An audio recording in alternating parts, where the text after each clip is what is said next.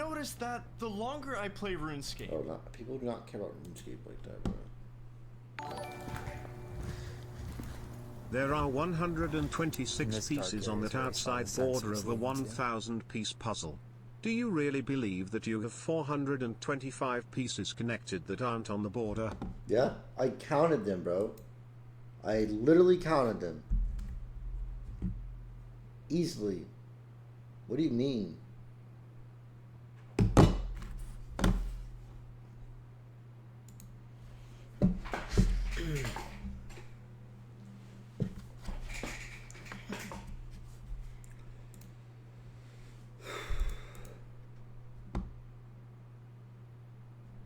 I'm not kidding. This side is getting done today. I don't think I care how long it takes. I'm getting this side done.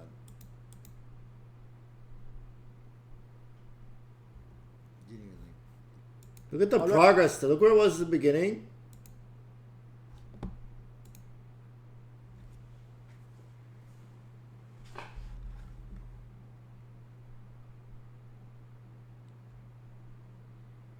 No way, that was 14 hours.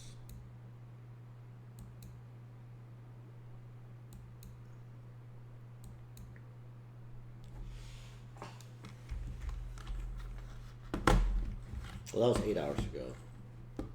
Okay, it's not as bad.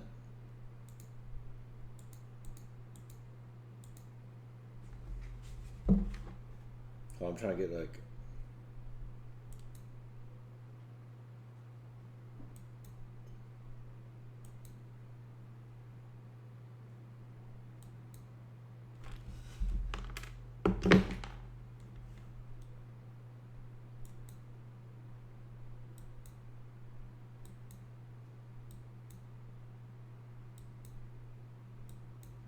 Now you can definitely see where I'm making progress over here. And in the middle right here, look right here.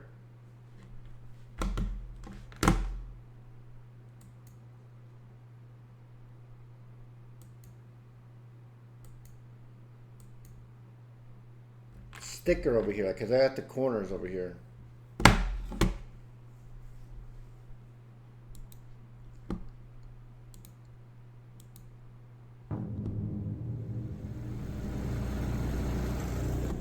Welcome to another solo camp challenge. We're at the top of the South Island, New Zealand.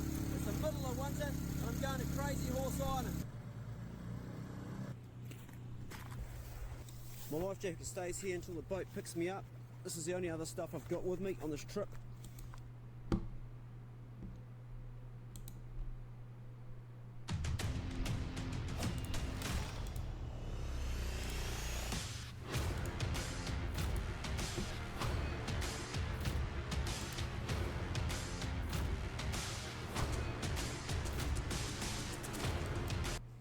Put like soccer highlights on for the EU people. Any lingering doubts about the video? So, we'll stay out here for now.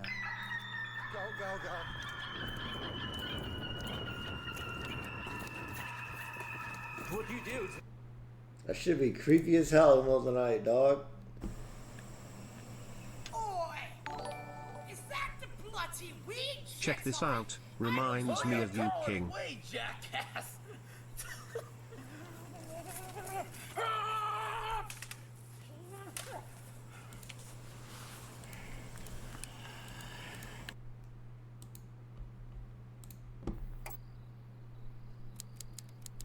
Bob Hayward, a highway patrol officer from Salt Lake City, sits in his car in front of his house on Hogan Street. He's just finishing his shift when a tan Volkswagen Beetle passes by with its lights turned off. Hayward knows his neighborhood and realizes this car is most likely not from here. The officer goes on and checks. The Volkswagen Beetle parks right in front of the... Cutting my shoulders? What is 372? Numbers? And does the 372 correspond to the letters of DRC on the phone pad? It could. Shut this. I gotta look at the phone pad. How do you look at the phone pad to tell? 4 years ago. exchange of pennants, the smiles for the photographers. No selection dilemmas for German coach Löw. This start. I mean, Goofy, Goober, Alien, Death Cult Theory, Pearl.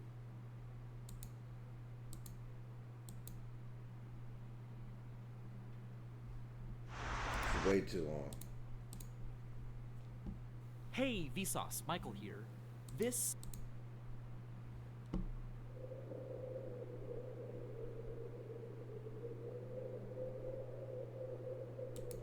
Look it up and type something in.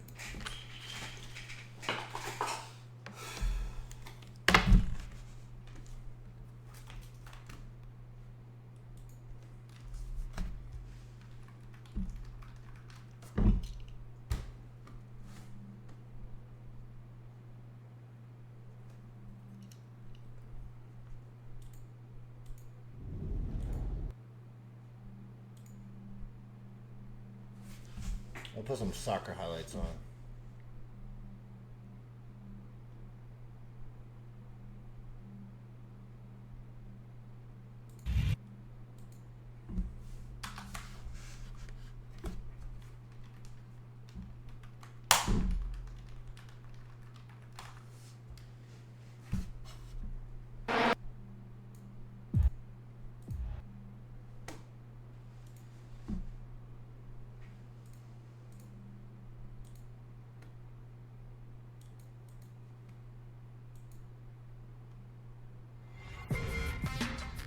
Bro, like, stop acting like you're even gonna be here to watch it. None of you guys are even gonna be watching this. You'll probably watch the first video, then you're gonna fuck off and go to sleep and won't be back until I'm here tomorrow. Like, I don't even know why any of you care. That's why I've just been putting on like random ass fucking videos. I should just end my stream and come back in the morning.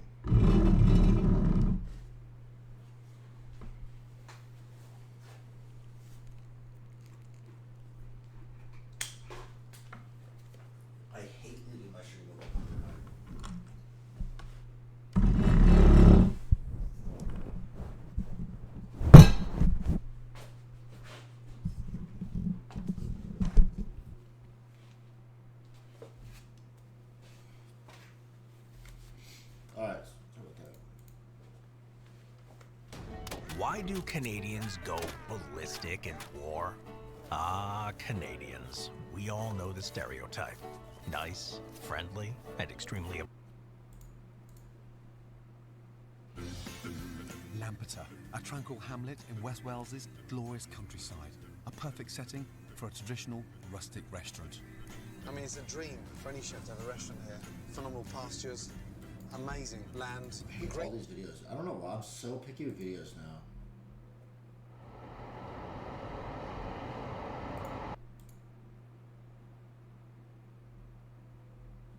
Can someone make the Gordo video again?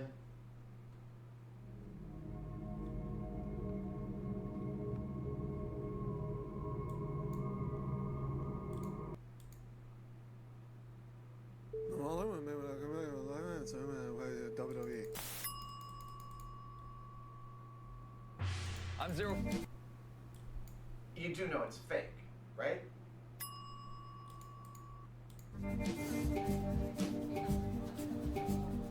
Once the reserve of the elite in China, shark fin soup is now available all over the world. Shark fin soup with crab meats. Even here, on our own doorstep, in London's China.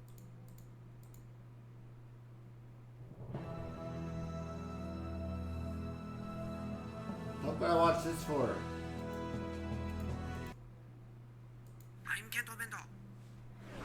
This video was made possible by Dashlane. Download Dashlane for free if you never want to forget another password again at the link in the description. Hammer.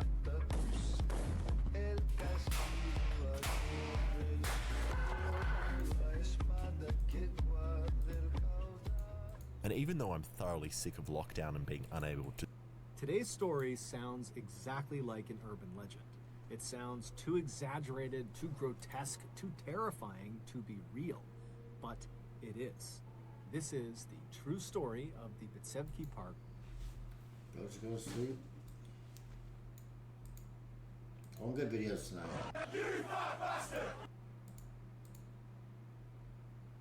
Motherfucker, stop linking it.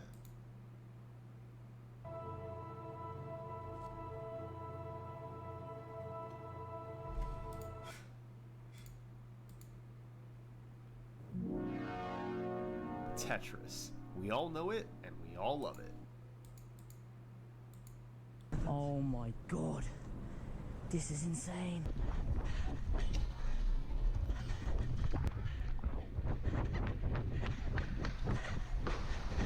Yo, good morning guys, what's happening? Right now it's 4 o'clock in the morning, yeah? Can you give me some examples of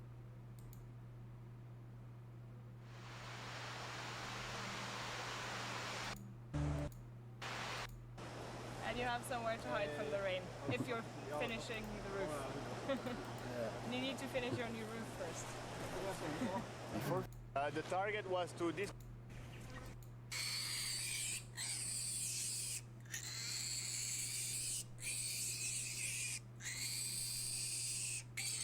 You know what? I made such a big hole just for you. Small pig like you. As usual. I don't know, that's sad. I don't watch that.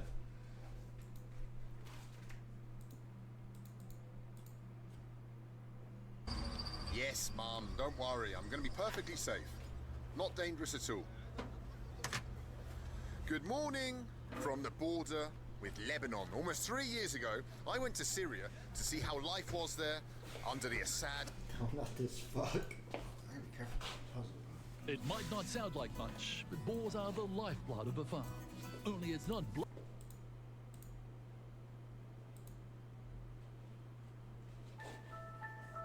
When we last saw our heroes, they were searching the California wilderness for Sasquatch. Sasquatch is not real. Despite completely failing, Councilman and the boys decided to... Dame Dottie! Dame... Can the human personality survive death and be born again in another body? Not a prospect that all of us would relish, but surprising though it may seem, across the globe, those who believe in reincarnation... Is this a puzzle stream? No, we're on full-time YouTube reaction streamer now. That's all I do now. Full-time. You like I look at my videos. You guys just... I don't like them. An hour of gamer rage.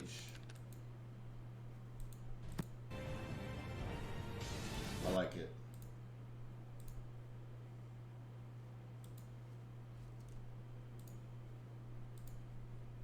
Leech, yep, you got me.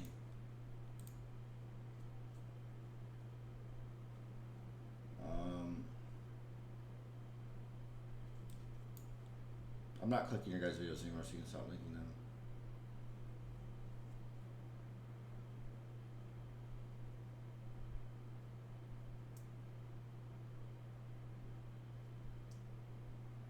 Oh, fuck this, bro.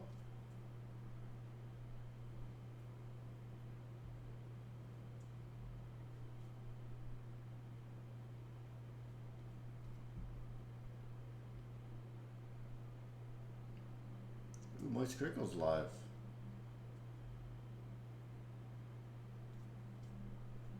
Did I watch this one, this Dave Chappelle one already? The 40 pages cooked? Yeah, it's fucked.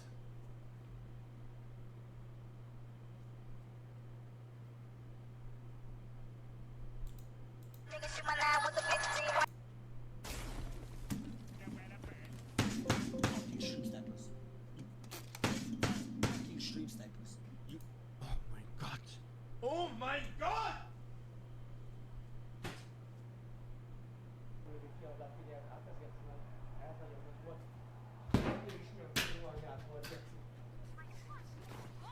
These aren't good rages.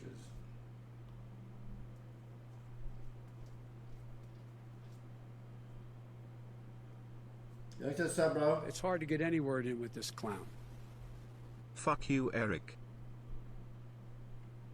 Fuck is your problem, bro? Chapelle's videos are just like like a brain sound, and then occasionally it'll make like a random ass sound. Every fucking 30 minutes.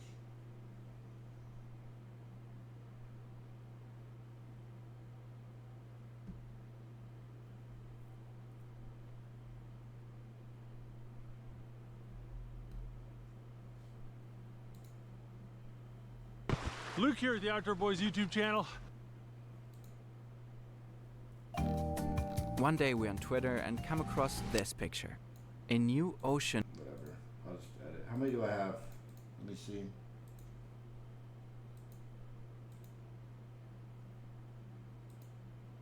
Only 12 video. Oh, fuck.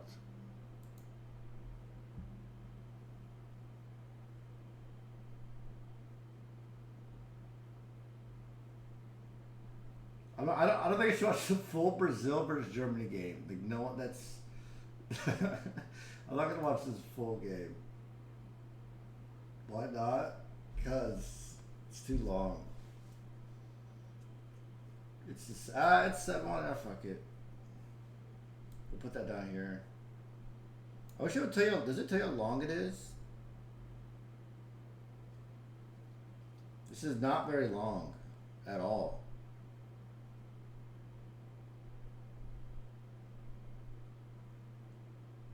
It's like 4 to 5 hours.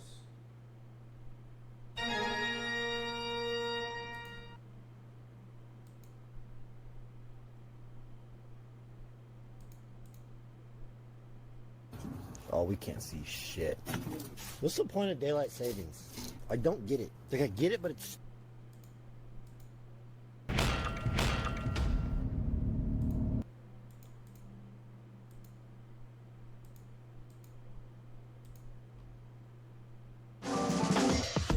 Over the last 6 months, my team and I have been checking out your best loved restaurants from thousands of nominations. Tonight, the competition continues with another of your top culinary favorites, Chinese. Great Neck, New York is an upscale community on the North Shore of Long.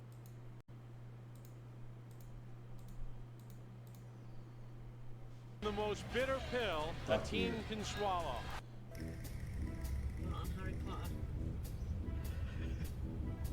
What does it say? The speed limit is 8 3/4.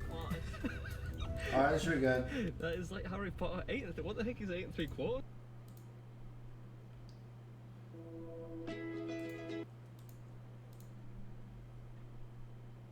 Everybody knows the Colosseum. One more. Portals to re. Fuck off, Victor. You leak this shit every day, bro. I'm not watching that shit. They just shoot motherfuckers.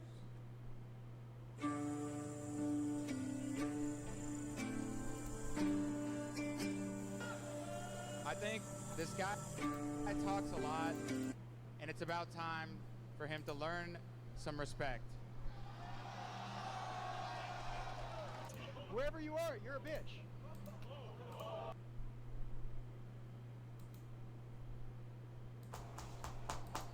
Brother Christ. I think this is good.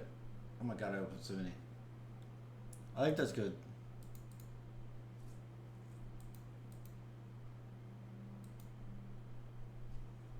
Worry motherfuckers, bro. 2012, he won. If it's not, I'll be. It's probably not enough. Are you saying chopped?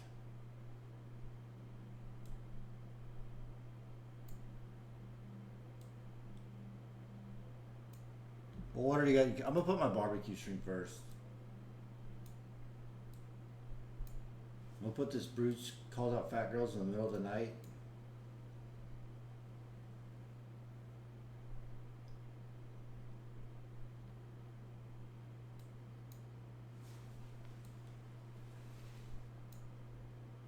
Alright.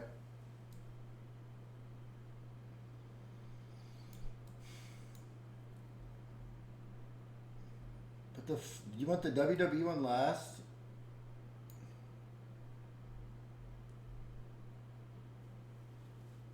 No.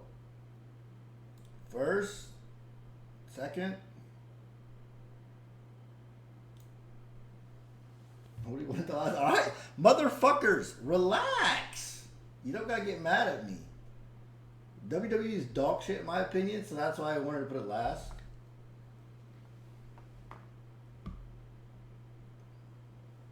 Well, football last for the EU people.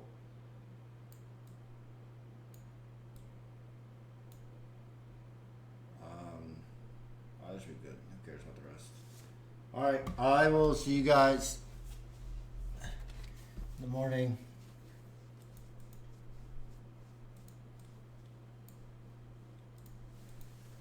Oops. Good night. Oh, we can't see shit.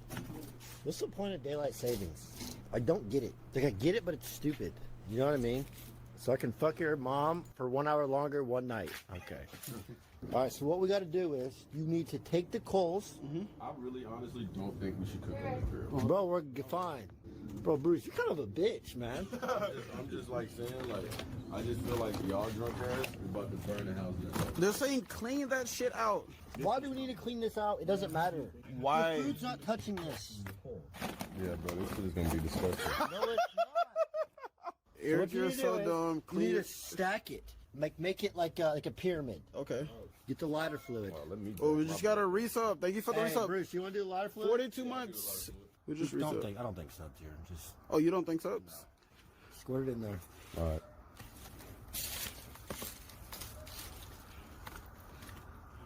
All right, then we good. Dude, Bruce, we good. Good, Bruce. Bruce. Give me a leaf. I'm gonna catch the leaf on fire and set it in there. Oh, Bruce! Oh my god. Scary ass. Oh. Here it goes, here it goes, here it goes. Ooh. Just like the old homeless days, huh? Homeless man. Just like the old homeless days. Good old fire. Look at it. Boom! Just blow your ass up, then what? Do I close this? Yeah, it's What's good. chat saying? I've read them forever. Yeah, you don't care about chat. Yeah, you really don't. I actually care about my chat more than any other. You thing just on say you the don't read subs. Bro, you told me you don't give a fuck when you ditch because you make so much money that you don't care no more. You're lying, dude. You chat is lying. That's why you said.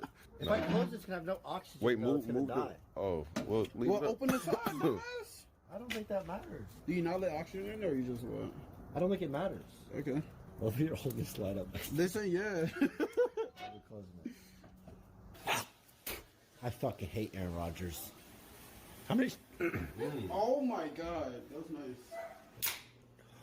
nice. 6 ready to go? I think we gotta let that. I don't know how that works, Britt. Call your dad. You should call him. It'll be funny. Why? I'm gonna ask him what to do with the grill. We're not calling my dad. He's asleep. Please, it'll be good content. He's asleep. Rock, paper, scissors. Call your dad. Damn. Oh. Britt. Do you know your dad? No, your stepdad. God, shut up.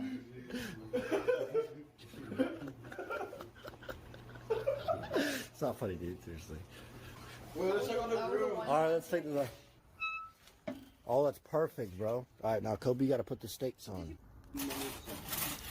Oh shit! The flap was closed, so it had no. I told you that. I was telling you to. Oh, I'm stupid. It's oxygen. It had no oxygen. Yeah. Oh my god! So it just went out.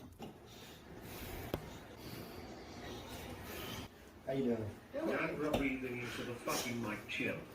Dude, I'm not breathing into the mic. Dude, I'm not breathing into the mic, bro. All right, I won't breathe, chat. I won't breathe.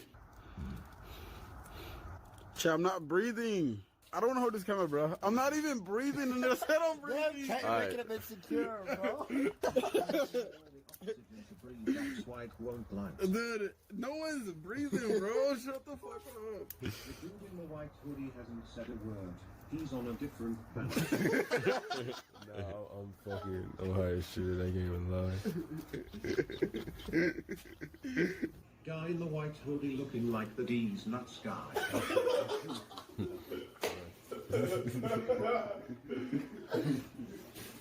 Bro, get the camera on my these nuts. Nice flip, man. What is this? Yeah, I'm not eating this.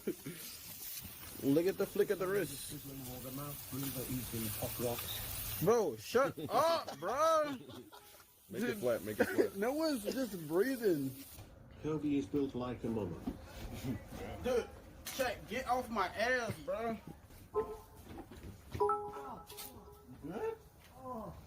What happened? What happened? I stepped on one of these fucking like roots and I just twisted my ankle. You good? I don't know. I haven't walked. My bad. Hey Bruce, Yo. seen that femboy pic? And damn shorty, you fine AF. What the fuck? Bro, why you gotta slap my back of my head? Wait, it's not? It's working for Bro. me. Fucking drunk ass nigga. Working at all. Alright, you can come here. You need it. Who let this windmill ass boy get back on the camera? Jesus, the whole house is gonna get swept. Dude, are they talking shit about me? Bro, fuck this chat, bro. What you showing? Oh, myself? Oh, actually, more than Kobe already fogging up the You camera. want a shot? No one's fogging up the camera. Kobe, can you wipe the phone cam? You keep fogging that shit up. Bro. Also, Eric. Wait, it's actually No, but that's just actually fun. Flip it and see. No, it's definitely done. Oh, that look good. The cheese. Do 3. Oh, fuck. Alright, we good. Someone else can go get the cheese. Britt. Like, you still hot, bro? Look at his face. I'm not high. Why are there only top buns left? What is this? Oh, I took 2 bottoms. Bro, you're ill. That shit does look. I'm not gonna lie. This shit's actually good. I seasoned it perfectly. The seasoning's good? Darion taught me how. Look, can you season the hot dogs? You don't have to season hot dogs. Will you pour Bruce them? Feeder said you got chat funniest spot. It's gold. You saw what? Bruce Feeder said you got chat funniest spot. How do you know he's a Bruce viewer? Bro, my nipples aren't hard. What is it? How you know? Move the rug, move the rug, move the rug, move the rug. Rod, do you like football because you never had a dad to throw a ball with back and forth, so you watch it as a coping method? That was just. That was just forced as fuck. Yo. That was just deep. That was just like forced. Oh my god. I had a brother I played football with, bitch. Bro, what is that? It's supposed to go inside. I'm gonna eat like a sandwich. It's fine. Chat, it's fine. Like, look. Eat it like a sandwich. Oh, bro. Why are you eating it like that? 1, 2, 3. Chew it up, Bruce. Chew it up in your mouth and swallow. He spit it out. Bitch, you sure? Bruce, you have to eat it. Eat it.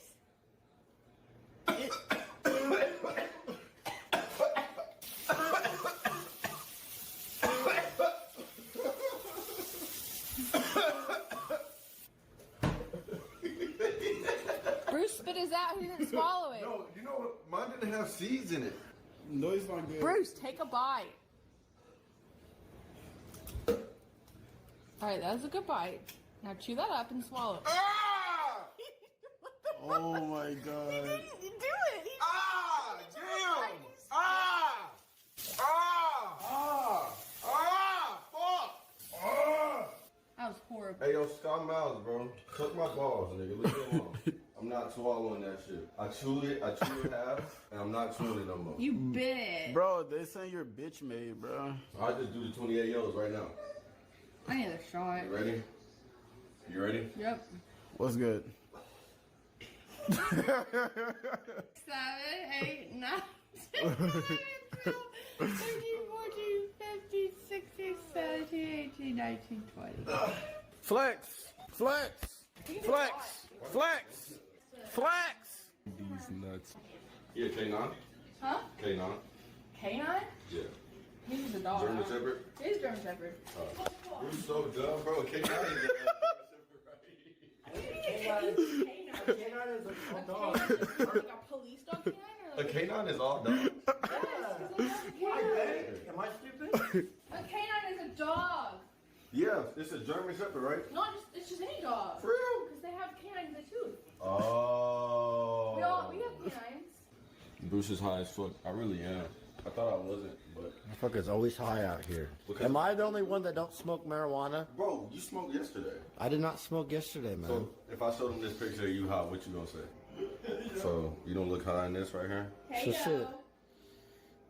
I was not high, bro. That don't mean anything. The way we were sitting, I was staring straight at the sun. Okay, so what about this one? I wasn't high. What about this one? I don't even look high there. That's just how I look. What about this one? I was not high, man. Bro, now you just lying. I was not geeked, chat.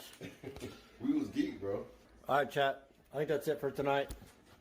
I'm gonna catch you boys tomorrow, man. All right, peace out. Stay safe. Sit back. Let my dog would do. Peace, peace, peace. All right, chat. Love y'all niggas. Why he built like a mom? Who? How you know they start talking about you? Because they always have built like an aunt. These nuts. 2012, he won the thing. 2018, he was actually eliminated in 2 seconds. That's quick. To this point, the Intercontinental Championship has still eluded the Celtic Warrior. It's one of the reasons Sheamus wakes up every morning.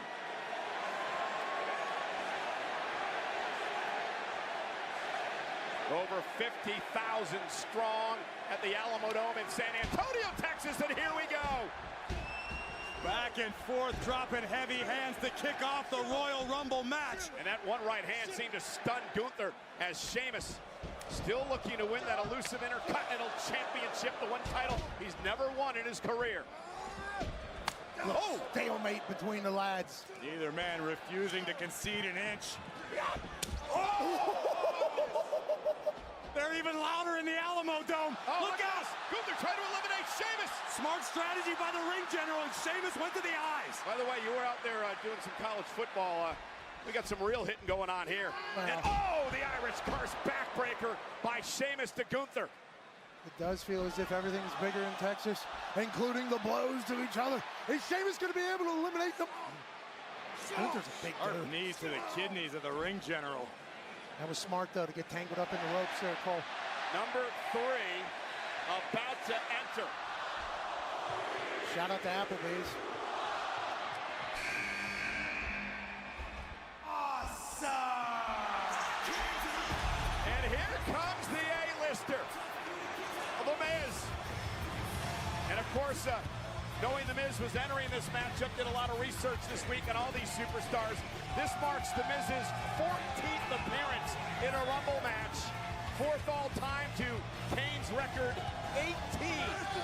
And the magnitude of this opportunity is not lost on The Miz. This is for a chance to headline WrestleMania in Miz's hometown of Los Angeles. He's from Ohio, but... And look at Gunther trying to take advantage of the distraction by Miz, trying to eliminate Sheamus here. And Sheamus with the right hand. And now Miz, remember, both feet hit the floor. Once you go over the top rope, you're eliminated.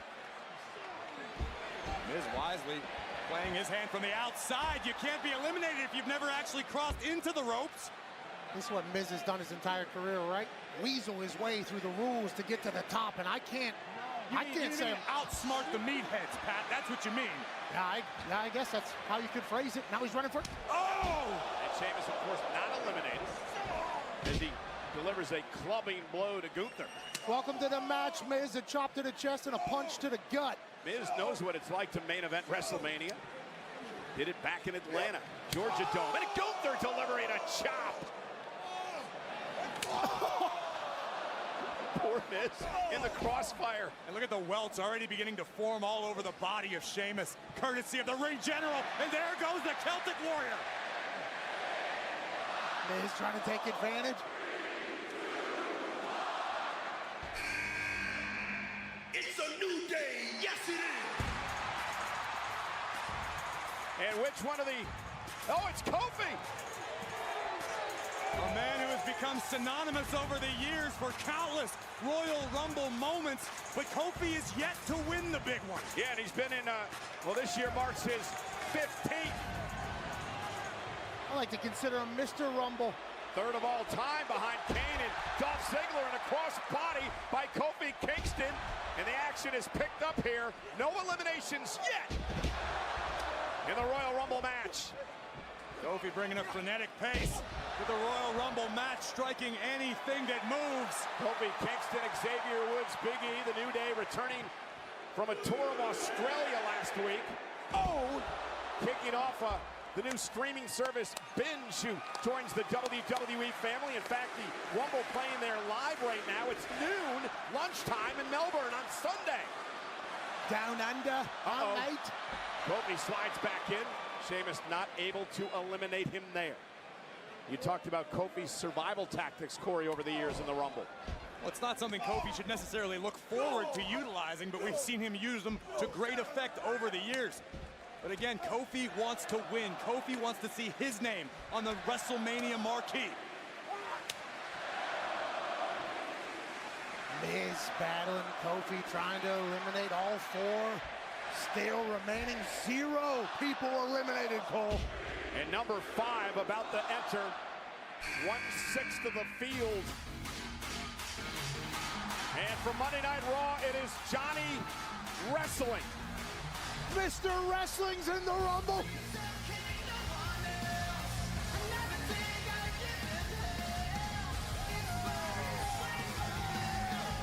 This is the second Rumble appearance for Johnny Gargano. Been battling a shoulder issue, but he's back and ready to go.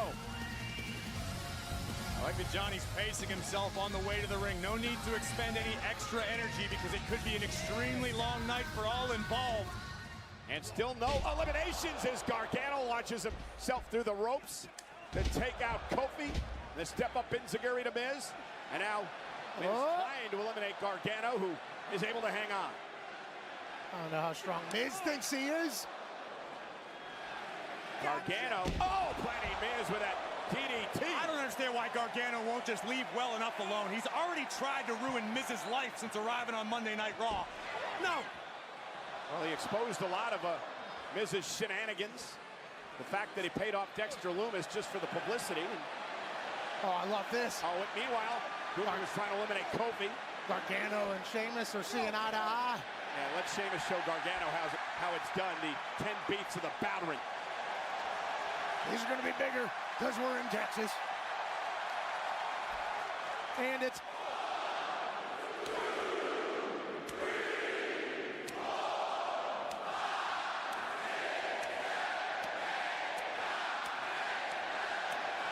McAfee, did you miss this? It's thunderous in here.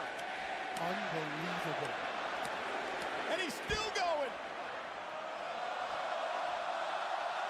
3 dozen beats of the battering. Hands him off. And now Miz. Hang in there, Miz. Oh, no more. Little brogue sends Miz out of the Rumble. And now Gunther from behind trying to eliminate Sheamus. And now Johnny Gargano trying to eliminate Gunther now. This is entry number 6. It's a new day. Yes, it is. And some backup for Kofi Kingston. It seemed like Johnny Gargano and Sheamus kind of formed an alliance there early. This would be good for Kofi. Yeah, but eventually it's every man for himself. Right, you're going to see temporary alliances throughout both of these Royal Rumble matches. They're almost a necessity at times. Right now, Kofi Kingston, I'm sure, is extremely happy to see Xavier Woods, but it could come down to Woods versus Kofi Kingston. And that's what they're hoping for. At that point, what do? Face first goes Gunther. And the better man. You throw your best friend over the top rope by any means necessary. Well, that's what someone like yourself would do, Corey. Hey, you'd earn one. You know, you'd earn it over your friend. Oh! Kingston with a running knee, and now Xavier Woods with a sliding clothesline. That was sweet. New Day flying all over the place. Royal Rumble just became a tag team match for the New Day. Unfortunately for Gargano, nobody wants to be his partner. Not right now. Uh-oh, here we go. Just alluded to. Boys, I don't think it's a good idea too early, but have at it. That's never too early. Kofi ready to throw their hands.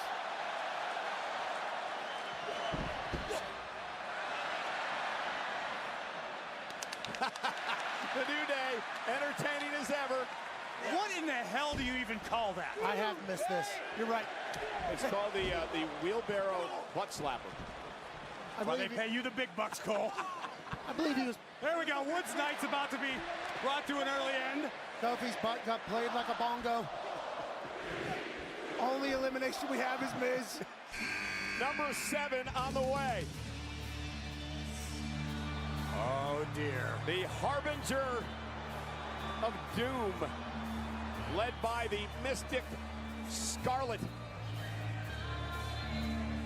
Cross in a foul mood after his run-in with Rey Mysterio last night on Friday Night SmackDown. No kiss there, but certainly some words of encouragement from Scarlet. Because tonight, Karrion Kross is a man on a mission, realizing he needs to outlast 29 other superstars, and this is Karrion's opportunity to inflict as much suffering as he can possibly conceive on a ring full of bodies. Well, there's never been a winner from the number 7 position. Oh, tough. Or 4, 6, 9, and 11 for that matter. Maybe tonight, though, with Karrion Kross. And the harbinger of doom, Karrion Kross, going right after Xavier Woods. The power of Karrion Kross, my goodness. The ring filling up with superstars. These matches to actually become trickier. The more full the ring becomes, you get 6, 7, 8 superstars in there. It's like being in a fist fight inside a phone booth. Yeah, in the red zone. Not a lot of room. Not a lot of room to work. Karrion Kross be able to figure it out, but he's head to head with another bull in there. Being a Jets fan, we don't know how to get out of the red zone. And Gunther now with a kick right to the face of Kross. And Karrion Kross taking the fight. What a clothesline by the Intercontinental Champion, but Kross pops right back up. Doomsday Saito by Karrion Kross. Not that Karrion Kross needed, but almost like woke him up there. Sheamus wants to join the party. Sheamus and Gunther started the Royal Rumble this year.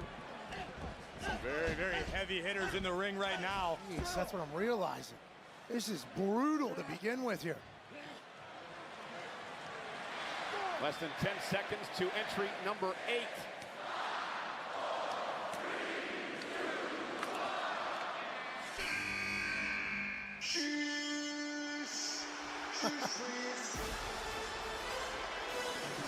We could be in for a Royal Rumble master class, courtesy of the valedictorian himself. Every city hates that guy, huh? Yeah, he's the head of the Alpha Academy. He's a United States Olympian, and for some reason, every city we go to blatantly disrespects Chad Gable. WWE Universe never lies. I assume he deserves it, but he looks incredible. And for the 3rd time in his career, entering a Rumble match, goes right after Johnny Gargano. Kofi Kingston misses wildly as well. What's up with the shoes? Was that try? I think he's telling you to shut up, Cole. He was talking to you, especially to the internet, saying that you looked pregnant last night. I'm so glad you're back.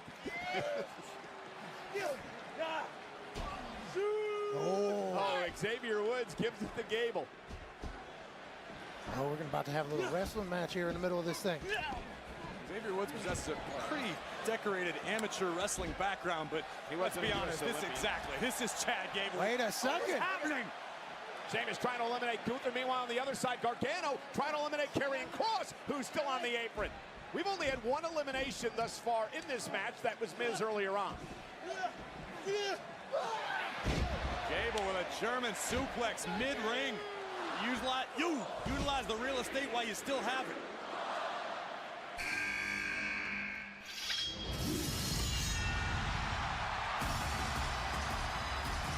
And at entry number 9, the winner of the 2020 Royal Rumble match, the former WWE Champion, Drew McIntyre.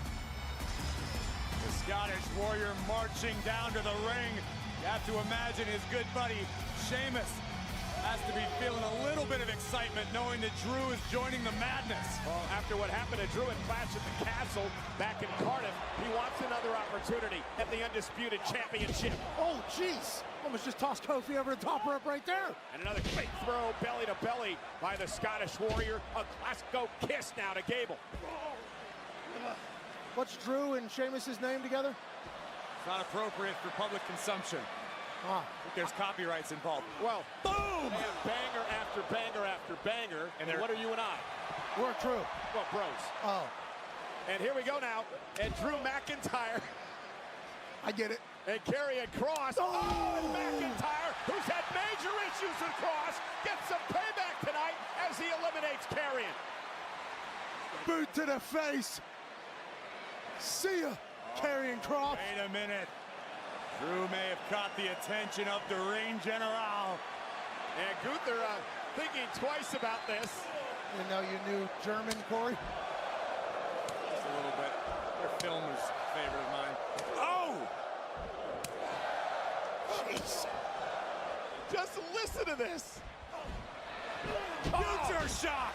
The future shock DDT as we wait entry number 10. There they are. They were supposed to be a part of the tag team tournament on SmackDown. They were taken out by the Viking Raiders last night.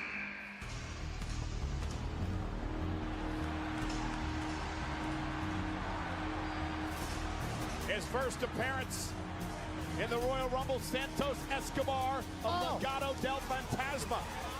Speaking of Legado, what a tag team match they had with Imperium last night on SmackDown. I couldn't agree more, Cole. I've been extremely impressed with what I've seen from Santos Escobar dating back to his time in NXT.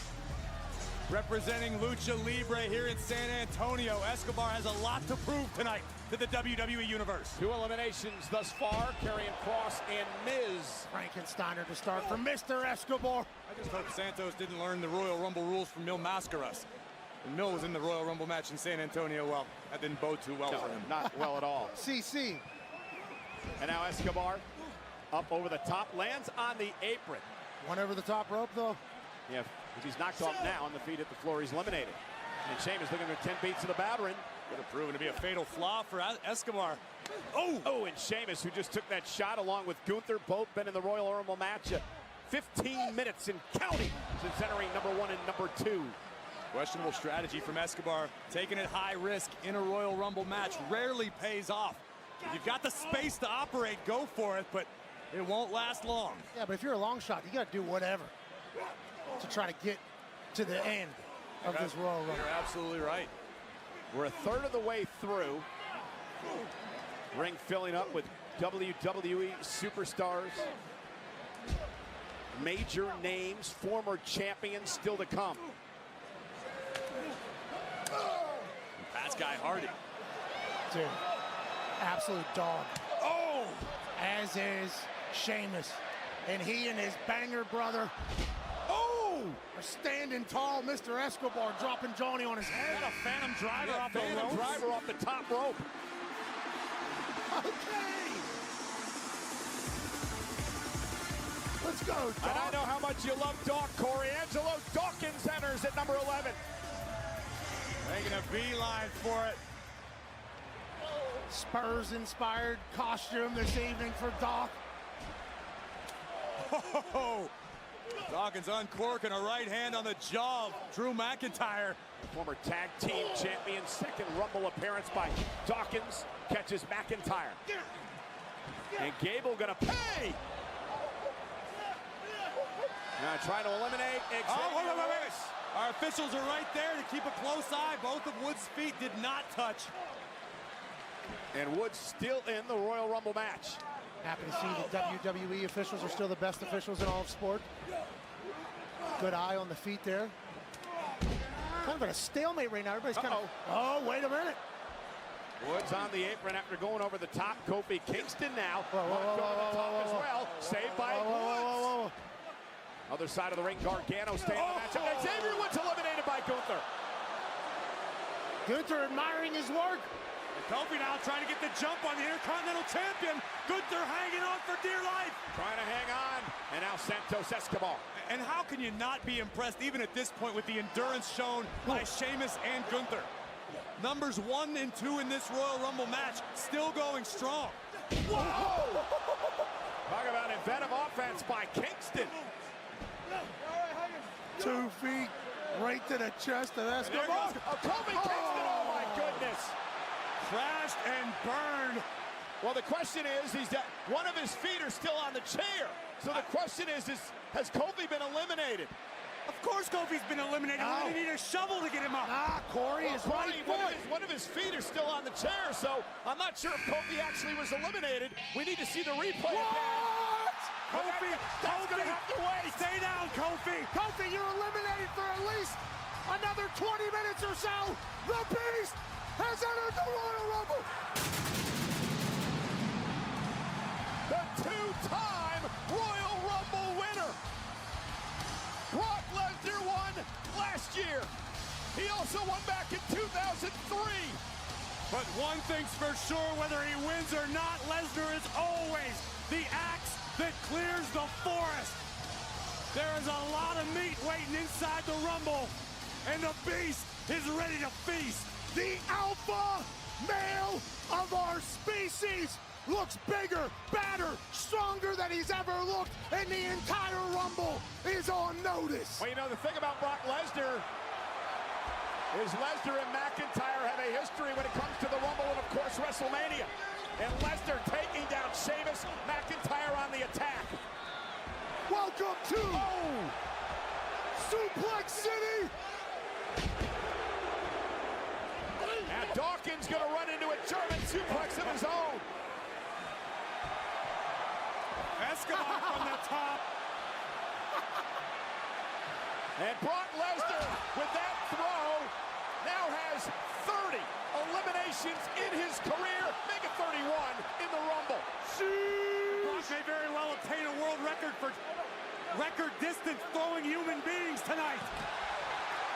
Hurling humans at a rapid rate. Welcome to Suplex City. Brock Lesnar, once eliminated record 13, and Sheamus lands on the back of his neck. And now squares up with Gunther. Oh, baby, sign me up.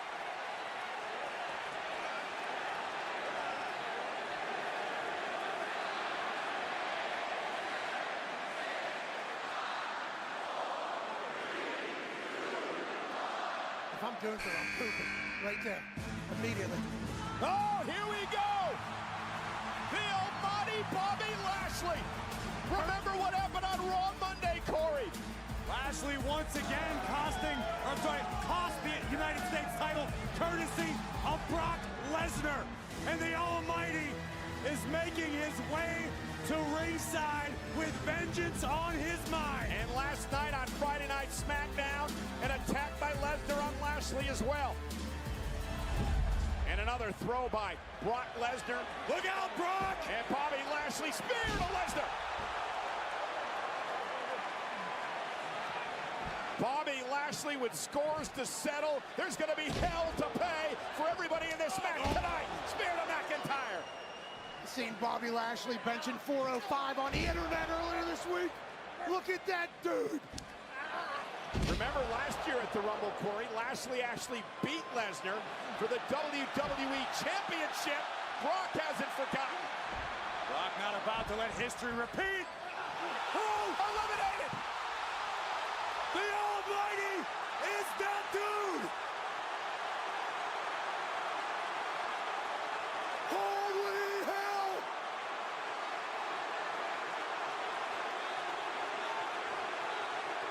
Brock Lesnar lasted under 3 minutes in the Royal Rumble match before being eliminated by Bobby Lashley. He didn't do anything. Oh my God. Upset of the century.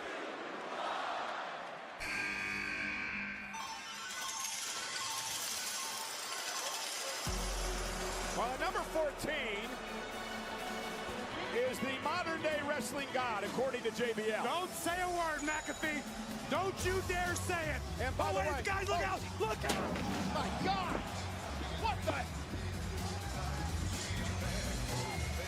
I mean, what do you expect? Brock's pissed.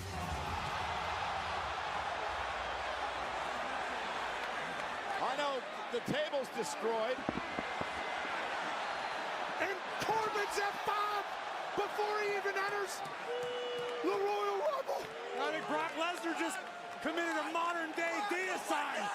Thank goodness for OtterBox. I hope Bobby they sent you a Lashley. free case. How about we get some new monitors out here? Lesnar just destroyed everything. Okay, I ran away, and I have no idea what just happened. Call the damn Texas Rangers. Now, this is what happened, Cole. Lesnar got eliminated by Lashley. He lost his mind, beat up everything in sight, and then he beat the hell out of Corbin. Now he's grabbing a rope. Now he's tossing a rope over the barricade. That's going to cost Lesnar a boatload of money. He doesn't give a crap. I am not getting near him. Good You luck. are out of your mind. Good luck, Adam Pearce, and no way. All his cronies. You send this bureaucrat Pearce out here like he's going to do anything. Pearce had a rough couple of years of his life, and this is not going to be a good night if he thinks about dancing with the alpha male of our species. Somebody just throw Danilo in front of him. Well, obviously, Adam Pearce studied at the Michael Scott School of Management because the guy's useless. Cole, you're grabbing my mic cable there. We all ran for the hills whenever Brock Lesnar was pissed. Now, you don't wait for the tornado to hit you, Pat. Okay, so trying to get back into our playbook here. There are stairs on our table, and Seth freaking Rollins is here. Yeah, and this is entry number 15, so we're halfway through the Royal Rumble match tonight. The man who won the 2019 Royal Rumble, lasting over 43 minutes that year, and he made quite the stir on social media today.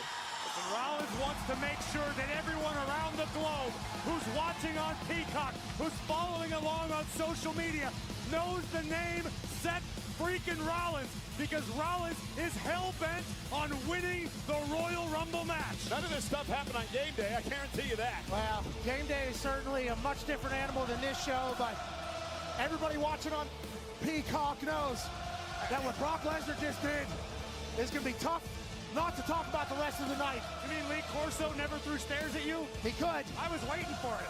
I think a lot of people were, Corey. Paisano, I think, likes me as a human. Corbin, there's another human I do not like. Artie and still has not made it into the ring yet. Yeah, Corbin still has not officially entered this match, right? Well, he has now. Corbin has been... What an altruistic move. Oh! Visionary. Rollins eliminates Corbin.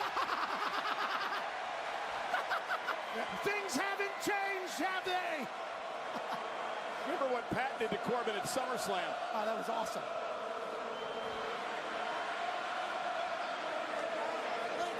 Rollins standing toe-to-toe with a Celtic Warrior. Number 16 on his way.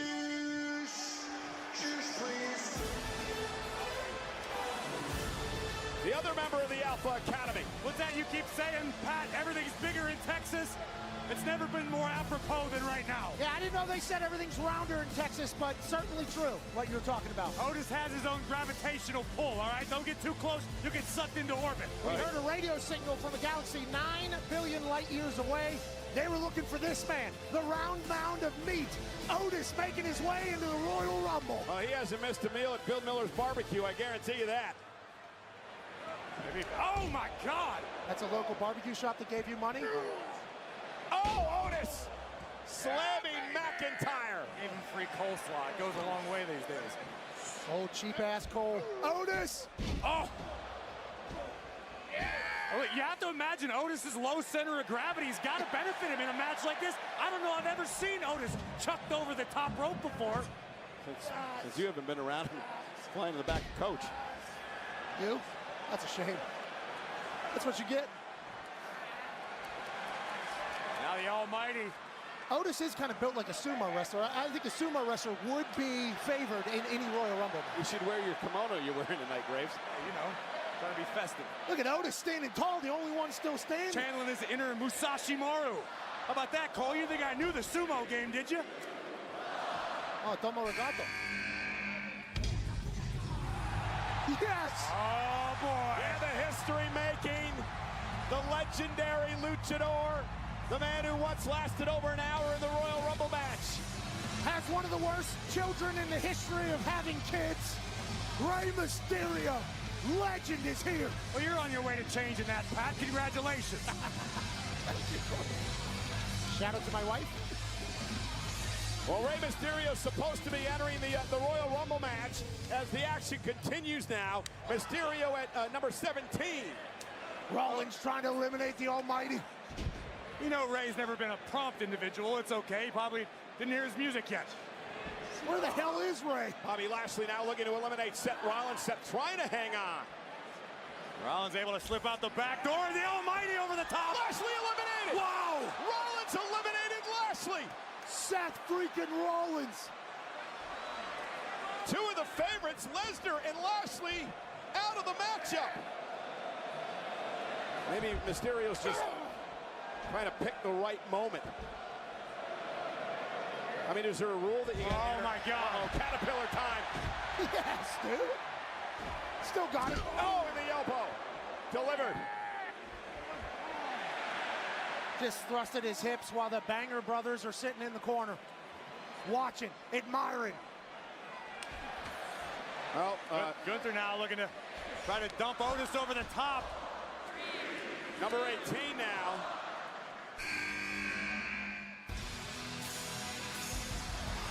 Oh, baby! Well, no Rey Mysterio, but from the Judgment Day, his son, Dominic. Are you kidding me?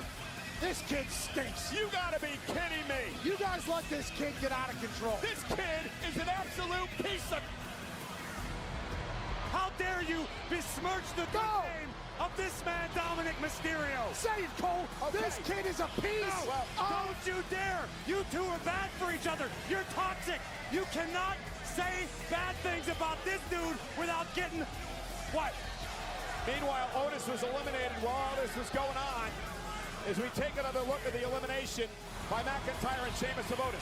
Back to Dominic for a moment. Okay, he's a piece of trash, Corey. He obviously did something to his father, because that is Rey Mysterio's mask. And Rey said he would never give his son his mask until Dominic earned it. And obviously Dominic hasn't earned it. Hello, do you not realize Dominic was just released after serving hard time, Michael Cole? Maybe Rey saw what Dominic had to endure in the clink and felt it was finally time. Hard time? He was in jail for a misdemeanor at the county.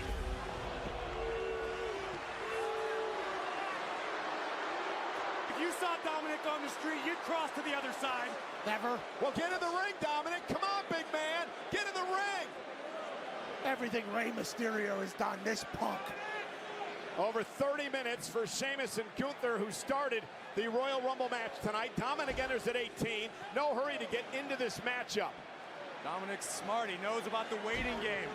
You don't just rush right into the middle of the fray. You hang out in the periphery. Well, you pick your target, and then you shank. I guess he learned how to be a chicken when he was training with Mommy, Rhea Ripley, earlier this week. I'm not going to echo those sentiments because Rhea scares the hell out of me. A chicken, Cole?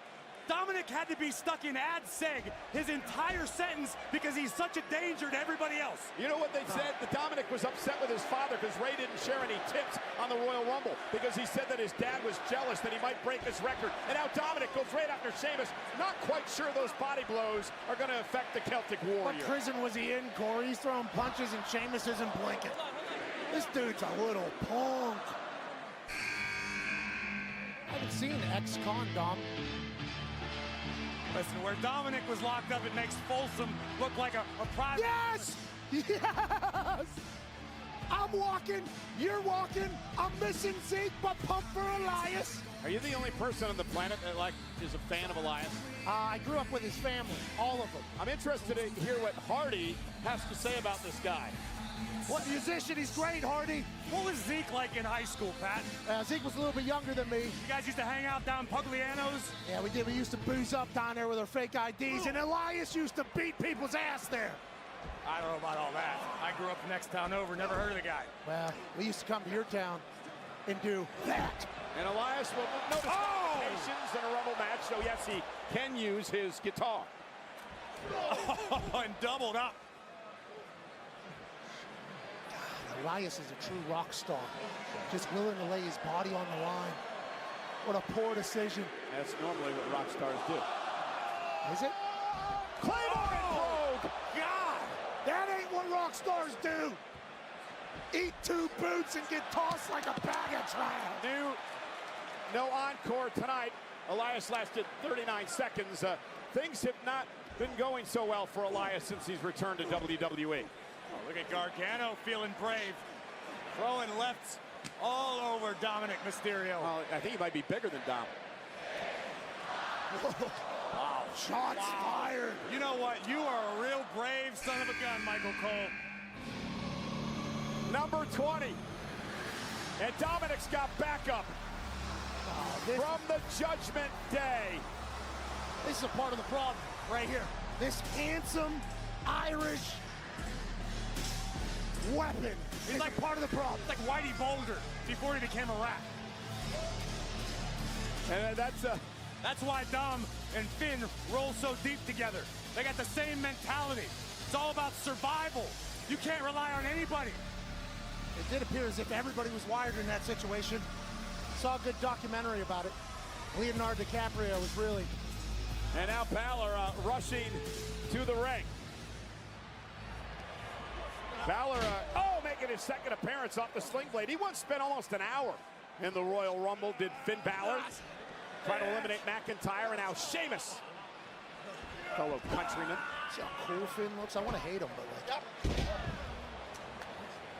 Devastating. He looks like the most handsome dude in outer space. I get it. He does. But here on Earth, he sucks because, he was a part of the ex-con Dom development. That's tough to say. Well, listen, Balor spent nearly an hour in the Royal Rumble match. Dom spent hours in the Chow Hall fighting everybody off, trying to take his last piece of bread. Dom knows what. Oh! That's what I'm talking about. The streets is behind you, Dominic. They is not. Gargano trying to hang on. Dom trying to eliminate Johnny Gargano. Johnny Wrestling beating up ex-con Dom. Oh, goodness. Baby. Intercepted. He was looking for that DDT, wasn't he? And there goes Johnny Wrestling. Eliminated by the Dom thugs. and Balor. The thugs. And now look at Dominic wisely hiding, or was hiding behind Finn Balor as he looks in the eyes of... Dom's keeping his own back to the corner, just like you do to the wall, so no one can stick you from behind. It's simple prison mentality. Johnny Gargano lasted just over 30 minutes. Great performance in the Royal Rumble matches. Number 21 is on the way. Can you dig it, sucker? Yes! The two-time Hall of Famer! The voice of NXT! He was on the kickoff show earlier tonight! Booker must have got that invite! Forget the invite. Booker must have got the right routine. Look at Booker T, shredded.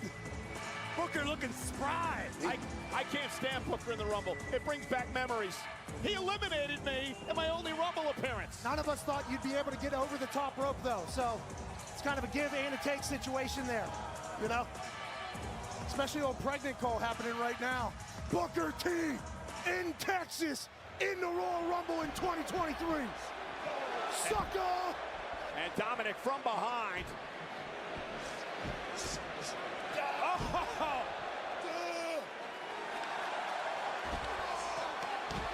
The bookend! Bookend by Booker! Are we gonna... Yes! Maybe Booker's gonna scare Dominic straight. Smart. I know it seems like I'm never happy or have any fun around here, but I can't wait to see this! Spinneroonie! Looked like that one time Undertaker did it. Booker's my age. I can't even get down on the ground. And now eliminated by Gunther.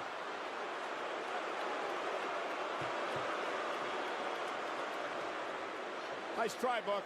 Book was having a moment. We were all having a moment in the end room. Number 22.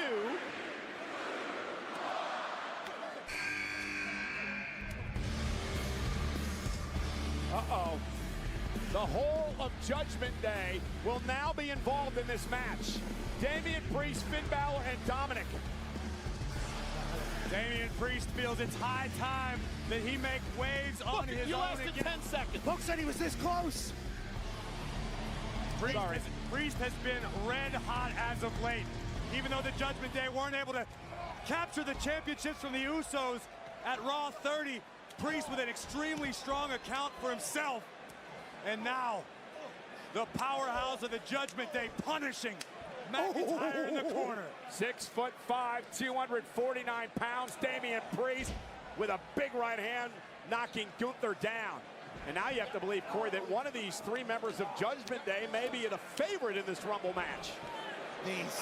I see how this is going to play out. It's going to be the Judgment Day eliminating everybody, and since Dom's the shot caller, I think Priest and Finn will Wait a probably... minute, who's the shot caller? Dom? Actually, she's in the women's match later on, Rhea. You be careful, Michael Cole. You keep saying that stuff out loud, you're going to get yours. From who? Who's he going to get his? From Dom? Yeah. What the hell has been going on around here since I've been gone? Listen, I got a text from my brother and even said, Dominic's uncle Conan is afraid of him. Oh, look at that leg drop across the face. Didn't make it up. Revealed my sources. Probably true.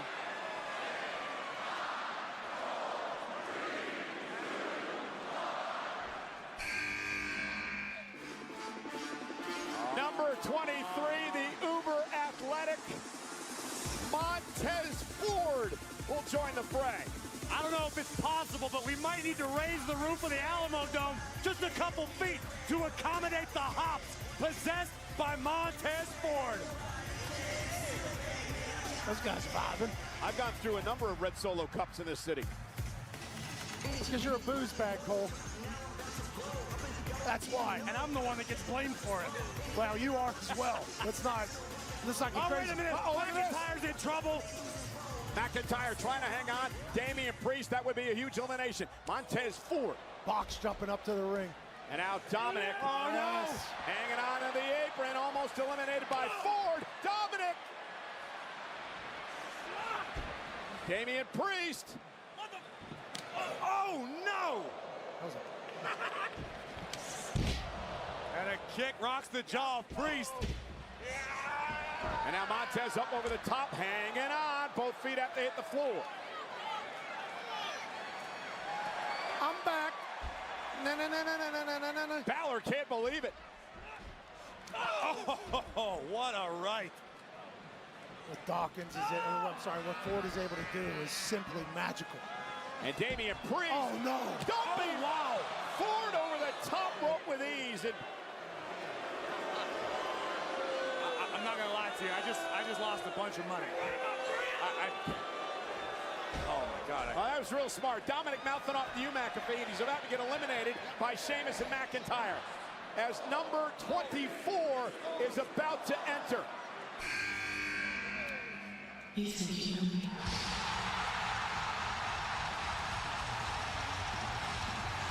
Gentlemen, I believe it is Judgment Day for the Judgment Day. We have not seen Edge since Extreme Rules in October, when the Judgment Day took out not only Edge, but his wife, Beth Phoenix, with a concerto. And if history has taught us anything about the rated R superstar, it's that Edge can be a sick, sadistic son of a... Spear! Dominic from behind. Oh, he took his dad out tonight, and he was trying to 619. Cut him in half, Edge. Cut him in half. Damian Priest eliminated. Gone. Finn Balor eliminated. Gone. Edge is on fire.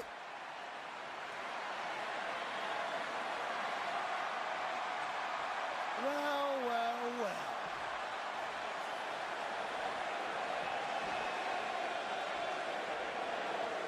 There's plenty of history between these two. Rollins making Edge's life a living hell. And now Dominic ruining the moment, looking to eliminate Edge. Dominic now. Dominic on the top rope. Edge trying to eliminate Dominic Mysterio. Judgment Day now coming to his aid. Edge is eliminated. No disqualifications in a Rumble match. Oh, man. And now they're beating him down, Cole. This Judgment Day's a bunch of scum. Meanwhile, I think Dominic's still in the match, right? Because Dom's a survivor. Like I told you, at the end of the world, there's going to be cockroaches, Twinkies, and Dominic Mysterio. You can eliminate one of those and just say cockroaches and Twinkies, because Dom is one of those, and it ain't a Twinkie. I was going to get rid of Twinkies because Dom don't like Twinkies. He's a honeycomb guy. Number 25 microwave on his way. A-Town. Yes! Does this bring back memories, like maybe WrestleMania? This guy has certainly done a lot for himself since then. He lost his name, he regained a name. Now he's number 25 in the Royal Rumble. Oh, he's more than number 25. Oh, and look at this. Edge now taking the fight back to the Judgment Day in the aisleway here in Alamo Dome. It has sprinted 60 yards. Uh-oh. Austin Theory said, oh, wait. Balor lost his footing. Priest trying to come to the aid of Finn. Edge a man possessed. Can't blame him. Priest and Balor being taken out by the Rated R Superstar. Meanwhile, that's Rhea Ripley. Mommy's home. Rhea Ripley attacking Edge. Uh-oh. Oh, wait a minute. Mommy's home.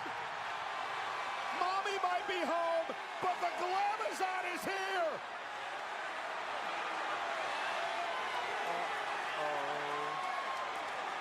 Spear!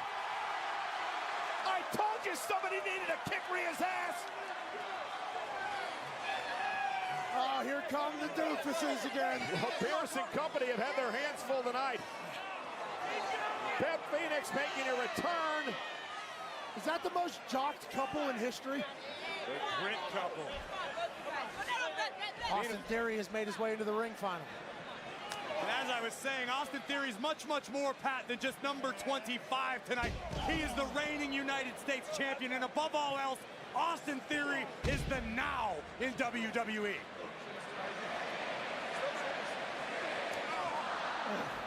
Sounds like a bad time to be in WWE. This guy still stinks on this. Well, it sounds like a bad time to actually be in the Royal Rumble match. Because here comes this colossus of a man. The 7'3", 412-pound Nigerian giant. I mean, live odds just shifted, right? They did, because last year it took 6 men to eliminate Omos from this match. And last year, Omos wasn't under the carefully guided eye of MVP. This is a much more dangerous Omos than we've seen in the past. I assure you, MVP gave Omos a strategy to win this thing. Now it's on the Nigerian Giant to execute.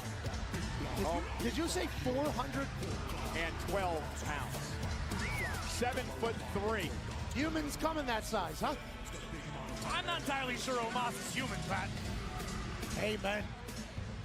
Now he's staring down the brothers of Bang.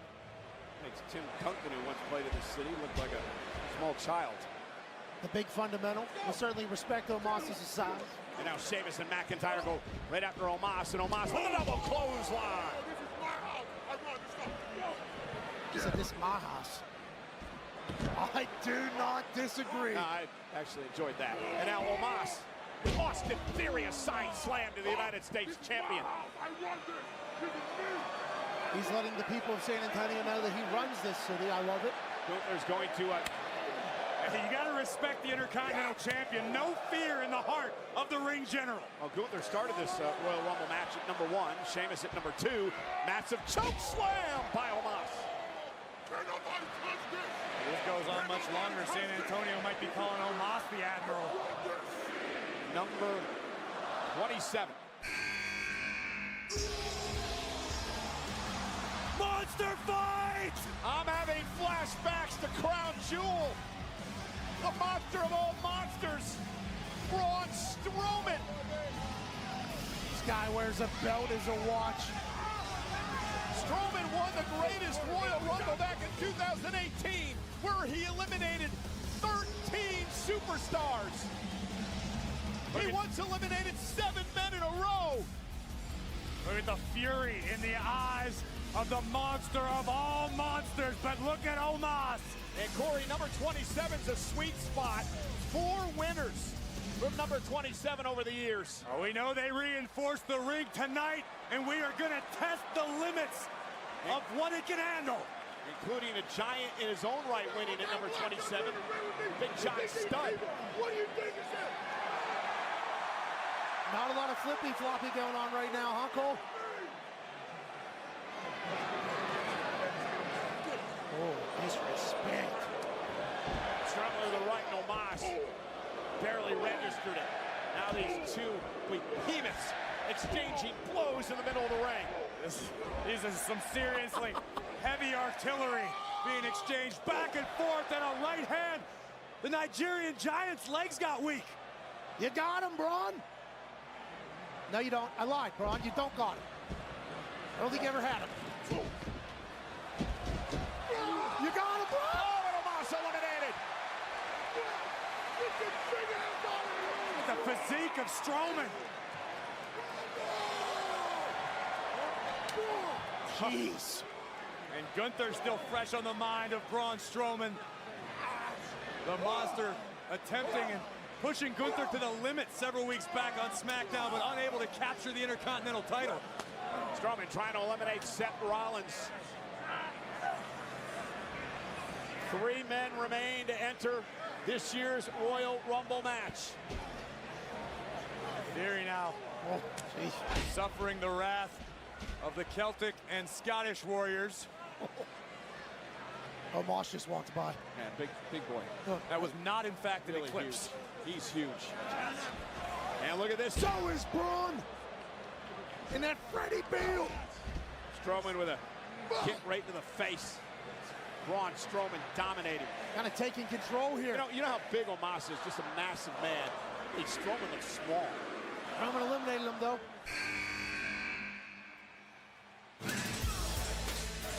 Hey, Braun Strowman's got some backup.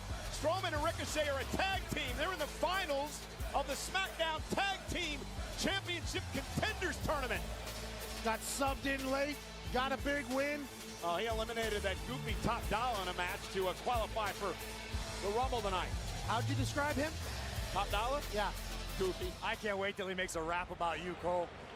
Are you bestseller? Oh, Ricochet launched right into Dominic. And a step up in Zaguri. My favorite tag teams are the ones who use each other as weapons.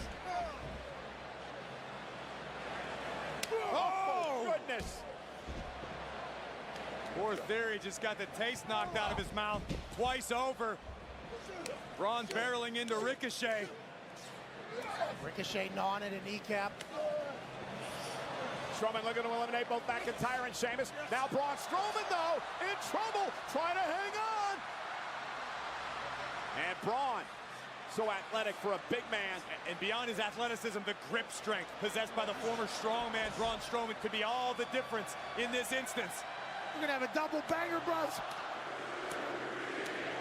Gotta subscribe for that one. I think so. And now up over the top goes McIntyre. Gunther looking to eliminate the Scottish Warrior. Oh! Yikes. Talk about a collision. Talk about being some brothers there. Sheamus saving McIntyre. Rollins and Theory renewing their rivalry. A war of attrition right now going on. And somehow Dominic still in the match. Back to the cockroaches comment. Got Rollins in the corner, attempting to extract his pound of flesh from Austin Theory, the United States champion. Theory still on the apron. Rollins came within an eyelash this past Monday at Raw 30 of becoming United States champion once again, had it not been for the Beast Brock Lesnar. I can't believe the Beast and Bobby Lashley have already been eliminated tonight. Sheamus and Gunther still in this, looking to go wire to wire in the Royal Rumble match. Gunther still in this, was entrant number 1. Sheamus was number 2. Oh. McIntyre trying to save his buddy. Gunther suffers a left hand. And now Gunther now. Eliminating both Sheamus and McIntyre. Wow! Incredible! Sheamus lasted 52 minutes and 30 seconds. Drew 39 minutes, 10 seconds. The Intercontinental Champion declares the mat sacred and believes that Sheamus and Drew tonight just not worthy. Number 29.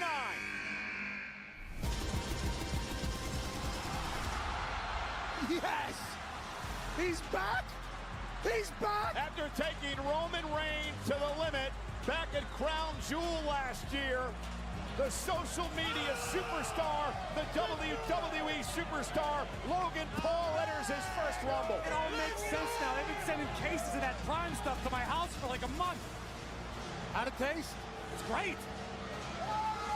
But Logan Paul seems healed up and ready to make an impact yet again.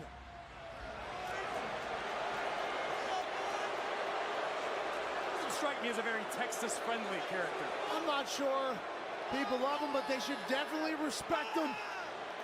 What a stud. Not making many friends. Well, it does appear as if everybody's going to be on the same team here, and that's not fair for Logan. And everybody ganging up on Logan Paul. San Antonio living vicariously through Austin Theory and Seth Rollins. Ricochet for a moment. Logan Paul has lost his headband. Logan lands on the apron. Ricochet looking to eliminate. You know what? We can talk all the smack we want. The facts are the facts. Logan Paul has proven, oh my goodness, numerous times that he is exactly where he belongs in a WWE ring. Remember when he hit that move to Roman Reigns in the championship match? Oh, but Gunther, not a believer. Yeah, trying to eliminate Logan Paul. Logan hanging on the top rope on the apron. Gunther looking to go wire to wire in the Royal Rumble match. He started at number 1.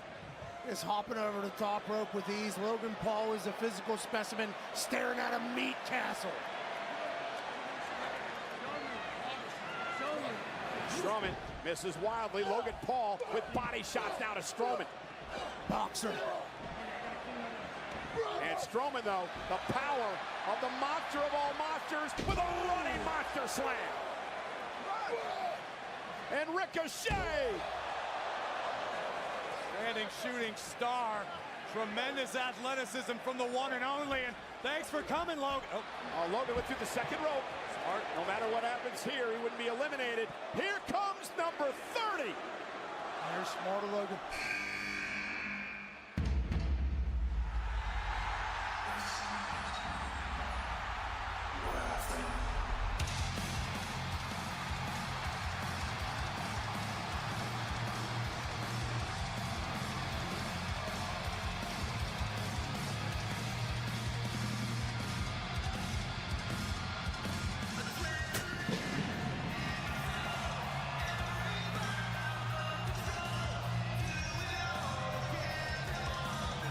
The American Nightmare is here.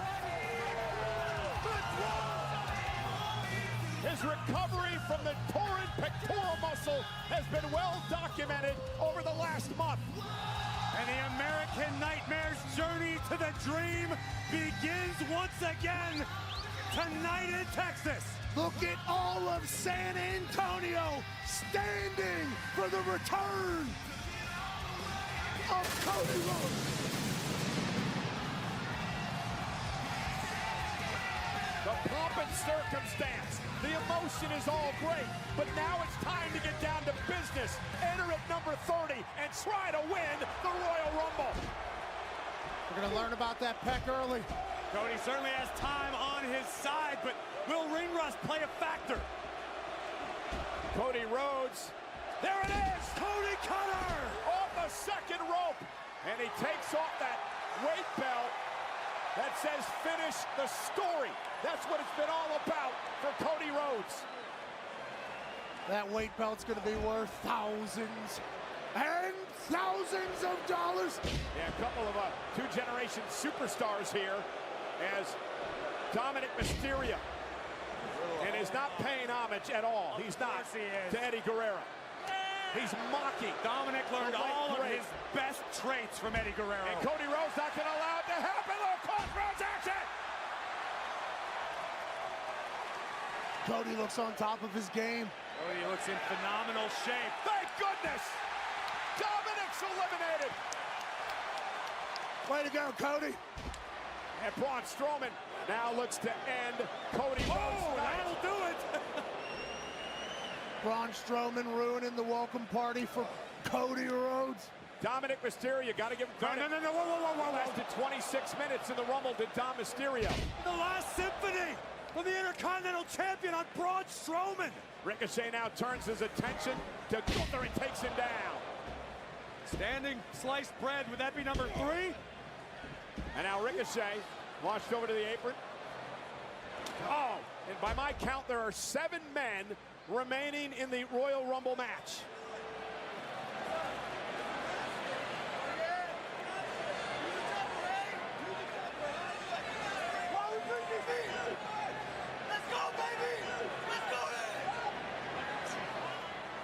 Oh my goodness, what a collision!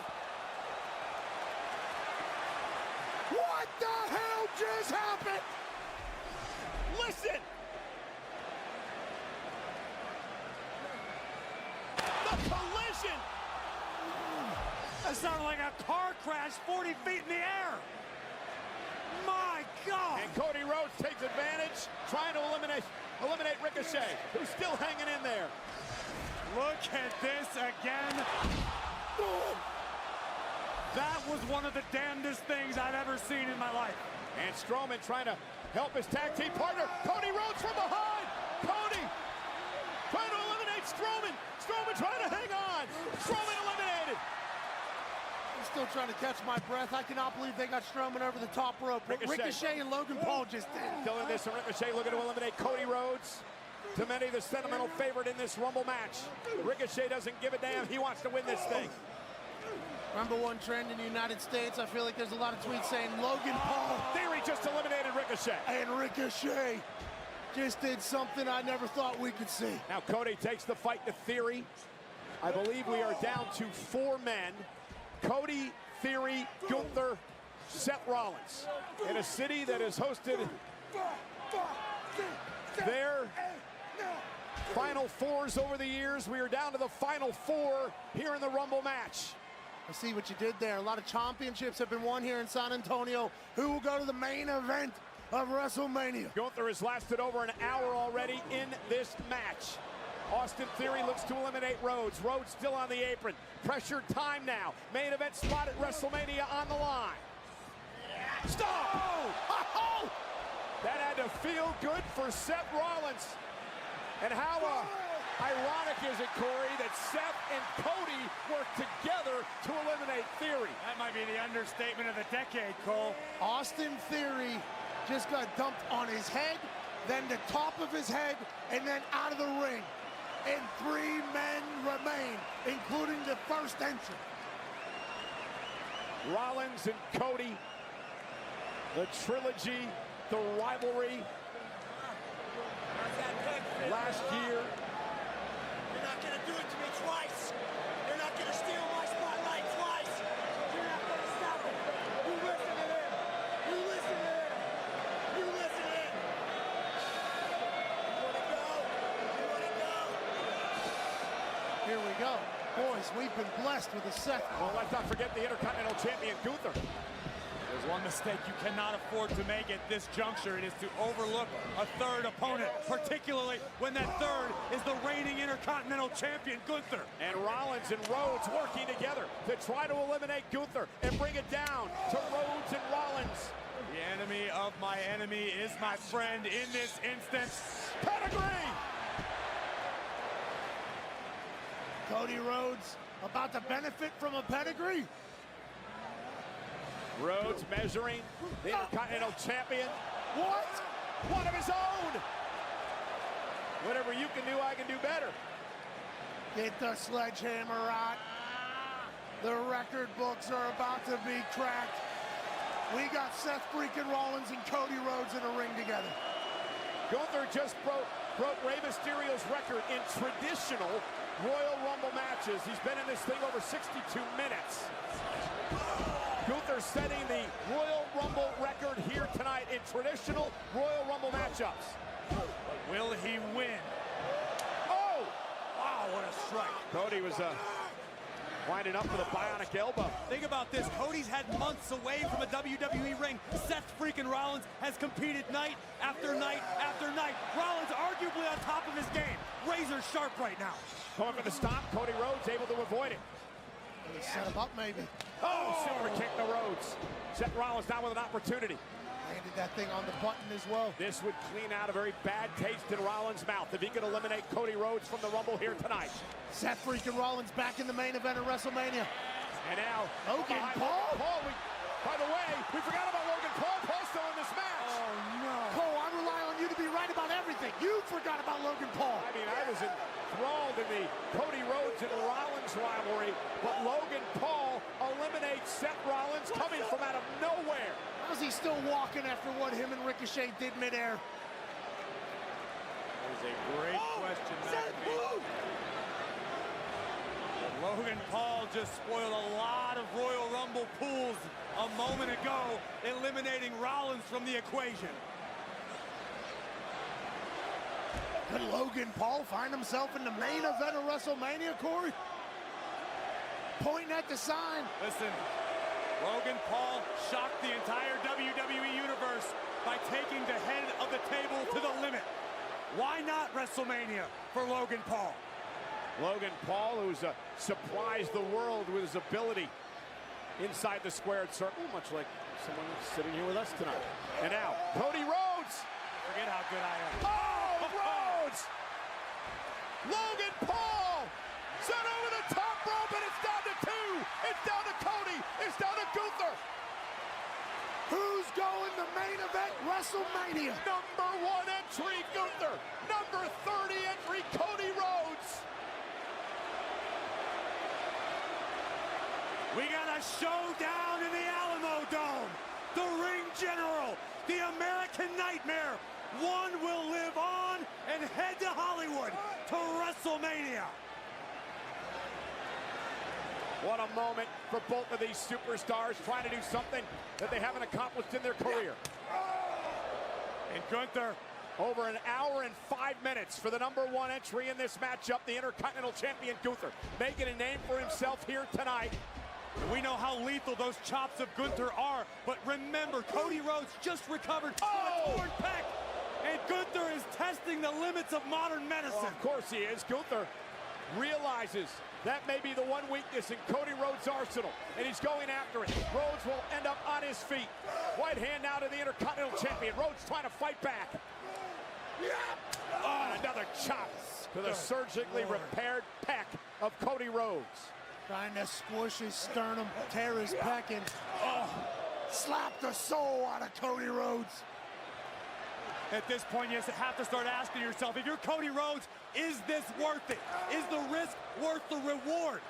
Cody may never compete again if Gunther keeps this up. You saw everything Cody Rhodes put himself through to get ready, to battle back, to be ready for this moment here tonight at the Royal Rumble. Gunther gets hung up on the top rope. Opportunity now for Cody Rhodes. Cody off the second rope. Gunther catches it with a clothesline. Cody was looking for a disaster kick, but Gunther has done his homework. I'm not sure in the history of the Rumble if number 1 and number 30 have ever been the final 2. It's been an historic night so far here at the Royal Rumble. Cody Rhodes getting beat down. And again, look at the wealth developing on the chest of Cody Rhodes. And beyond the physical pain, what is it doing psychologically to Cody Rhodes, knowing that he's probably less than 100%, that the pec is a weak spot? Lifting Cody Rhodes up into the corner, looking to eliminate Rhodes, and again, a wicked chop. And now Gunther going to meet Rhodes up on top and continue to torture Cody Rhodes. This would win it. An incredible performance by the Intercontinental Champion. Cody on the apron. Cody's in trouble. Will Gunther eliminate Rhodes? Continues to hammer away on the pec. The Ring General. I am shocked that Gunther still has gas left in his tank this deep into the match. Cody looks better than he did half an hour ago. Cody looks phenomenal. All the lonely hours of rehab on that torn pec after the surgery. Cody taking a high risk here, going to the top rope, puts himself in a position for possibly to be eliminated. Gunther's going to meet him up there. But is it too much too soon for Cody Rhodes? Main event of WrestleMania on the line. Oh, and a superplex driving Rhodes into the center of the ring. Gunther continues to punish Cody Rhodes. And the Ring General now so close he can taste it as we look once again at the superplex delivered by the Intercontinental Champion, but Rhodes is somehow continuing to try to fight up. Over 50,000 strong at the Alamo Dome in San Antonio, Texas. This is just our first match of the night. A men's Royal Rumble match. A spot in the main event for the Undisputed Championship on the line. Will it be Rhodes? Will it be Gunther? Cody waking up. Cody fighting down deep. The drop down right hand. Rhodes looking for the Cody cutter, and he gets it. Picture perfect. Cody cutter. Cody Rhodes, Gunther over the top rope, trying to hang on. Notice how Gunther turned his body preemptively so he could get the best grip possible on the ropes to prevent elimination. And notice Cody gasping for air, wondering what he has to do. Thought he had Gunther eliminated there. There's no shape like being in ring shape. Cody might have spent all the time he could warming up, training, doing cardio, riding bikes, running, but until you are in... Leg laced by Rhodes. Until you're in the heat of battle, you don't truly know where you stand. Finding a second or third wind here. Gunther. Gunther's caught. Gunther's caught. Cody Rhodes has the Intercontinental Champion where he wants it. This is gold, baby. Oh! And Cody may have just shattered Gunther's WrestleMania dreams. Some other dreams as well, Corey. Kick 2. I don't know what I'm allowed to say on the show anymore. The sack. The lower extremities. Got it. Oh, and Gunther's still fighting back. Just think hockey, lower body injury. Big right by Cody. That was one portion of the lower body, above the thigh, below the waist. There is that massive drop kick by Gunther, and that could be it for Cody Rhodes. This will definitely be it. There's the power bomb. The Intercontinental Champion has taken out so many men with that move. A minute, I should say an hour and 10 minutes for Gunther in the Royal Rumble match. Cody over the top rope, hanging on again. Both feet have to hit the floor. Cody Rhodes hanging in there.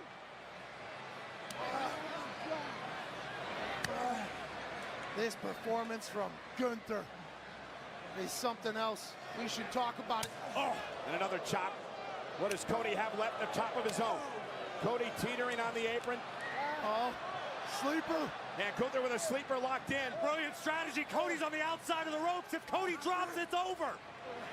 Cody passes out here. Gunther just nudges him off the apron and wins the Royal Rumble match. Cody somehow trying to drag Gunther over the top rope. Is Cody fading? Does Cody have anything left? Trying to drag Gunther over the top rope. Can Cody Rhodes do it? Gunther trying to hang on. And he does. Smart move by the Intercontinental Champion. Again, high risk by Rhodes. Going back up to the top rope. Cody Rhodes. Oh, runs into a chop that drops Rhodes to his knees. And now Gunther looking to eliminate Cody Rhodes and win the... Oh! Cody Rhodes! Crossroads to Gunther!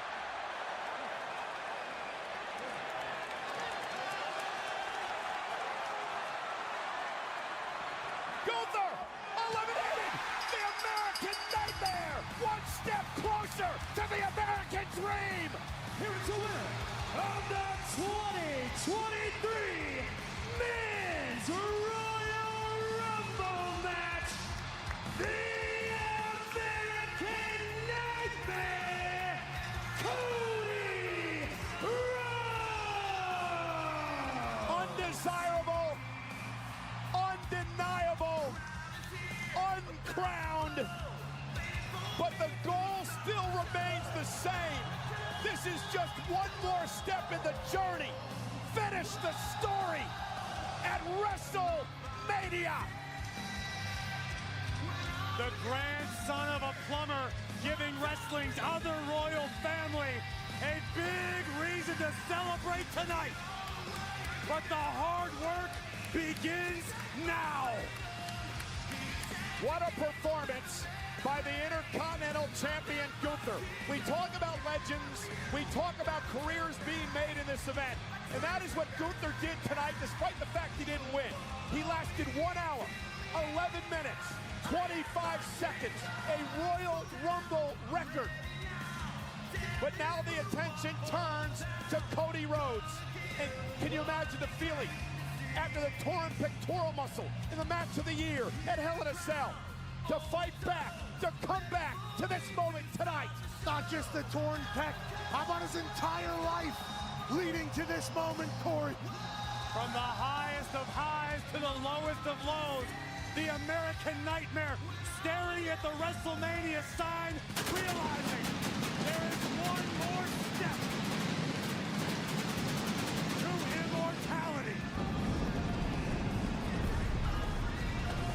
From come dashing to Stardust to the main event at WrestleMania.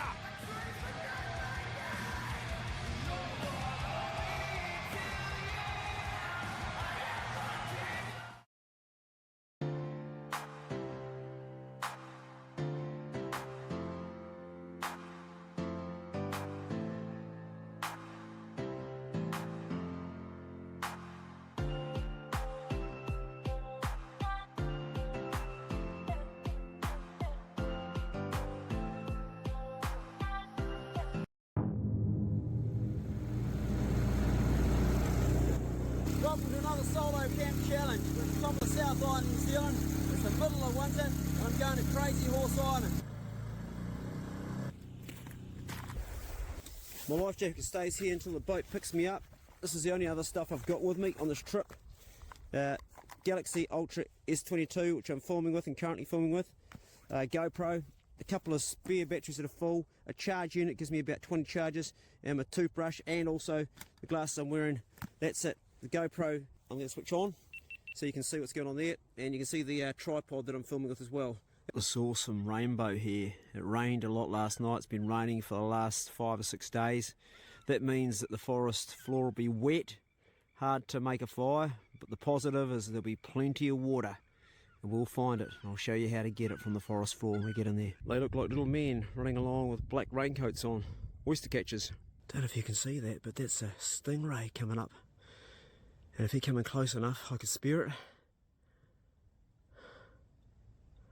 It's quite deep on the other side, and he's keeping away from me. But it's doable. I need to make a spear. I've never heard that noise before. Must be sleeping under there. Yeah, I'm not going to disturb it. Just came out, there he goes.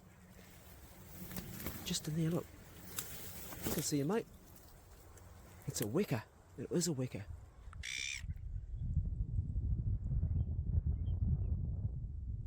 Big pine trees, they'd be full of resin. It's a fuel in itself. Oh yes, this is good. This is good. This is a food source right here. A slippery jack mushroom. Something's had a wee bite of it, but there's plenty of food in that, and hopefully we can find more on the island.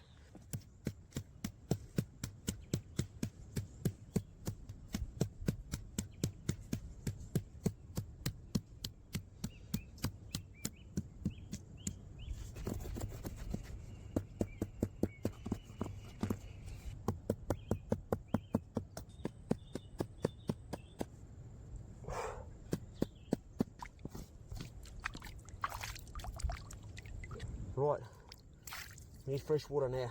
I've walked right around the island. Has anybody seen where the water is? Some of you might be thinking it's in the trees and vines I could cut, and you'd be right if we were in a different forest, but this is pine and manuka and totara, but actually it's right at our feet. I'll show you. It's right through the forest floor, and not that grass that you're looking at. Yes, that's got water on it too, but it's underneath it, and that sphagnum moss, and it's prolific. There's heaps of it, and this is why the native plants grow so well, because they constantly are hydrated, even when there's no rain. It's in that moss there, all this green forest floor is covered in it. First of all, I just want to give this a wipe to get my seawater out. I learnt this trick when I used to hunt in the mountains with my dogs up high, and there was no water for them, and I would take the moss and I'll do just this. And look at that. Plentiful. Plentiful. What I'm hopeful is this is not going to be salty, because if it is, I'm stuffed. Oh, it is fresh. It's really good. Basic shelter would be one long piece of wood like this, and then two crossed over like this, holding it up like that there, with logs going down one side like this, and then we would make it so the water can't come through with wood first, then bark, and then we'd fill the gaps with moss, and you'd have your feet there. That would be a shelter for a very cold climate, because you want to keep it small as you can. You just crawl into that. Today, I'm looking for trees that have got branches, and that broke, that doesn't matter. So say you've got a branch out here, and you've got a branch out there maybe. And what I do is I put a piece of wood between like that, and then I can put my shelter from there. And because it's not so cold, I've got plenty of room to move around inside there. It's hard work for an old man to gather logs. This is what I've got so far. This is Manuka. And what we're going to use is we're going to use this bark to make our roof waterproof. Strip it right round. I'm doing this without any tools, just my fingers. New Zealand has a poisonous spider called the karapo, and it lives in these logs by the beach. But it is pretty nasty if it bites you. Here we go. Beautiful bark.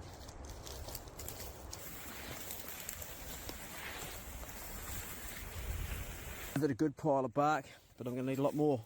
And I'm going to start at the bottom. That way the water will run off the next layer. I'm going to put each layer on like that and overlap the layers that go above it like so. So it drips down all the way.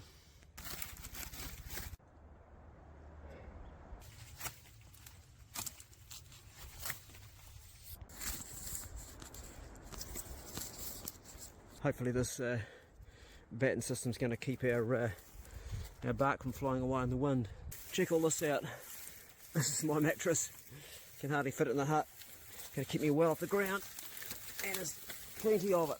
Keep you well insulated in winter. Previous primitive challenge, a few of you have asked about my clothes I'm wearing. It's Mick Lagarde, and you can get it from me, and you'll get a 10% discount if you do get it from me if you use the link in the description box below. So there you go if you want it. It's waterproof, fireproof, and it keeps you bloody warm at night. Guys, I'm only 7 kilometres from my home. This is close to civilization. Of course, I can call any time I need to come out of here. This is a survival exercise, not a true survival, but you will hopefully gain some ideas and ways how to survive if you find yourself ever in a survival situation. This is a big fire pit where someone's had a fire at some stage. It's been dug out, and it's actually quite good because I might be able to get some ash. I'll have a scratch around here and see what we can find. But ash, you can make a fire if you mix ash with other stuff. I'm just going to have a dig around in here. This charcoal, you can grind that down and use that. It's actually quite that there's a power shell. Now that there is not natural to the island. Someone's actually eaten power on the island. They've died for it. And this is a valuable thing because that straight away is a bowl, and I use those. Look at this. We might even find another one. If there's one here, we might find more. We'll keep looking. Not to say we are going to, but that's actually valuable. That I'm taking that right now. Man, it's you can hold water in that. You can use it for making a fire, and you can even boil water in that. That's a great find straight away. So what I'm looking for is the stuff that's in the tree. It's already got the sunlight on it this morning. It started to dry after the night's rain. What I want to hear is a crack like that. If you don't hear that crack, it's too moist. So this is good. We'll gather enough of this. This is a bit of flax, it's dried out, and what I want is these tiny little fibres. If you can see that, lots of them. And each fibre, we're going to make it into a wee ball if we can. So I'm just going to break this down and see what we can do. And I don't know why I'm not wearing my glasses, because without them I'm a blind old man. I'm talking that sort of fine. That's what you want. Keep on rubbing that like that. It's starting to look like this now.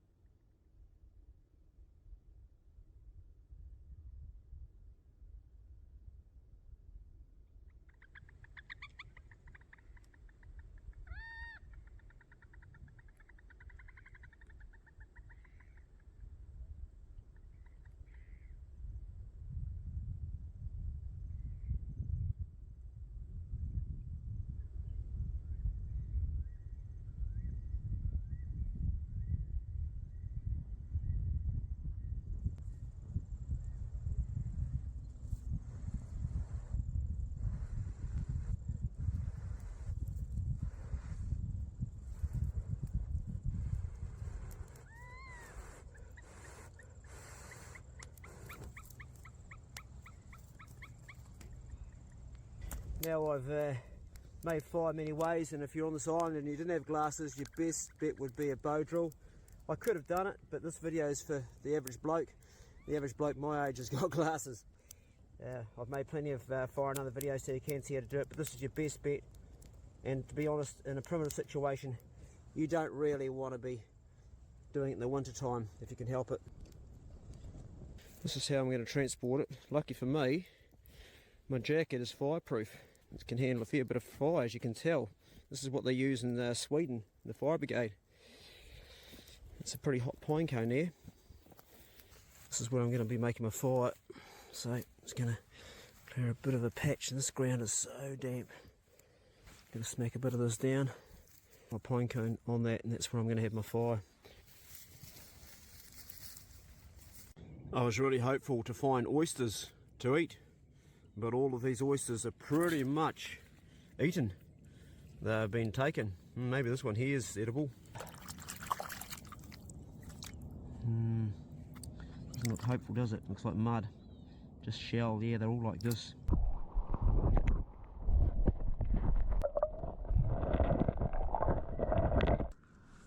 Low tide, I've got a good feed of mussels here. Heaps.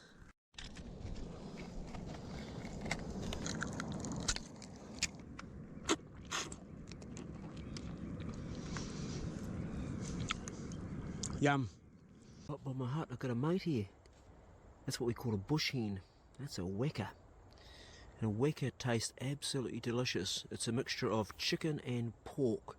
However, on the mainland here, we're not allowed to eat them. And that's a good thing. But I have eaten them on the Chatham Islands. G'day mate, he's right by my hut. G'day. How you doing, eh? Got any eggs around? I think I'm going to call you Wilson. Okay? You're my island mate. Oh, there's more slippery jacks here too. I think something's been already having it, and I'm going to guess it was Wilson, the whacker. Add that to my pile. And this one here, got quite a bit that's been eaten, but still there's plenty for us. In preparation for eating our mushrooms, first thing I want to do is I want to take the skin off the outside. That's the inside bit we're going to eat. It's really important you know what wood you're skewering your food with. Some woods have poisoned people.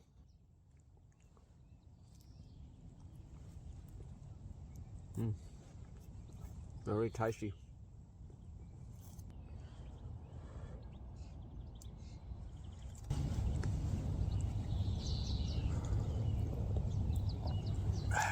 If your fire's not going very well and you want to get some oxygen to it, rather than going, make your fingers into a square like this.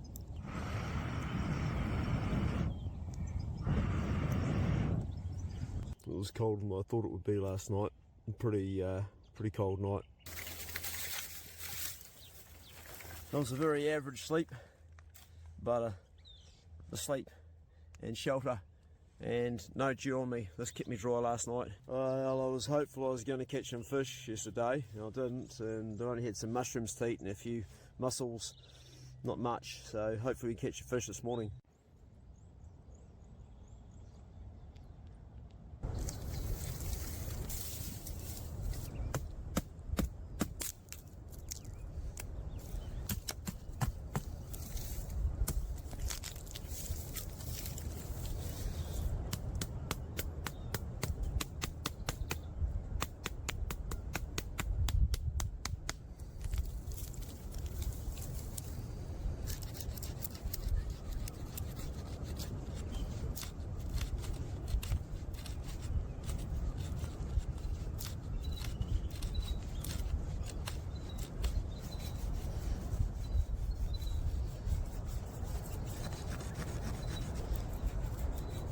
I want to get this sharp enough that it can spear a flounder.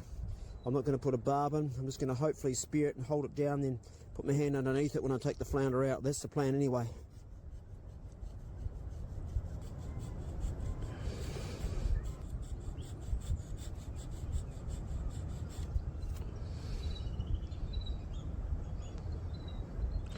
That's pretty sharp. That's pretty good.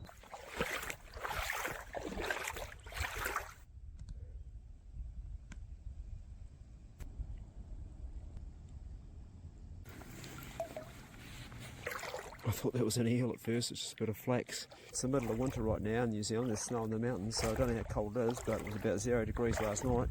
Getting some cold on your feet seems to somehow warm the rest of your body. I don't know how that works, maybe someone can explain. This native here looks like it's blowing down in the storm. We can certainly use this. It's not long been down either, by the looks of it. He's on the way out, as you can see by the leaves, it is dying. That's to make our tie. I've just put these 5 bits together, and what I'm going to do is I'm going to bind them here with the flax. And holding that in there tight, and pull that up like so, putting it through the split and down like that to tighten it up. Split that piece again and put a piece around either side, tying an overhand and then another one making it into a reef knot like that. And we're putting a third one on here, which I'm just tying off now. These massive big pine trees all around, and they are a source of resin, which is a fuel in itself. The shell of a cicada. They come out in February. But what I'm looking for is pine sap on this big tree here. And here it is right here. This is like gold. This tree has an absolute abundance of pine sap. Look in there. It's starting to soften up now. I don't want to overcook it, and I don't want to break the shell. I just want to get it soft enough that I can put it onto my pine cone. It smells divine. I've taken it off the main heat, and just enough heat in the shell to break that down. Beautiful. I'm going to add just a little bit of charcoal. This is going to add like a binding agent and also help it burn better. This could be used as a glue, or it could be used as something that is a burning agent. Give that a good stir up. It's really good now. I'll get my pine cone and start filling it up with this stuff, like this. By putting the pine pitch in here, the pine cone will burn for about 5 times as long. You'll get about 8 to 10 minutes, sometimes even 12 or 15, depending on how much you put in there. And I'm going to do quite a few pine cones like this. Take your pine pitch and just keep it stored on a stick like this for use later on. It goes hard pretty quick. That's gone hard now. It's quite malleable too, so you can shape it to things you want. You can make a small container that could hold water. That's my first one. I've got, I don't know, maybe another 8, 9 to do. I want to have plenty, so I've got plenty of light tonight.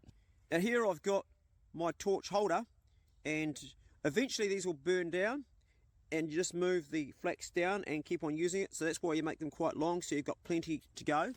This is my first pine cone going in, which I'll be taking tonight. Just sits in here like that. You hold it, and when it's burnt down, you stick another pine cone in. I'll have the fire on the beach so I can charge the pine cones and fish right beside where my fire is. There's a lot of, I'll just pan around and show you where I am here.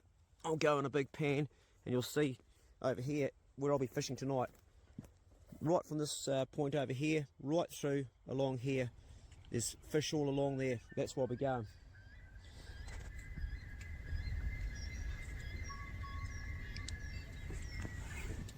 I've lit this fire on the beach where I'm going to be fishing so I can charge my torch each time that I've made with pine cones drenched in pine pitch.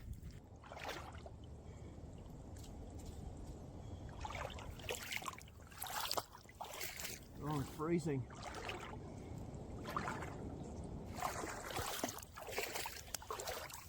Just missed a bloody flounder. This is the 3rd torch I'm on. They're burning pretty good. Visibility's clear in the water, but just so difficult. Oh, the sun will be up soon. Well, last night I didn't catch any fish, and I tried for ages, and it was freezing cold, and I lost a lot of energy. So tonight it's a full moon, and the weather looks fantastic to catch a fish. So I'm holding on to that hope that I can spare one. I've got to make a whole lot more pine cones and more fuel because I burned all my fuel last night, so I've got to go and gather resin. And hopefully tonight we can change it and catch a fish, because it's completely doable. I just need luck to be on my side. It's not much because I'm not eating much. It's something we've all got to do.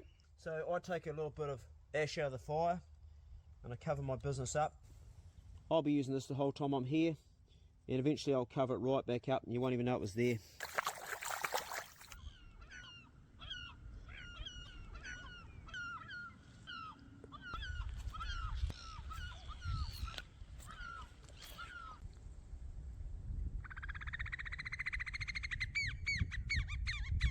As a rule, generally, the flounder come on the outside of the channel as the tide comes in, and as the tide goes out, they're in the middle of the channel. So as the tide's coming in tonight, that's our chance to maybe spare one because they come in very shallow. And this is a muddy bottom here, and every estuary in New Zealand just about has flounder in it, and it's a great food source. Spearing them is easy. They lie there. If you get a light on them, they'll lie there and you can actually spare them. They don't move. They're not difficult to get. And if you've ever spared flounder, you know what I'm talking about. Fix my GoPro to the front of my spear in the hopes if I do get a flounder or an eel or something, then it'll capture it. I probably normally would have had it back further, but it kept on slipping.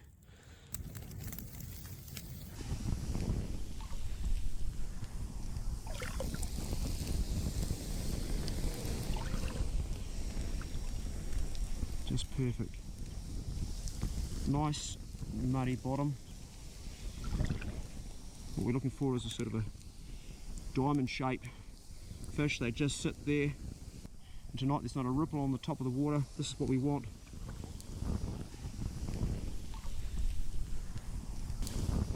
This is probably as good a conditions I could ask for. Last night I saw 3. Just gonna keep on going. Flounder. Right here, I don't know if you can see it.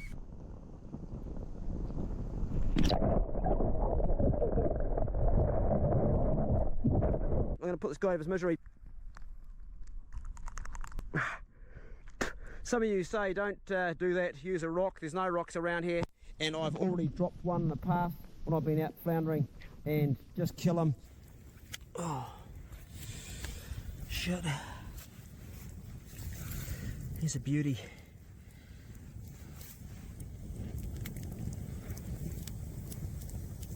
Well, I have actually killed him, but he's still breathing.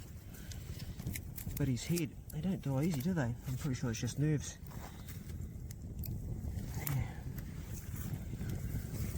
That is giving out some heat. Oh, I've never had such a feeling of satisfaction. You can probably hear Wilson. He's just by the campfire here, hanging around me. And, well, 2 fish tonight. One that I got on film and one I didn't because the GoPro shit itself. But we've got 2 for tomorrow, so tomorrow's going to be a cool day. It's pretty awesome to be that hungry, and I'm not going to eat it now because it's too late and I'm cold and I want to go to bed, but I'm going to cook that tomorrow morning. And I don't like having a lot of food when I go to sleep. I sleep better without it, but I can wait till the morning, so I'm excited. And that's where we got it, just out there, straight out there is where we got our flounder. And where's Wilson gone? Where are you, Wilson? Don't you get too close to that fire, otherwise you'll be roast, Wilson.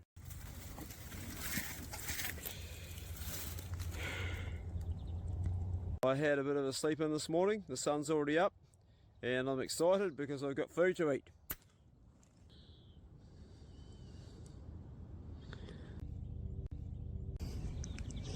So with a flounder, the spine is on the top there where the eyes are, and the belly's on the bottom where it's soft here. That's where you gut it. And let's see how we go with our knife, which is not really a knife but just a piece of stone. Once we get a hole in, we can make a line. Oh, there's a bit coming out where I speared him. That's enough though, and we can just push that up like this. It's going to come out. I'll get a finger in there. This guy has not got a lot inside him. There we go. Keep that. Save that for a fish trap or something. That's pretty much the belly of the flounder. Little crabs and shells. There's a wee tiny crab there. And they park over the hole and they suck them up. Look, there's all the wee feet of the crab he's been feeding on. We've got kahawai feeding on small fish in here. You can see them rising. Going to let this burn down so we've got some nice hot embers to do our flounder on. I want to get all the sand off as I can. That's where the spear got him there, so it was almost a kill shot, that one. This manuka makes it really nice flavour to the fish. We often use it to smoke fish. We can lay it on a bit of that and the heat will get underneath, a bit of air rake. We get that nice smoke coming up through the fish. It'll be absolutely delicious. That's cooking nicely in the embers there. Look in there. Put a little brush down. Put them on top of that brush.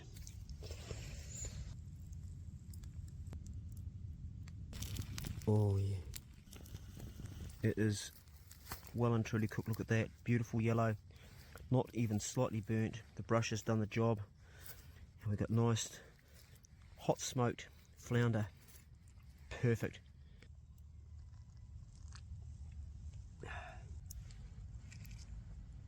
Oh, that's tough. That's a bird bone. That's what I wanted. Oh, this meal has been so long. Now, I've done a lot of fasting in my life.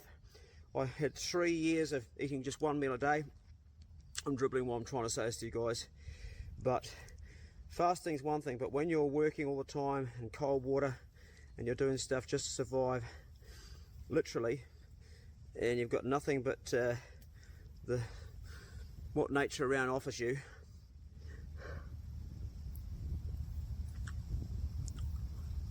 And when you finally eat something like this, oh, that is perfect. That is perfect smoked. Delicious. You really, really appreciate it.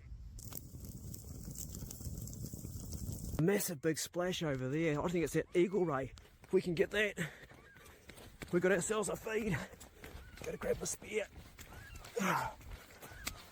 Just grab it up here somewhere. It's on the beach. We're gonna stick it.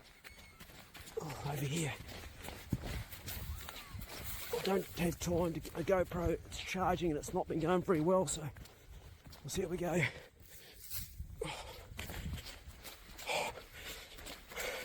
I'll be filming this and also spearing at the same time, which is not going to be easy because I've got to hold this bloody phone. Oh, here we go. I don't fancy my chances, but if I get him, he's a meal and a half. Oh, here he comes, up in here. Oh, he's a big boy. He's a big boy. Oh, I just cut my foot on a shell end. These guys have a brutal sting. I've come close to being stung quite a few times. Here he is. Once he sees me, he's probably going to leg it. I don't want to get stung. I do want to get him. Here he is here. Oh, I'm getting closer. Oh, he's a big stingray. Once he sees me, he's going to leg it. Got him! I got him. I got him. Oh, I can get him on the beach. He's big. Oh, he's a monster. Well, looks like we've got stingray to eat. That's a big lot of food right there. That's a lot of food. And just with a stick like that, any movement you see is just nerves. These guys are full of nerves. I have completely stonked him on the head with a rock. Wilson's eating the remains that's come out of the bottom of the stingray. You like that, Wilson, eh?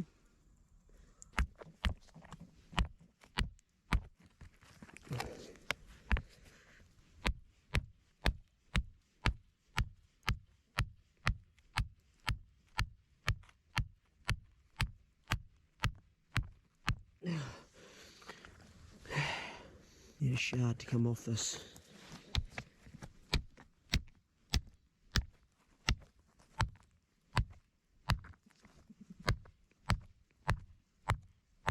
Oh, that's such tough stone.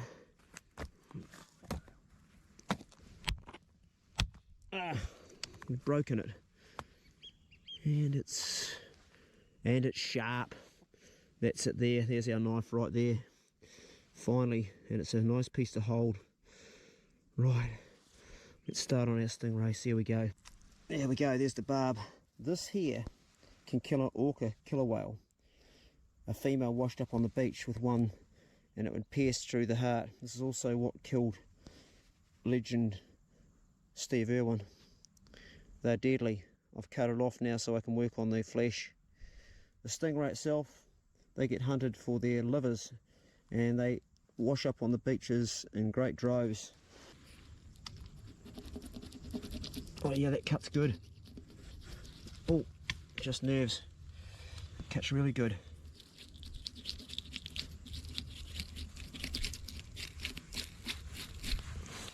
this wing off here. No knife, no problem. Fantastic, look at the flesh.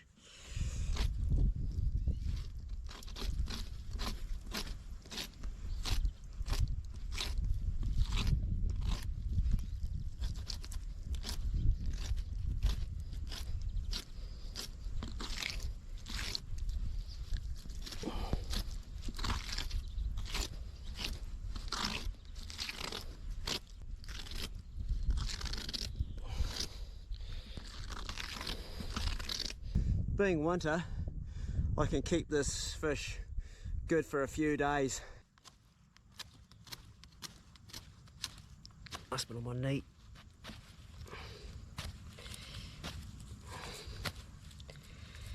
There we go.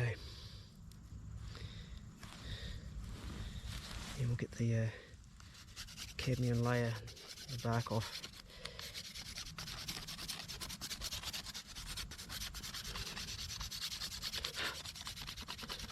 My stomach is rumbling to eat that stingray. I thought I was going to have to go out tonight and get cold again and spare flounder, but no such.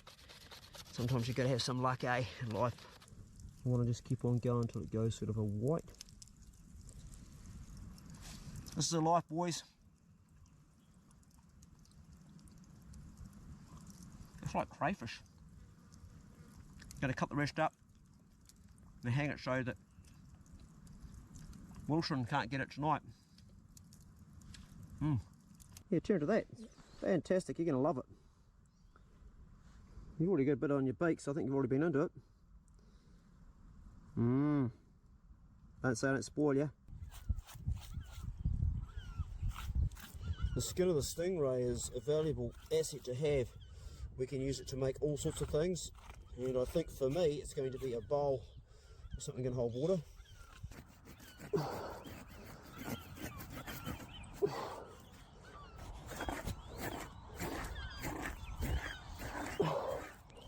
It's the underbelly of the eagle ray that I've taken off the skin. This is the tough part of it. This is what you want to use if you're making something. It's very, very tough and you can stretch it quite far. Don't use the top. I've made chunks of flesh like this to break it down. I'm probably going to smoke it with, not sure yet. Eagle rays are plentiful. They are the least concern as far as endangered species go. There are many of them and it's quite sustainable to kill them. And there's a lot of meat in them, as you can see. This is the other side, what the skin looks like. And we can't do much with that really, other than just use it to protect the flesh before we flesh it out for smoking or cooking or whatever we're going to do. And it's got this really black stuff that you get on your fingers all the time. It's quite messy. I've broken some bits off and just made them into sort of rings like this. And I want to make a tie. I've had this piece here, and what I've done is I've just gone like this with it, sort of tied it into a knot like that, and just left it for a while to allow the wood to sort of get that shape naturally, so when you undo it, it stays like it, like that. That's the first stage. Second stage is with a bit of flax, I want to tie this up.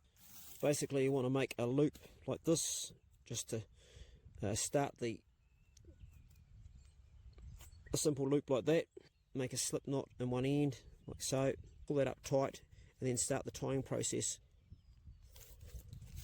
When we get to almost the end, what we do is we split that there like this in half, and we put one underneath and one on the top. Going around there, we can tie these off with a reef knot like so. It's going to go here on the ground, and another one the other way. I can hear paradise ducks flying over the island. It's the second one that I've already made. Keeping it really tight just to start with. It's got to be tight.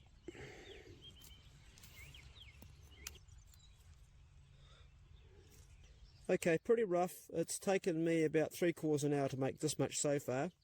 We're going to tidy this up and put our skin on it. These can go. Keep it nice and tidy. I've got this sort of pattern going around the outside, a bit like a drum, just securing each piece of skin where the sticks come down. And I'm almost ready to put my weight in to put it to the bottom. I think we can say we've done all of them. The weckers can't get up into this tree because they don't fly, and this rock is going to bring that skin right down. Take the inside piece right there. That's what I want. And we're going to plug it just like that. And we're going to test it with some salt water.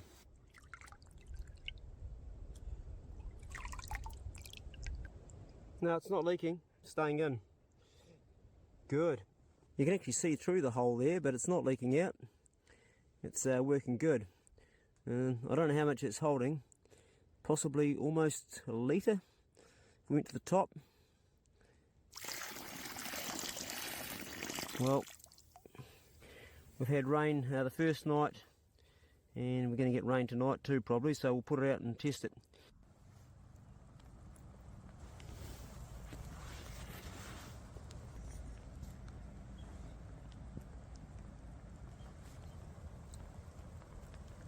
If you're a hunter, particularly a pig hunter, you'll know that sows often have their piglets under flax because it's waterproof and the runoff keeps them dry, and that's what I've done here. Now we got some water, not full as I would like, and water's a premium here, so we'll take what we can get. At least it's a bit fresher than squeezing out moss, and if I was staying here long term, I'd probably make a setup like this a bit more elaborate with more skin. Wilson! Wilson! Hey, come back with that! Bloody Wilson! Put it with the rest up here. Keep away from it, mate. It's not for you. Don't touch. My pine cones are burnt down. We've got these nice hot embers, and that's what I want to do my fish. Dried manuka on top like this here. Where the fish is on it, it will smoke instead. And we're sort of doing like a hot smoke on this. Putting it on there like that. Like that there. It's the opposite to planking fish. If you've ever seen fish cooked planking styles, that's where you cook the fish on a piece of wood and burn it. This way here we've got the wet wood on top and the smoke getting trapped in it. It's a poor man's smoker and it works really well. Let's put moss on that there. Beautiful, smoking lovely. I can tell you guys, the smell coming off that is absolutely superb. It smells like it's going to be bloody good chewing.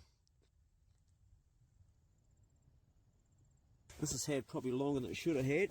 We're going to see what it's like. The bark's starting to catch fire, and hopefully we're good. Oh, we might have overcooked it a bit, eh? I think I've overcooked this a little bit. Yeah, a wee bit burnt. It is hot smoke, but anyway.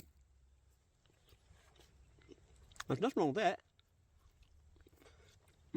No, that's delicious. Yum. Your wife over there, Wilson, I can see. She's in the background there, eh? Is that your wife over there? I can see her just over there sneaking around. A bit shy, eh? Plenty of rain last night, everything's wet here.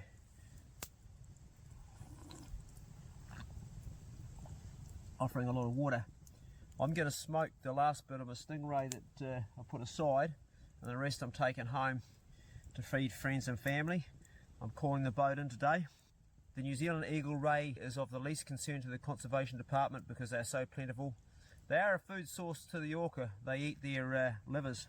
I hope you've enjoyed this video and you've gained something from it yourself. It was an exercise just to showcase the things you can do without taking anything than the clothes you're wearing. Thanks for joining me, and I'll see you in the next video. Be good. If you can't be good, be careful. And hit the subscribe button if you like the content and you'll get more of it. Oh yeah, if you want to support and see more of these to help me make them, jump on my Patreon and get the inside scoop. Alright, cheers. Here comes my ride.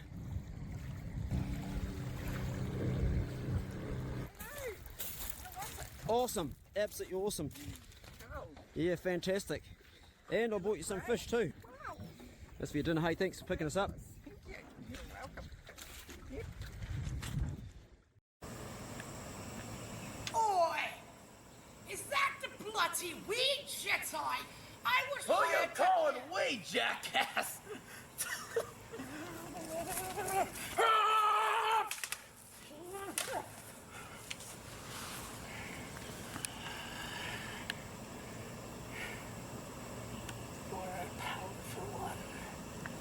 But you aren't more powerful than your master.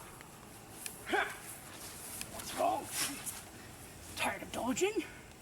Does that answer your question? I'll even use my weak hand.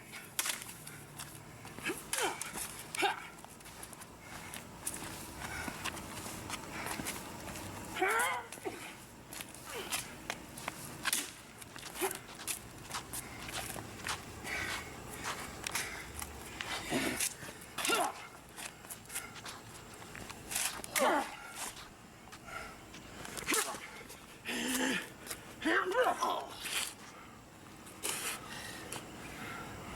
should have cut you in half. Kurtosis armor. Smart Ouija, you are. Hey, I usually come across the slip every other day. So I I'm no can't mere prepare. Sith. I'm no mere Sith. I am bounty hunter Baba D. Flats. Seriously, what kind of name is that? Fuck you, it's my dad's junior name.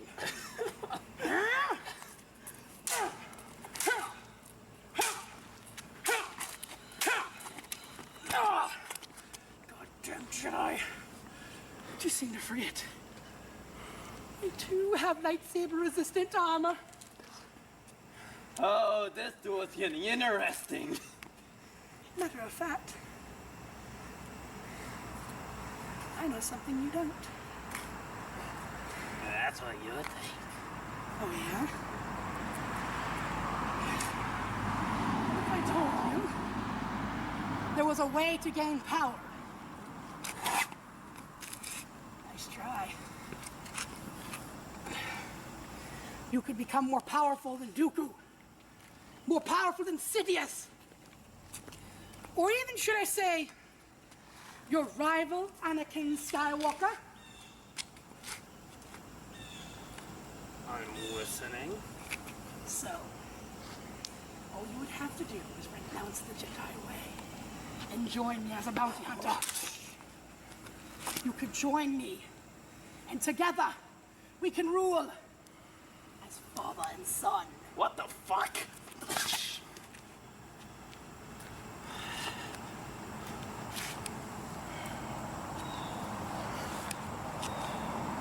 What kind of stance is that?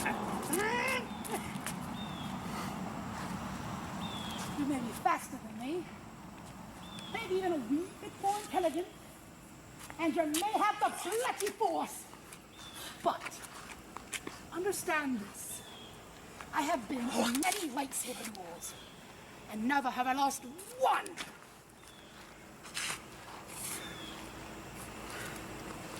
So what do you say, young Padawan? Who said I'm a Padawan? You haven't been knighted. You haven't been knighted. Not since your master died to my blade.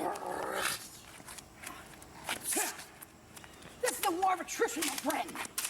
Wars of attrition are more battled out, just like the old days of the Sith Army.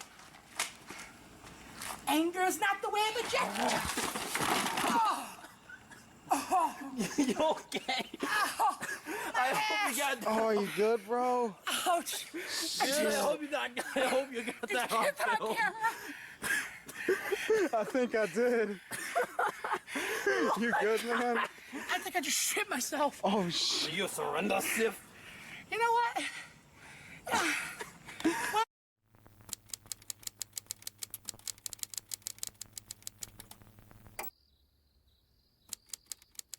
Bob Hayward, a highway patrol officer from Salt Lake City, sits in his car in front of his house on Hogan Street. He's just finishing his shift when a tan Volkswagen Beetle passes by with its lights turned off. Hayward knows his neighborhood and realizes this car is most likely not from here. The officer goes on and checks. The Volkswagen Beetle parks right in front of his neighbor's house. The owners are not home, only their 17 and 19-year-old daughters, alone. He turns on his brights to read the license plate. This startles the driver and he speeds away. Hayward chases him. The driver blows past one and then another stop sign. Hayward has no intention of letting the man escape. A few minutes later, the Beetle finally stops at an abandoned gas station. A man gets out of his vehicle with his hands up. He wears blue jeans, a black turtleneck, and tennis shoes. He has shoulder-long dark hair and smells of weed. Hayward points his gun at him. The man says he's a law student and was at the local drive-in watching Towering Inferno. He got lost on his way home. The only problem is that Hayward drove by the theater earlier. Towering Inferno was not being shown that night. The officer checks the man's car and sees something very strange. The passenger seat is missing. In its place is an open bag with multiple very strange items. A ski mask, a crowbar, an ice pick, a box of trash bags, gloves, a pantyhose, rope, and some wire. In the trunk, Hayward also discovers a pair of handcuffs. I'm going to arrest you tonight for evading an officer, mister. But I intend to ask the county attorney for a complaint against you for possession of burglary tools. Back at the police station, the man gets registered and photographed. While he had the necessary tools, there was no burglary to directly link them to. But without any evidence, he is free to leave the station on bail. Bob Hayward is suspicious.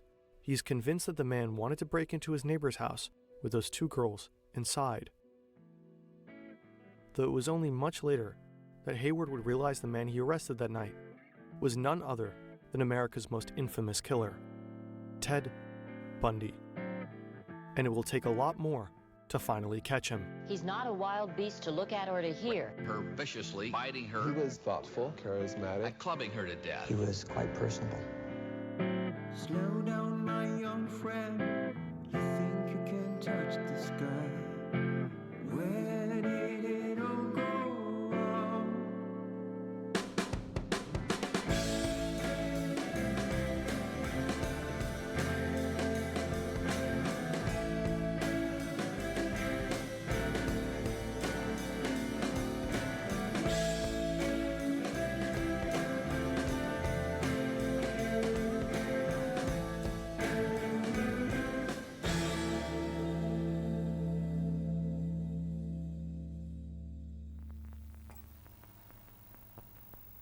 The 70s and 80s are the era of serial killers in the US. Jeffrey Dahmer, John Wayne Gacy, Charles Manson. But one of them stands out, Ted Bundy. He's handsome, articulate, likable, even. Well, I'm sure it works, and you've got to have faith it'll work, or else you'd be reduced to some kind of, mumbling idiot. Theodore Robert Bundy was born on November 24th, 1946. He's a smart boy and grows up in a relatively normal working-class family. I grew up in a wonderful home with two dedicated and loving parents, one of 5 brothers and sisters. A home where we as children were the focus of my parents' lives, where we regularly attended church, 2 Christian parents who did not drink, they did not smoke, there was no gambling, there was no physical abuse or fighting in the home, but it was a fine, solid Christian home. But not everything is all right with Ted. From as early of an age as 3 years old, he does strange things. When his aunt is sleeping, he arranges kitchen knives around her. When outside playing in the forest, he frequently takes apart mice. When swimming, he more than once tries to drown others. He never shows any signs of guilt. For a few years, he and his mother lived together with his grandparents. His family is religious, his grandfather a deacon. But the grandfather is also abusive and violent, a racist wife-beater and collector of violent porn. Despite all this, Bundy adores him and regularly peeks into his collection. Ted is intelligent and good-looking, but he is also very shy. A loner who is often bullied at school, he sometimes has serious outbursts of rage and does not quite fit in with the other kids his age. During his first years at college, Ted is insecure and has almost no social life. A positive memory for him is when he buys a 1968 tan Volkswagen. It gives him a sense of freedom and independence. Over time, Ted Bundy builds the perfect mask. He appears as a confident and charming young man now, graduates in psychology, starts dating girls, and attends law school. But he doesn't care much about the law himself. As a teenager, Bundy had a lengthy history of theft. When he turned 18, it was wiped. But the desire to commit a crime grows and grows inside him. On February 1st, 1974, Bundy breaks into a student's home, abducts, and kills his very first victim, Linda Ann Healy. Bundy's victims are always attractive young women. He approaches them in public places, faking an injury or disability and luring them to his car. When his charm and good looks convinces the women that he is no threat, he beats them unconscious. For the bodies, he has a place on the floor of his tan Volkswagen right where the passenger seat used to be. He drives to a secluded location where he brutally rapes, strangles, and kills them, often not even stopping there. Every month, more and more women disappear, first in Washington, then in Utah. The public is afraid. The police are desperate. For a very long time, nobody has a clue who did all this or how to find them.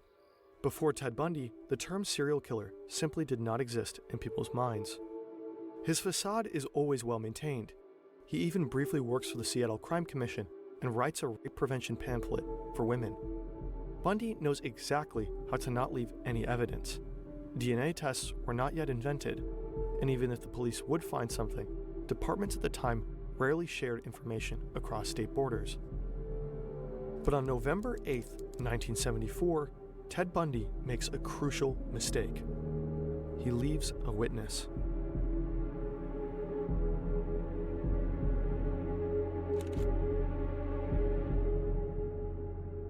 If these murders had happened today, the hunt for Bundy might have ended much sooner.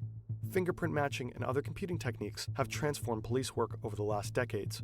Data science is relevant in countless fields today, and it's not magic. Brilliant can be a great first step to get your foot in the door.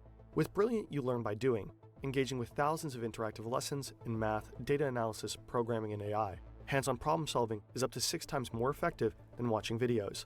What are you doing here? Sorry. That's why Brilliant's courses encourage you to explore different concepts creatively. And the best part, you don't have to dedicate hours on end for learning. You can learn whenever, wherever. To try everything Brilliant has to offer for free for a full 30 days, scan this QR code or visit brilliant.org/fern or click on the link in the description. You'll also get 20% off an annual premium subscription.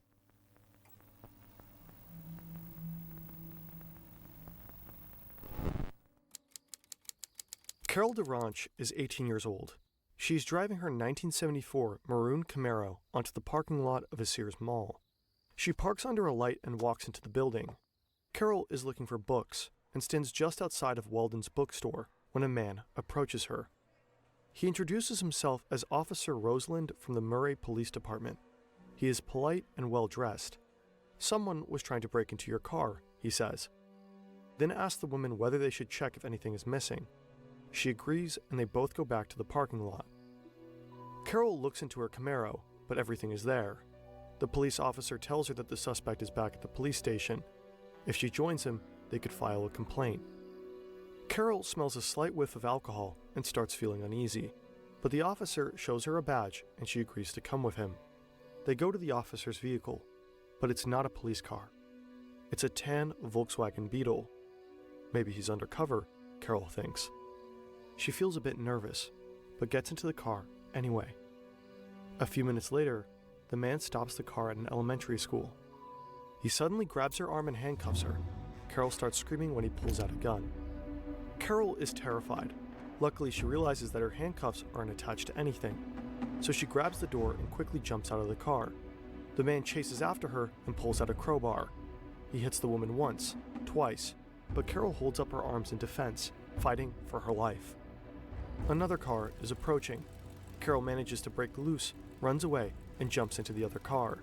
She goes straight to the police and reports the man who introduced himself as Officer Roseland and his Volkswagen tan Beetle. Bob Hayward is so unsettled by the man he arrested, the next day he mentions him to his brother, Captain Pete Hayward, a homicide detective. The detectives at the Salt Lake County Sheriff's Office immediately recognize the car. A year ago, a woman in Seattle reported suspicious behavior by her boyfriend. She saw an eyewitness drawing from a kidnapping that looked just like him. The woman's boyfriend also had a tan Volkswagen. 10 women have gone missing, and the man is on the list of suspects. The detectives start connecting the dots and invite Carol to a police lineup. 8 suspects in total are standing in line, including the man Bob Hayward arrested a few weeks ago. When Carol DeRanch sees them, she immediately identifies the fake officer. On March 1st, 1976, Bundy is sentenced to 15 years in prison for the attempted kidnapping of Carol DeRanch.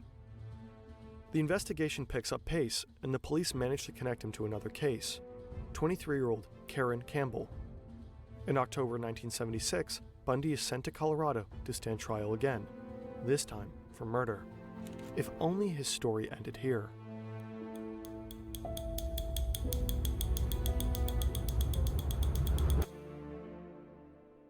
In his second trial, Bundy decides to defend himself in court. He is a law student after all, and a very confident one. For that, Bundy receives slightly more freedom from the judge than other prisoners. A typewriter, a desk, unlimited and untapped phone calls, and access to the law library in the courthouse. There he can move freely without shackles or handcuffs. Bundy's trial is in full swing. During a recess, he goes to the library. His guard is in the hallway, smoking a cigarette. It is a sunny day, the sky is blue, and Ted Bundy jumps from a second-story window. The fall is hard, but after landing, he immediately runs across the street, over a fence, and into an alleyway. From there, he sprints to a river, and from there, straight to the mountains.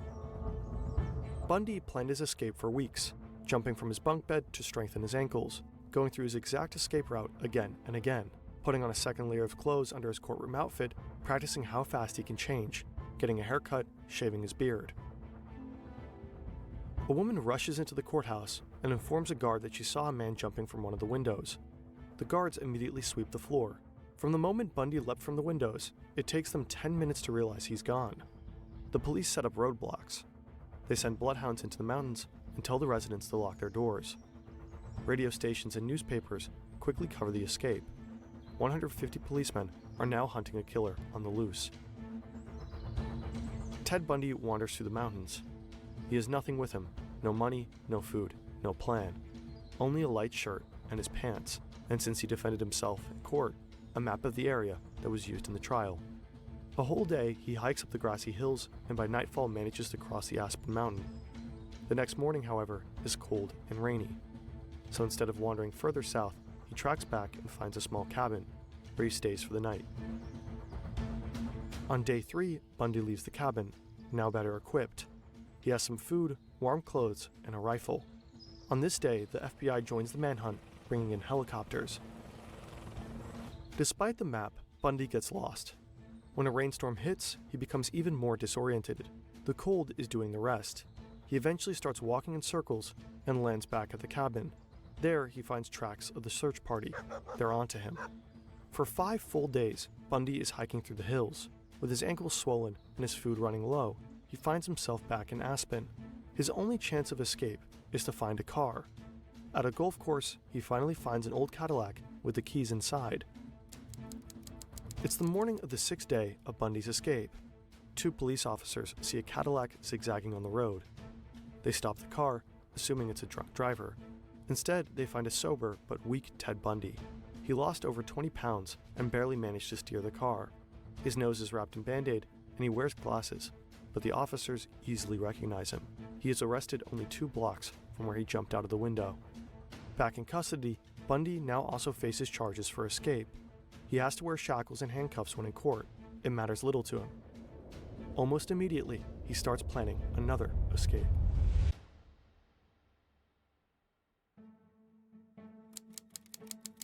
A guard brings Ted Bundy a warm meal to his cell and leaves, but Bundy doesn't touch it. Instead, he lifts himself up into a small hole in his ceiling. In the weeks prior, he used a hacksaw he got from another inmate on an already loose light fixture to cut open a hole. To fit in there, he had to lose weight, so he reduced his meal sizes by constantly complaining about the food, as a cover. Bundy is prepared. He accumulated $700 from donations for his defense. In the weeks before his escape, he used the trapdoor regularly, searching for a way out, and he found one. The vent leads to a small apartment of a prison guard. Bundy crawls through the tight shaft. When he reaches the apartment, he hears voices. The guard and his wife are eating dinner. Bundy just sits there, waiting for his opportunity. The woman says, "Let's go to a movie tonight." "Sure, why not?" the guard replies. A few minutes later, the door slams shut, and Bundy drops into the apartment's bedroom. He puts on a pair of blue jeans, a gray turtleneck, and blue tennis shoes. Then he walks out of the street through the front door. This time, it takes the guards 17 hours before they realize what just happened. Bundy has long vanished.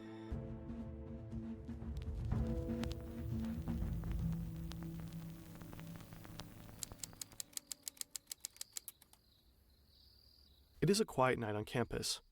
The parties have mostly ended, and the local nightclub is closed for over an hour now. Nita Neary comes back from a date with her boyfriend. When she tries to enter her sorority house, Chi Omega, she notices that the door is unlocked. She enters and finds that the lights are still on. A few seconds later, she hears a loud noise from upstairs, followed by footsteps. A man comes rushing down the stairs. He's holding some kind of club in his hand. He hastily opens the front door and runs outside. Nita wakes up the others, and they soon realize a monster has been in their house. 4 young women have been assaulted. 2 of them will die.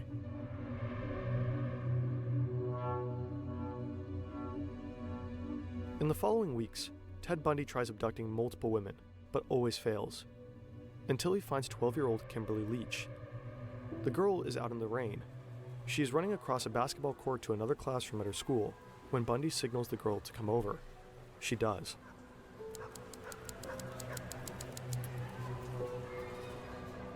David Lee, a patrol officer from Pensacola, sits in his car when an orange Volkswagen passes by with its lights turned off. Lee knows his area well and realizes this car is most likely not from here. He follows the driver and checks the license plate. The car is stolen. Lee turns on his police lights and the car starts to speed away. But David Lee has no intention of letting the man escape. A few minutes later, the Beetle finally stops. Bundy must have had a strange feeling of deja vu at this point. This time, Bundy will not just get out of the car with his hands up. He will not say he's a student who watched a movie and got lost on his way home. This time, Bundy decides to fight. He gets out of the car. The officer points a gun at him. When the officer tries to cuff Bundy, he hits him in the face, kicks him off his feet. The officer fires a warning shot, and Bundy runs. Lee, now running right behind Ted, fires another shot, and the man falls to the ground. But Bundy hasn't been shot. It's a trick to grab the officer's gun. He fails. The officer hits Bundy with his pistol and manages to arrest him. The hunt for America's most infamous killer has finally ended.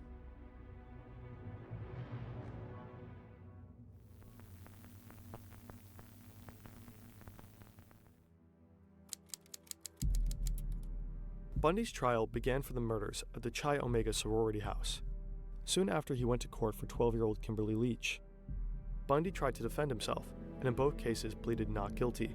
1 month later, on July 23rd, Ted Bundy was sentenced to death. A few days before his execution, Bundy confessed to a total of 36 murders. Newer DNA samples show that Bundy might have murdered over 100 people, starting his killings at the age of 14. What makes the trial of Ted Bundy stand out is not only his charming and likable demeanor, the ruthlessness of his murders, or even the fact that he managed to escape from prison twice. What makes Bundy's trial stand out was the trial itself. It was the first ever in U.S. history to be shown on national television. 3 murders, but is believed to be the killer of perhaps 40 women. Just another death row inmate, convicted of Since he defended himself in court, he had many opportunities to show his charming personality to the public. And many people were fascinated by him, especially young women. Are you a little scared when you look at him? Yes, it scares me to be in the same room with him, but I know there's other people in there. I'm not afraid of him. He just doesn't look like the type to kill somebody. Every time he turns around, I kind of get that feeling, no, you know, gonna get me next. You know? But yet you're fascinated by him. Very, very. Why do you do it? I don't know. From all those women in the courtroom, there is one who stood out. She believed in Bundy's innocence almost to the very end. Carol Ann Boone, Bundy's girlfriend. He proposed to her during court. After his conviction, they even had a child together. Carol, do you want to marry me? Yes. And I want to marry you. Yes. And I do want to marry you. Bundy's trial became an unprecedented media sensation. People all across the country could watch a killer fighting for his life, trying to evade his death again and again for years.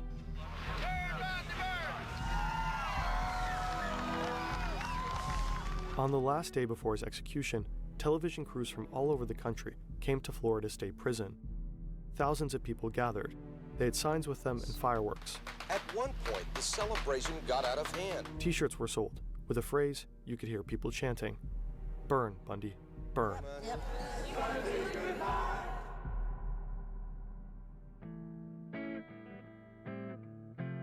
On January 24th, 1989, after spending 10 years on death row, Bundy was executed via electric chair. The person who flipped the switch was a woman. Ted Bundy, even in death, stirred hatred.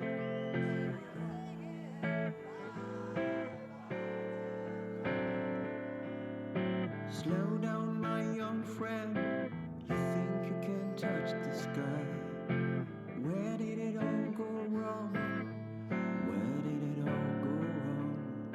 Slow down, my young friend. You think you can touch the sky? Where did it all go wrong?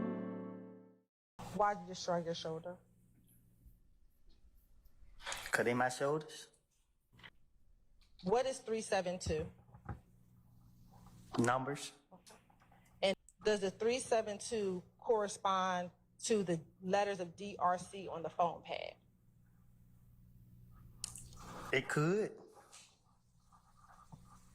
I gotta look at the phone pad and see. How do you look at the phone pad to tell?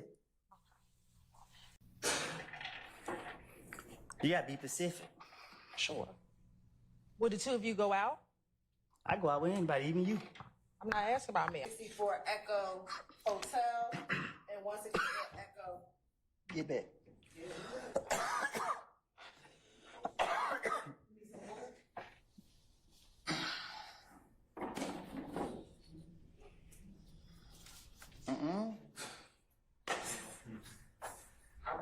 If he said I said it, I said it. And is that true or that not true that you left her home around 5 o'clock? If you notice something about me, I don't keep up with the time or the days. I just go with the flow. Is it your desire to release your counsel at this point in time? She fired. She's fired? Okay. How old are you? Grown. Okay, what does grown mean? I'm an adult. Okay. And when you say you're an adult, what number in years are you?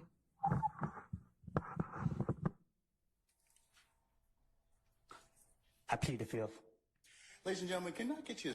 Okay, but you had the beef with Kel. Why not say it was Kel? Because I had to convince them. I gotta make it seem. If I say Kel shot me, they're gonna, how you know? How Kel know where you stay at? So I gotta come up with something to make them know. Okay, well, Tay been over here. You know what I mean? So okay, Tay. I don't know, like.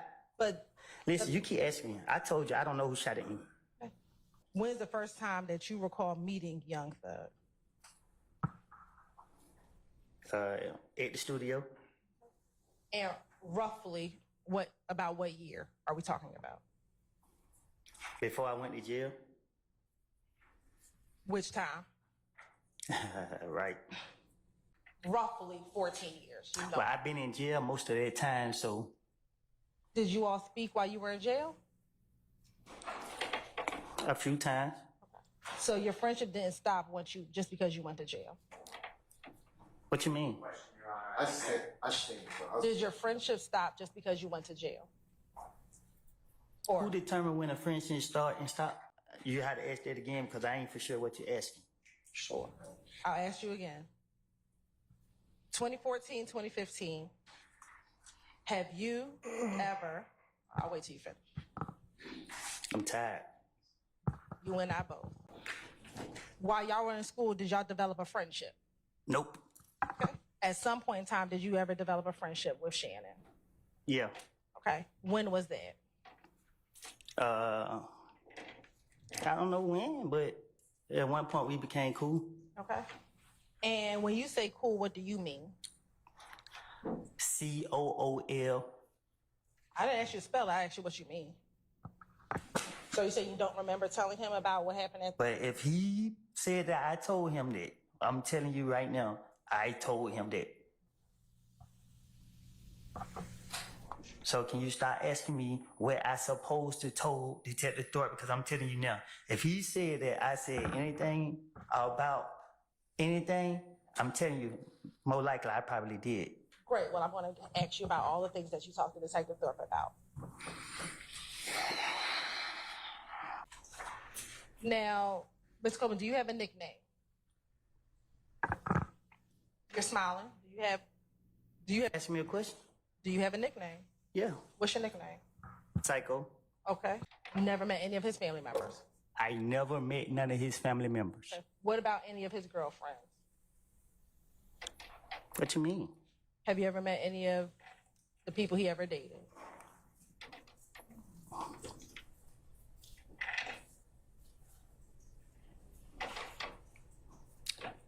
I don't know how he seen him, but I done seen him with girls. Okay. So you met some of the people that he may or may not have dated? I guess. You said what now? Tell me who you recognize in 380 Yankee. Oh, me and Coco. Who's Coco? The ugly boy right here. Okay. You see Pokey at the club. You want me to be honest with you? I think I just did. I just told you the God, honest truth of what I did from January from 2014 until 2021. Every time they got me, they already know me. They already know I got a whole bunch of bullshit to say. I'm gonna ask you to refrain from cursing.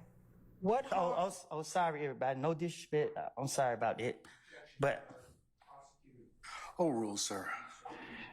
Overruled, sir. Why did you have the gun at Dunbar Recreation Center? I just plead guilty to it. Did you tell officers that you were trying to sell that gun, and that's why you had it at the Dunbar Recreation Center? Again, I was going to jail. Did he ever threaten you to give a name? Nah, but he kept asking me to make me say a name, and you like how you keep asking me a question. I'm gonna say something to answer you, so you can stop asking me the same question. Why would I lie to convince them to not go to jail? Right. But they don't know that I'm lying. Well, they didn't let you go immediately, did they? Sometimes they let me go. Right.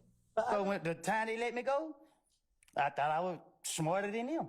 Did the detective say that they had to fact check what you said before they let you go? Can you say that again? Sure. Did the detectives tell you that they had to fact check what you were telling them? And you know, in certain situations. Right.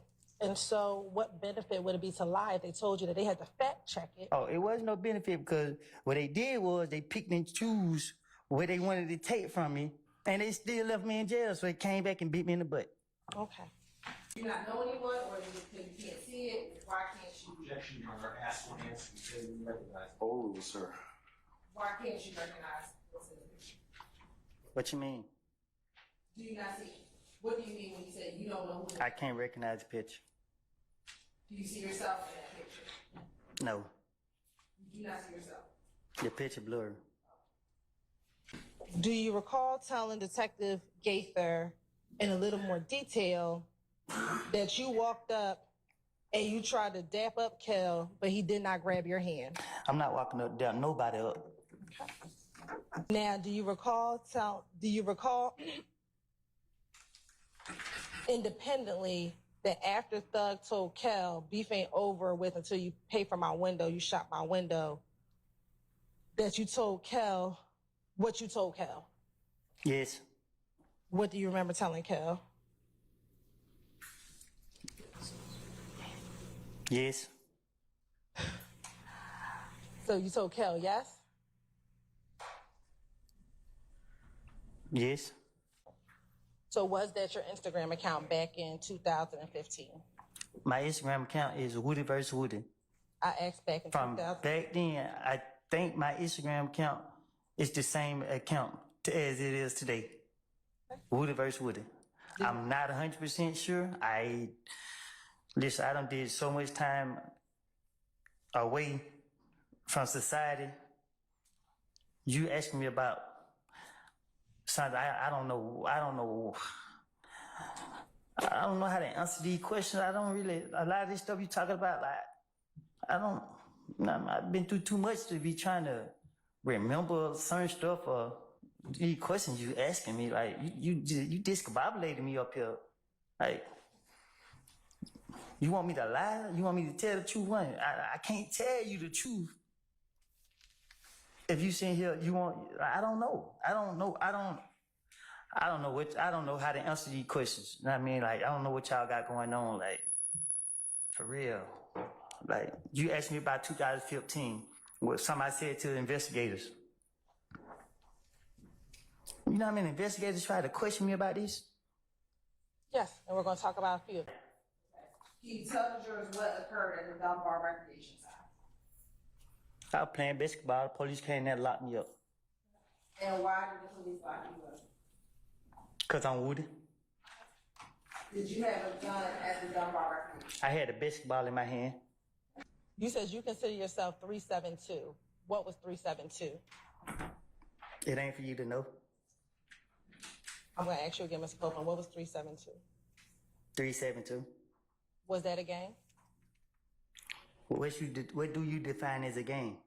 Mr. Copeland, I'm asking a question. I can't answer your question if I don't know what you're talking about. Was it you and a group of people a part of 372?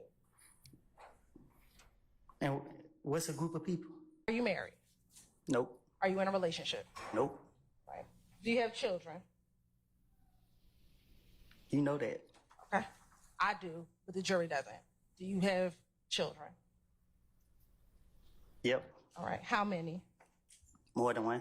All right. Do you have more than 3? I might, ain't no telling. Okay. That's perfect. That's fair. Do you have 2 that you know of?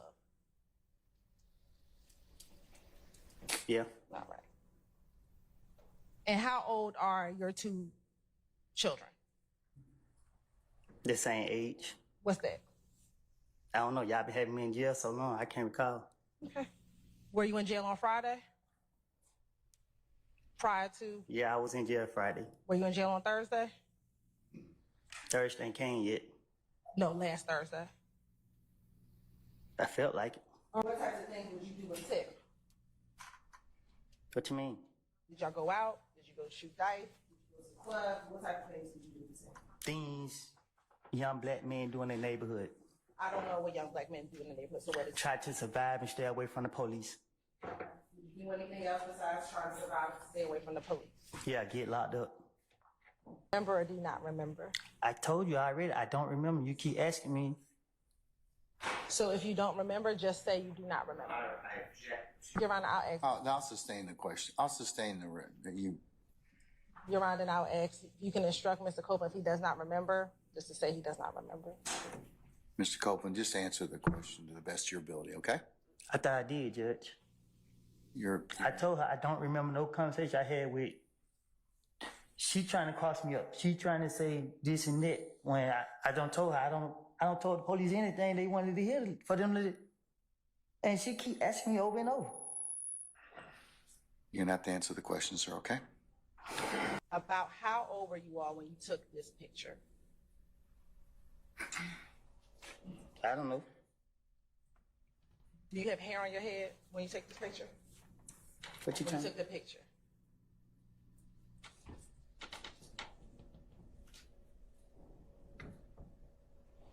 It looked like I got hair on my head. Okay.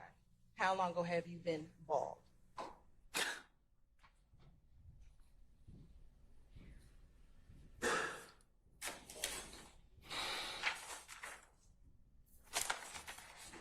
When I got out of prison. Okay. So this is before you went into prison. This is an old picture. And that's what I need to know. Thank you very much. When you are addressing or talking about them, how do you distinguish the 2 little D's from each other? What you mean? Do you call one of them little D from Cleveland? If you ask me which little D I'm talking about. And that's what I'm asking you. When you are Well, talking you should just ask me that. Mr. Copeland, which little D? I don't remember what I said to him. Do you recall? Because at that point, he had put too much pressure on me, and you know what I mean. Do you recall telling the detective that? I guess I don't remember what I said to him. Do you recall? Because at that point, he had put too much pressure on me, and you know what I mean. I'm just thinking because he told me. I remember him saying he want that gun. That's all I remember him kept saying. He want that gun. And when you say putting pressure, what do you mean? Same thing you doing to me now. You keep putting pressure on me. Do you see Shannon in the courtroom today? Well, I got a vision problem. Okay. I can't see that far. All right. So if you want to stand up and look around the courtroom and look around the entire courtroom, tell me if you see Shannon in the courtroom today.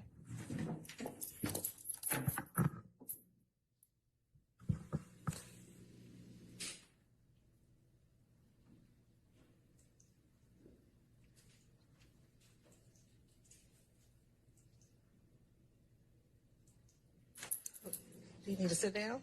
Nah, I can right here. They ain't had nothing to drink. Okay, do you want some water? You gonna give me a drink? I'll get some water. I don't drink water. Well, I don't have nothing else for you. But I will put some water up there for you. Who am I looking for? Shannon.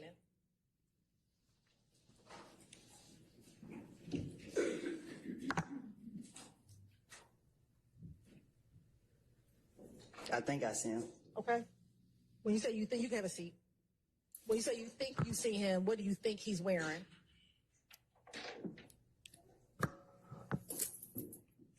Look like he wearing gray over there. So who are you pointing to over there that's wearing gray? I think the lady got red hair. Okay, so you pointing to a lady and not Shannon? No, the one behind her. Okay, so you're saying you believe that the person behind the lady with the red hair is Shannon. Is that what you're saying today? Well, it looked like. Okay. Does anybody else over there look like Shannon?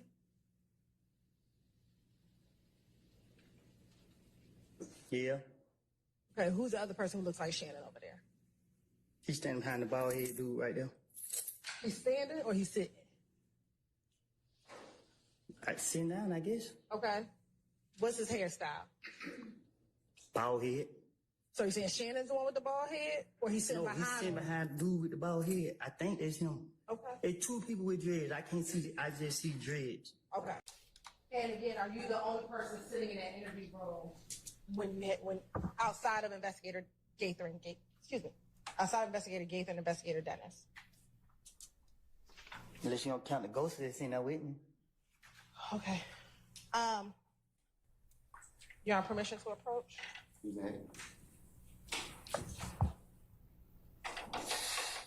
Hey, Judge. Sir. I'm hot. Can I take this sweat off? Okay. Do you remember telling Detective Gaither in this January 28th interview that Thug said, nigga, I don't care about none of it. Look what y'all got going on. You still shot at me. Just pay for my window. You gonna pay for my window. Hey man, I ain't letting that go. Yes. Yes, you remember Thug saying that? Thug said it? Are you saying, yes, that's what you told Detective Gaither? I know I ain't complete school, but I think I'm speaking proper English. I told you, I don't recall nothing I said to no police. You keep sitting right here asking me the same question over and over and over and over and over. I'm tired of it. I'm drained. Okay. Well, if you would just answer the questions properly. I am answering the question. You asked me, I said yes, yes. When I say yes, you ask me the same question over and over and over and over and over. But did you just tell the court or this jury that you're saying yes just to move the process along? I think I said it loud and clear. So again, will you just answer the questions and we can move the process along? You keep asking, okay, yes. What are you answering yes to? Your question. Good morning, Mr. Copeland. Good morning. You have permission to approach? No. She was asking me that, Mr. Copeland, okay? All right. Okay. Counselors, Do you recall at all talking to this detective about what happened that Monday night at Club Crucial with you and Kel, the fight between you and Kel? I don't recall nothing specific that me and him talk about outside of the shooting with my child. And I barely remember some of that stuff. You talking about some years ago when I don't even know what I did 3-4 days ago. Like,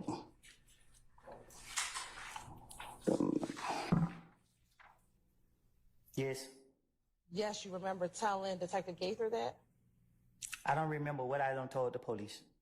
Let me ask you this. Are you just saying yes now to speed up your questioning? Most definitely. Okay. You asked me about questions that I was supposed to be asked back then that if I say something, you're gonna say, oh, I might impeach him or whatever the word is you use. When I don't know, I can't answer that. Okay. Do you recall telling your girlfriend when it was just the two of you, I did when he jumped out the car. I know exactly who I saw. I don't, at that point, it was so much pressure on me. Yeah, I'm a daughter crying, trying to take her to the hospital. somebody pull up on me soon. I'm trying to figure out what made me have the gun to go to the hospital. It's all type of stuff going through my mind. I don't know. Too much going on. Yeah, I can't because she keep asking me these questions and. Mr. Copeland, just take a breath, okay? We do need to take down your testimony, so you do need to speak a little slower, all right? Okay? All right.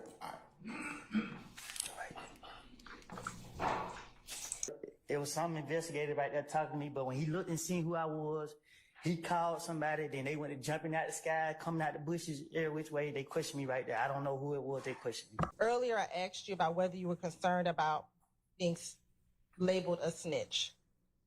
Do you recall telling Detective Copeland?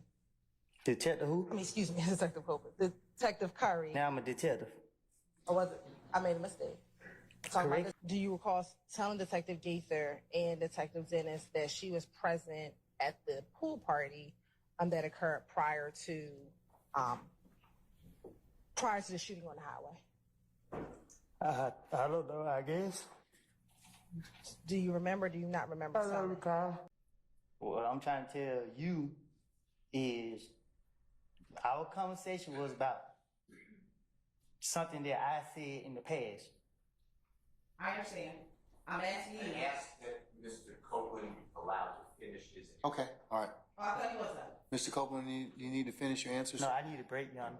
Say again? I need a break.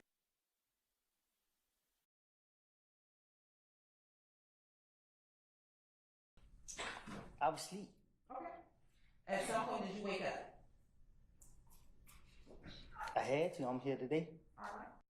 I'm not gonna lie, bro. Fat bitches need to shut up, bro. I'm not gonna, like, in all respect and all honesty, like, not gonna lie, it be a lot of the fat hoes talking. You fat bitches need to shut the fuck up. On God. Once the reserve of the elite in China, shark fin soup is now available all over the world. Shark fin soup with crab meats. Even here, on our own doorstep, in London's Chinatown.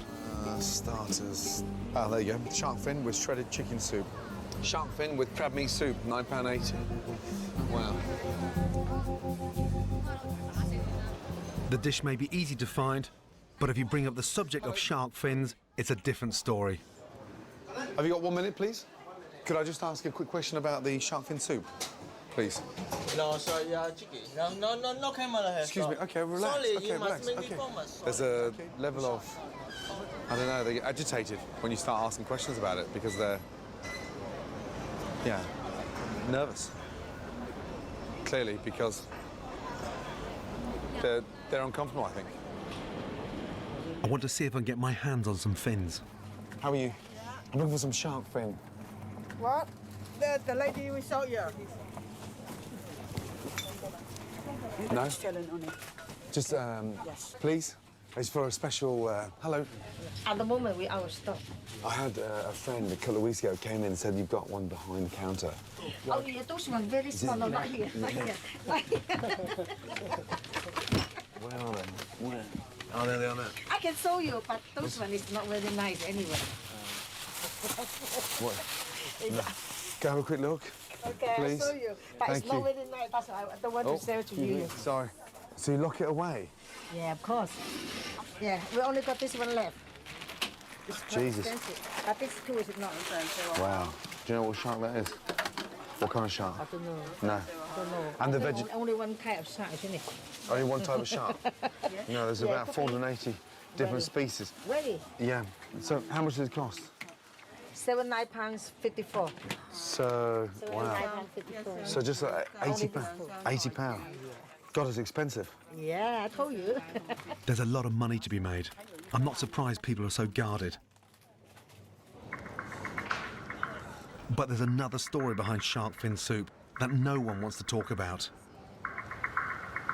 I'm starting my investigation by meeting Sarah Fowler, marine ecologist and founder of the Shark Trust.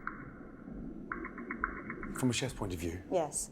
can a bowl of shark fin soup be that damning? Well, it's not one bowl, of course. It's thousands and thousands of bowls, millions of bowls of soup all over the world. The problem is The carcass is not worth enough money to bother to bring it home. But the fins are dollars in your pocket. So the real problem is in the finning, which is what exactly? They're taking all the fins off the sharks? Yes. You catch your animal, we'll have that, and that bit, and the rest will go back. That's what finning is. It's keeping the fins, leaving the carcass, because it's just not worth landing. Wow.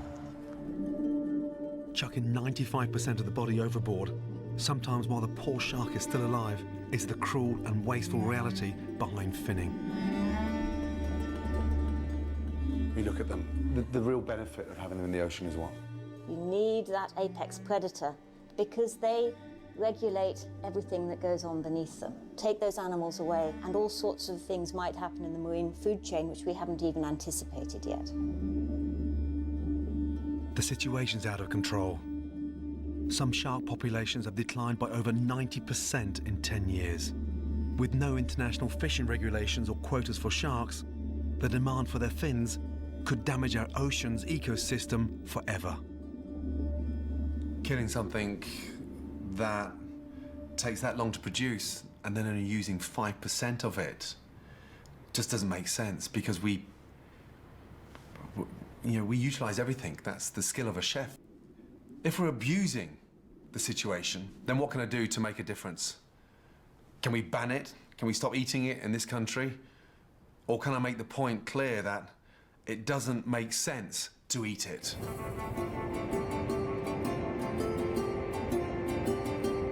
I've arrived in Taiwan, in the South China Sea.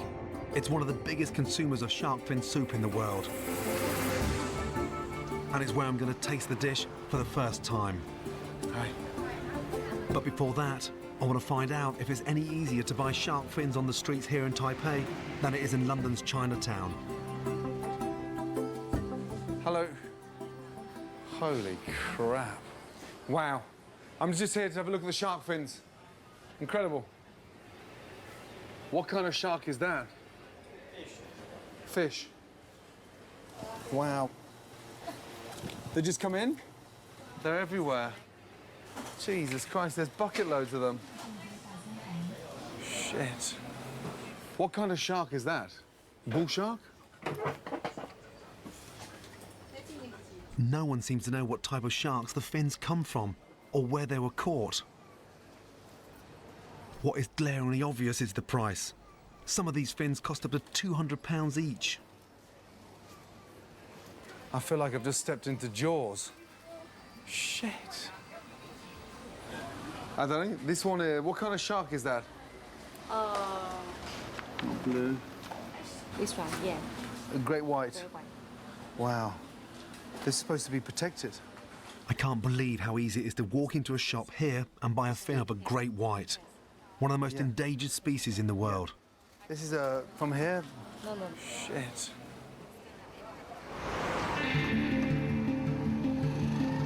At these kind of prices, shark fin soup must be something truly unique. To find out what all the fuss is about, I need to taste it. Shark fin soup is steeped in tradition, with recipes dating back over 2,000 years, when it was served exclusively for Chinese emperors. Here in Taipei, it's everywhere, an entire fin per bowl. In terms of demand, it's huge, on a much bigger scale than I could ever imagine. Back home, it's always seen as a trade because you've got money or you want to spend 30, 40 quid, 50 quid on a bowl of soup. And you come to Taiwan for the first time and fucking everyone's eating it. Everybody, from street corner cafes to fine dining restaurants. It's everywhere.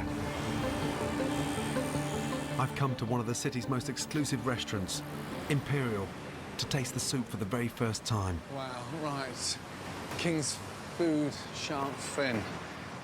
Shark fin chef Chang Chi Kwan doesn't speak English, but the maitre d' David is here to help me out. This is the shark fin soup. So in there's chicken stock? Yes, the old pan. A Chinese ham. Got this amazing broth that's been cooking now for sort of 8 to 10 hours. And it's flavoured with ham. And you just darkened it with some soy sauce. It's got sort of salty, slightly smoked flavour to it.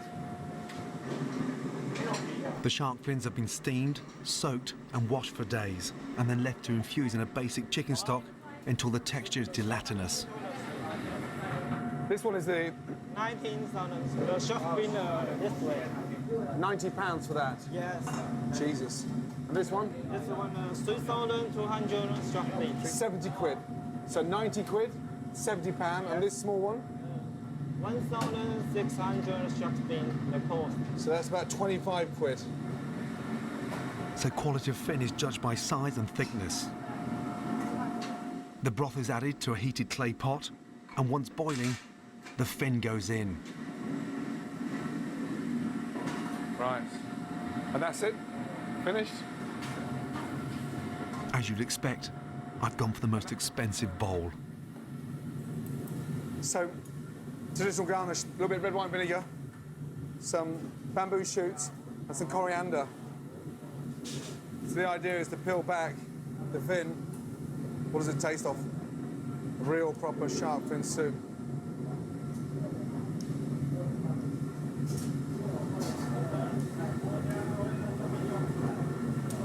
I mean, it's really bizarre. I mean, really bizarre. Because it actually tastes of nothing. Almost like sort of plain glass noodles.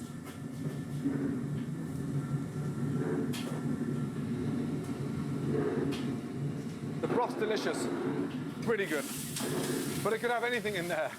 It could have chicken, sweet corn, it could have duck in there. It's just pork belly. So it's almost like the one item that's spoiling that is the shark fin. I want to ask the customers why they're prepared to spend so much money on something that, to me, tastes of nothing. Hello, sir. Sir? Excuse me. Yes, sir? No, yes, no, it's important. Relax. No, relax. It's a VIP. I wanted to go and ask that table of VIP guests that have spent £90 each on a bowl of soup, and they're denying me access into the dining room. Have you got a piece of paper, please? A pen and piece of paper. The paper? Excellent. Excuse. I'm so sorry. No, I'm don't. so sorry. Finally, I get the opportunity to speak to the customers. Why do you enjoy eating shark fin soup? It's delicious. It's delicious, which is enough. Does it ever concern you the amount of sharks that we use and abuse in terms of the depleted stocks? Never. We'll never understand about that. Yeah. Never know. And it's now the most expensive soup in the world. Yeah. Because of the price. Would it stop you eating it or not? No. We still eat that. Not very often, but sometimes. Yeah. Special occasion. Yeah, special occasion. Yeah. Mother's birthday. Yeah. Happy birthday. So the diners I talk to aren't concerned about where the shark fins come from. And now I've tasted the bland fin, I can't understand why it's so prized. From a chef's point of view, if it was something that really did taste absolutely amazing, then yeah, I'd put my hand up and say, Christ, you know, that is just the most delicious thing I've ever tasted in my entire life. But it doesn't deliver. And the sad news is they're relying on their history, almost as a tradition from their parents and their grandparents to say, you've got to eat this because it's a symbol of status. And in terms of the demand for it, it's everywhere, not just in fine dining restaurants, but little street vendors. I mean, it's gone fucking mad.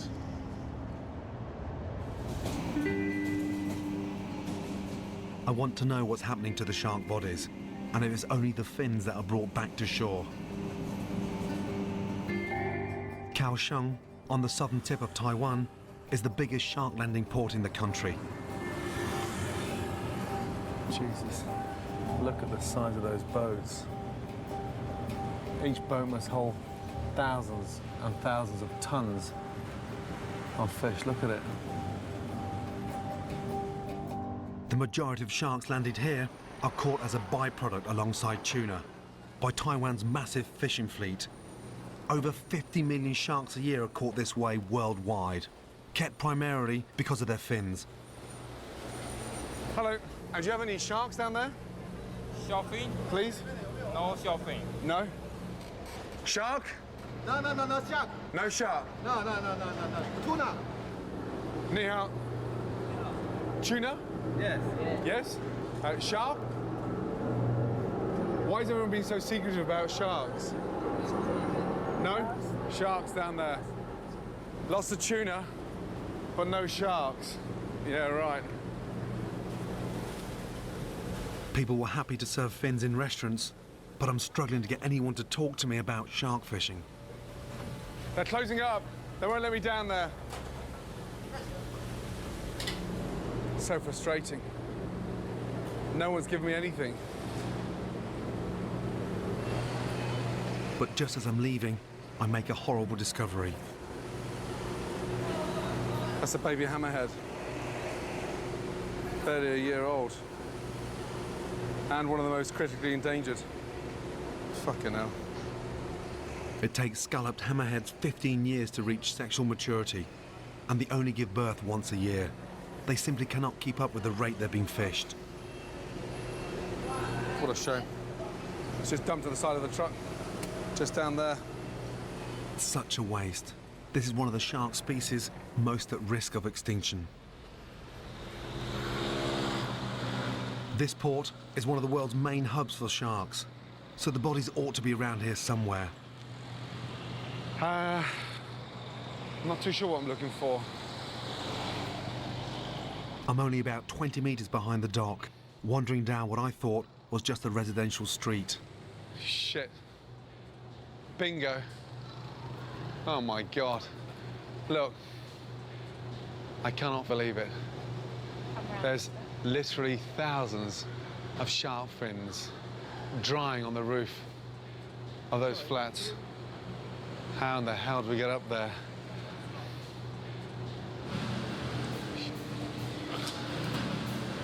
Shit.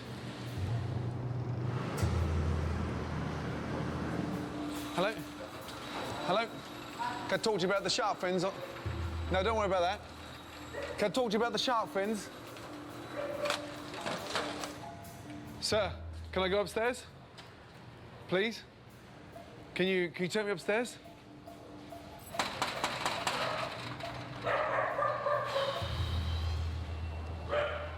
Hello? Hello? Excuse me? Why are you taking them away? Shit.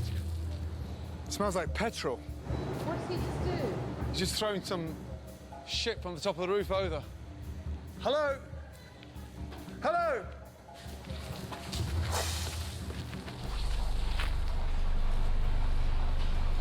Hello? Fuck. I've got a sneaky suspicion that every block of flats here, look, are drying out shark fins. They're more exposed because they've got no cover on them. This one here has got a cover on them. And this one here has got the winches and the ropes inside. So there's 1, 2, 3, 4 roofs. Now they've got the fucking dogs out. Sir. Okay. Dodgy black car. Blacked out windows. Fucking hell. Okay. Got to get onto one of these roofs. They seem aware that the shark fin trade is controversial. I want to see what they're hiding. Hello?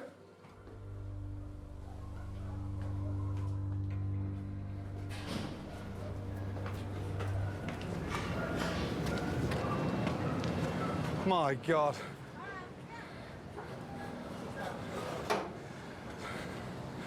Look at this. Now we're on top of the roof. And these are all laid out to dry. There must be thousands of them here. Fans on the top, almost like they're air drying a grape to make the most amazing wine.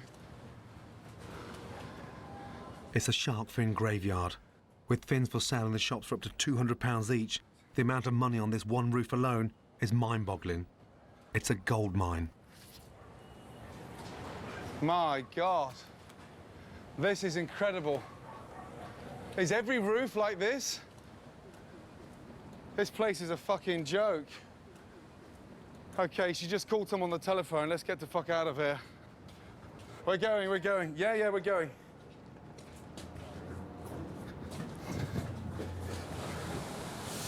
Unbelievable. Fuck me. Let's get out of here before we get shot.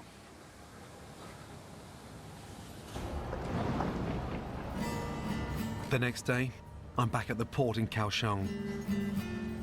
I want to know where all these fins are coming from. I'm in luck. There's a boat unloading. And just behind the quay, I find what I'm looking for. These are all sharks. These are all sharks. That's a hammerhead. In Taiwan, it's still legal for fish.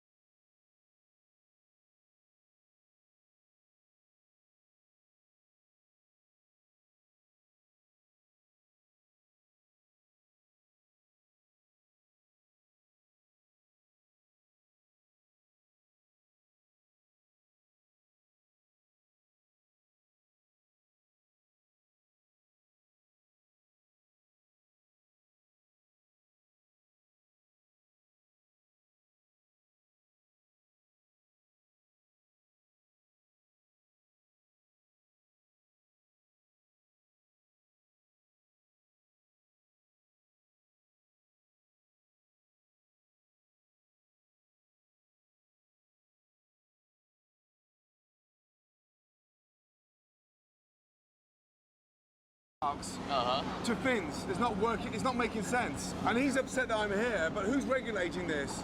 There are more fins than there are sharks. Wow. Look. 2 massive bags. Can you just ask him the question first? He didn't know, so... He doesn't know? Okay, thank you. And no one checks anything? No one's regulating? I think no. No. Shit. This is a huge catch here. And the scary thing is that 80% of the sharks here are not even local sharks. They're from the rest of the world. I've seen where the sharks have been landed. Now, I want to go to the front line of the fin trade, to the fishing grounds, where the sharks are being caught. I've crossed the Pacific Ocean to Central America, to one of the shark fishing capitals of the world, Costa Rica. It's bloody scary when you think of that whole dominated Asian market fishing as far as here to supply this huge network industry of shark fin.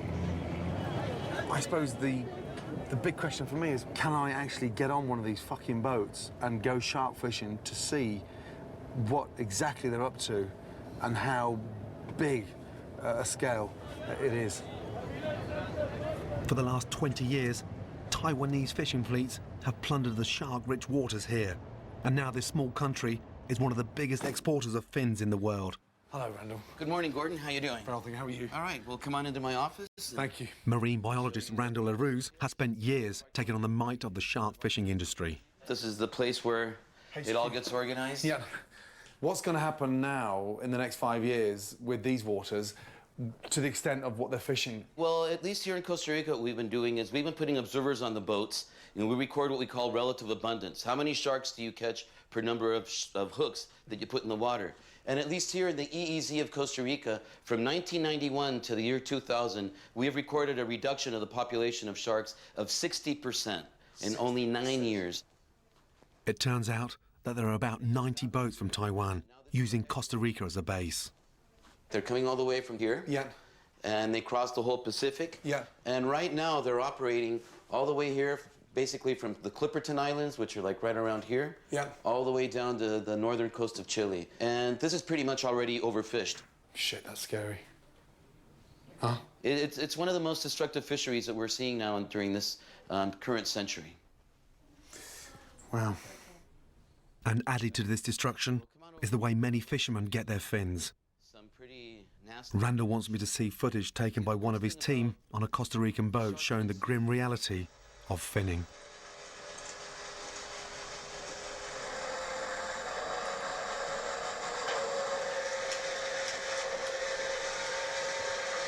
Jesus Christ. I watch in horror as a scalloped hammerhead, one of the most endangered shark species, has its fin sliced off while still alive.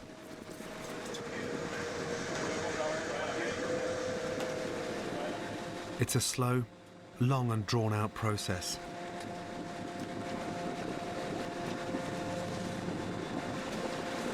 See the animal is still alive and wiggling. The pure cruelty of this. Just imagine taking a lion in the savannas of Africa and cutting its arms off and then just throwing them out on the savannah to bleed and to die. That would be extremely cruel. The meat of the hammerhead shark in Costa Rica, once they're this size, has no value absolutely. If they bring it back to the port, no one will buy it. So that's the incentive to fin. It's without doubt the worst act of animal cruelty I've ever seen. That footage was horrific, and also, I don't know really, there's parts of it that made you feel sick. Yeah, we butcher things at work, and we, slaughter things at work, but Jesus Christ, nowhere near to that extent. And what we do is for a purpose. That bears no relevance. But I think it was a shock. I think, in a way, that it wasn't just the finning that took place. The drawn-out process and what they did to the first hammerhead was just... fuck. There is no international ban on removing shark fins at sea. But in a bid to stop this practice, Randall got a law passed here where fishermen have to bring sharks into port with the fins attached. But it's had unforeseen consequences. We're in Punta Arenas, the biggest fishing port in Costa Rica. Okay, now we're starting. This is the first private dock right here. This is one of the biggest ones. Jesus. Since the new law, companies that trade in fins have abandoned the public dock and built their own private fortified ones, closed to the public. Bloody hell. Is this normal to be that heavily barbed wire and CCTV everywhere? 5 years ago, it wasn't. Now it is, because now they have to be very cautious about getting filmed landing shark fins. Again, heavily barbed wire, CCTV everywhere. But, I mean, it's like the outside of a prison. You'd never think that's a fishmonger's in there. You'd never think that's a docking point, would you? This is one of Cruz's docks. He has 2 docks. So who's Cruz? Sorry. Cruz is one of the main shark fin buyers here in Costa Rica. Look, what's the lookout tower for? Well, they have a lookout so they can make sure that people aren't trying to peek in to see what they're doing. Inversiones Cruz is a shark fin processing company owned by Enrique Cruz. Randall and his team have been monitoring the activities here for a few years. In 2003, we caught them landing 30 tons of shark fins at 1 in the morning with no fishery inspectors, and they landed nothing but fins alone. 30 tons. Randall's team secretly filmed the incident.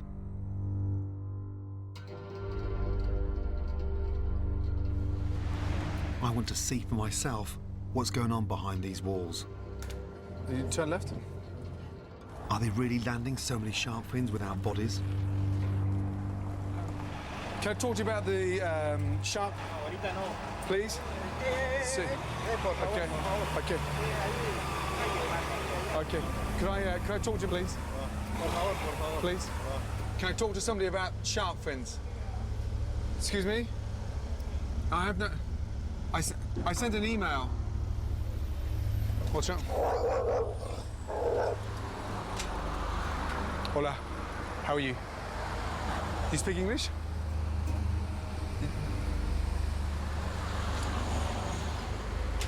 Hi. Can I talk to you about shark fins, please? No. No. No one speaks English, and they won't let me in. All I want to do is have a look around. But no. Can we not just talk about it a little bit? No? Please? Just a little bit.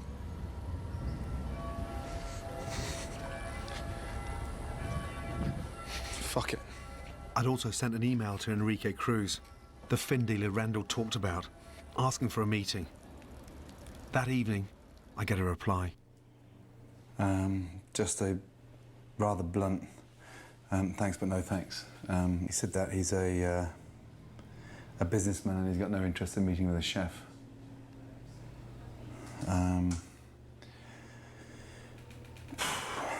Yeah, right. Hi, it's Gordon Ramsay. How are you? Good, good, good, good. Listen, thank you for your email, but I was just wondering if you could just be so kind to give me 5 minutes of your time. I know you've got no interest in meeting with me, but I think it's really important that we do meet. But Mr. Cruz, I'm also a businessman. I run 23 restaurants, so my business is, just like yours, very important to me. I will come to you. Mr. Cruz, one more thing. Fuck.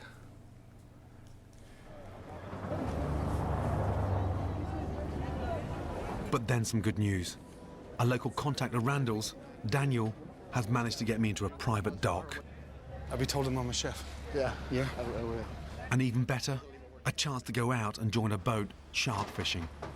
Jesus. Look at that, it's like going to prison. Huh? Hola. Morning. But first, I get to watch a boat unloading its month's catch. Hola. How are you? At $2 a kilo for the meat versus $28 a kilo for the fins, there's no doubt what these fishermen are interested in. It's all about the fins. Just the fins. Fin after fin after fin after fin. That's the prize, fin there, that one there. That's where the money is. The tail. The most tender part and the part that's most sought after in China. I know this is legal, but I find the sheer quantity of sharks being landed distressing. This is all for that one dish, that shark fin soup. It's honestly right now starting to make me feel fucking sick. It's relentless. And now, I'm about to witness firsthand how these sharks are being caught. I can't believe we're going on this boat, you know that? My journey has taken me 10,000 miles from Taiwan to the other side of the world. And this tiny boat, fishing to meet Asia's huge demand for fins. We're going on that thing. That's not a boat, that's a bathtub. I know. Shit. That's what they have. Seriously? Yeah. Okay.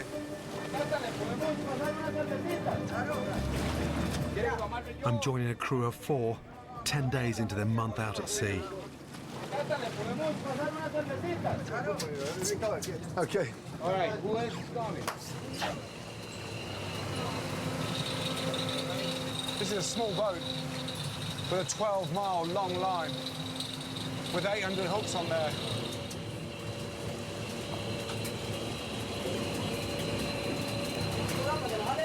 Shark. First shark, and it's a baby silkie, one of the most overfished species in the world. Like most sharks, they give birth to very few pups, once every 2 years. Less than a year old, these sharks are being killed before given a chance to reproduce.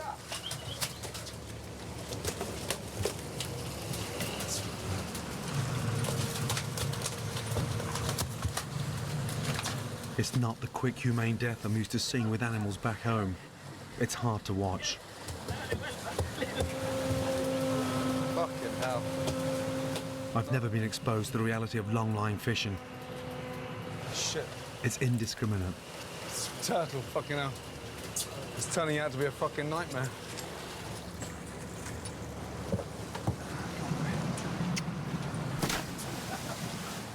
After the turtle, it's a succession of baby silkies.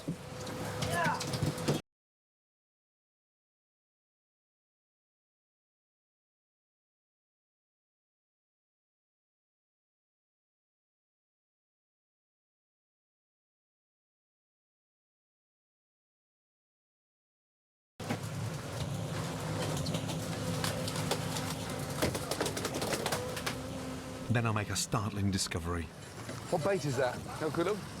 A shark. Shark, yeah. Shark. So using shark as bait as well. Bait. Thresher. Thresher shark. Fuck me, gets worse. It's tragic that the body of a thresher shark is of such little value, they're using it as bait. Finished. The end of the line. Thanks, fuck for that.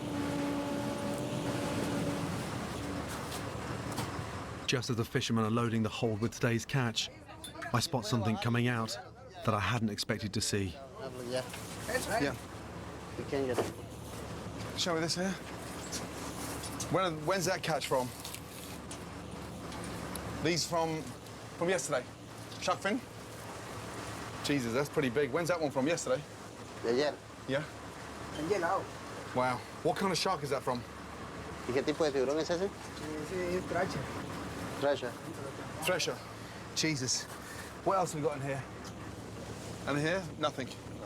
And in here? Wow. Wow. And where did this must have been a big shark, this one. Huh?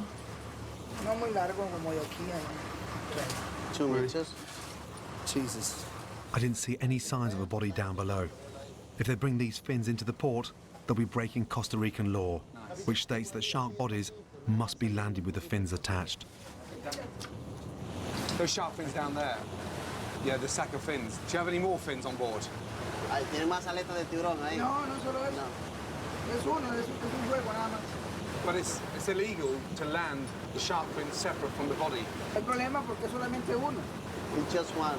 Es uno. Si fuera en cantidad, sí. Si fuera en cantidad, sí. Vamos presos todos.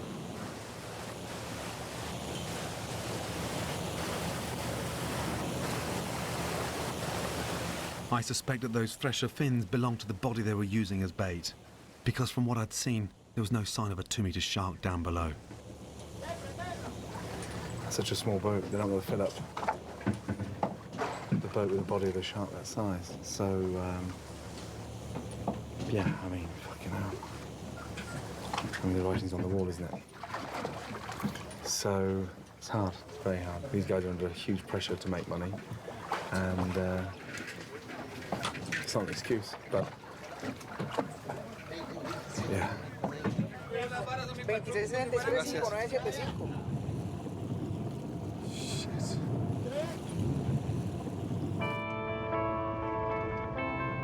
Tomorrow is my last day here, but before I head home, I want to remind myself of the beauty and the majesty of these creatures and what this journey has all been about. It's 5 a.m. and today, for the first time, I'm going to go diving with sharks. Everyone thinks that these creatures are, you know, man-eaters. You know, they're stunning, they're beautiful. So to be in their world and watch them dominate, and for me to be on the back foot, you just gotta, yeah, you've got to tread carefully.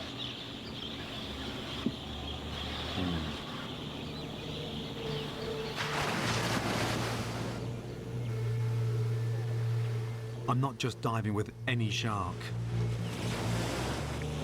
The bull shark is one of the most dangerous in the world, responsible for more attacks on humans than any other species of shark.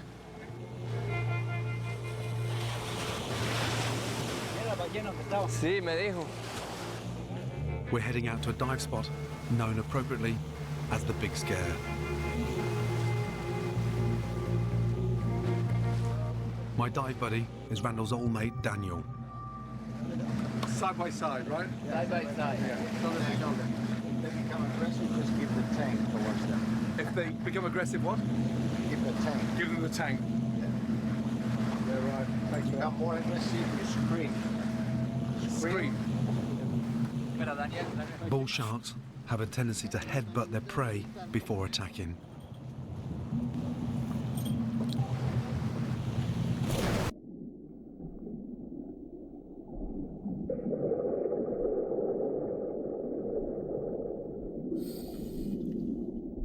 I've been told that my first glimpse would be a big dark shadow.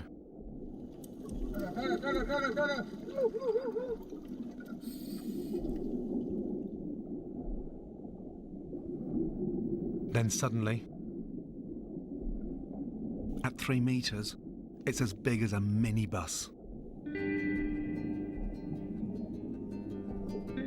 Even these fearsome creatures are not immune to being slaughtered for their fins. They too are facing a high risk of extinction.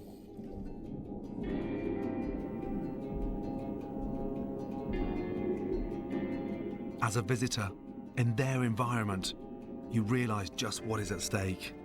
Sharks are the kingpin of the marine food chain, and if we take them away, our oceans will be damaged forever.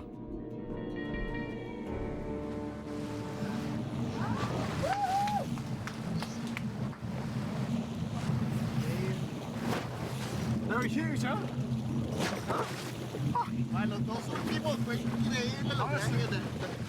It's like a bus going past you. The size of them. Yeah. Huh? I've never seen or been anywhere as exciting as that. It's on this dark shadow. This tail swirls past you. I mean, it's just breathtaking. I pee my fucking pants. I swear to God.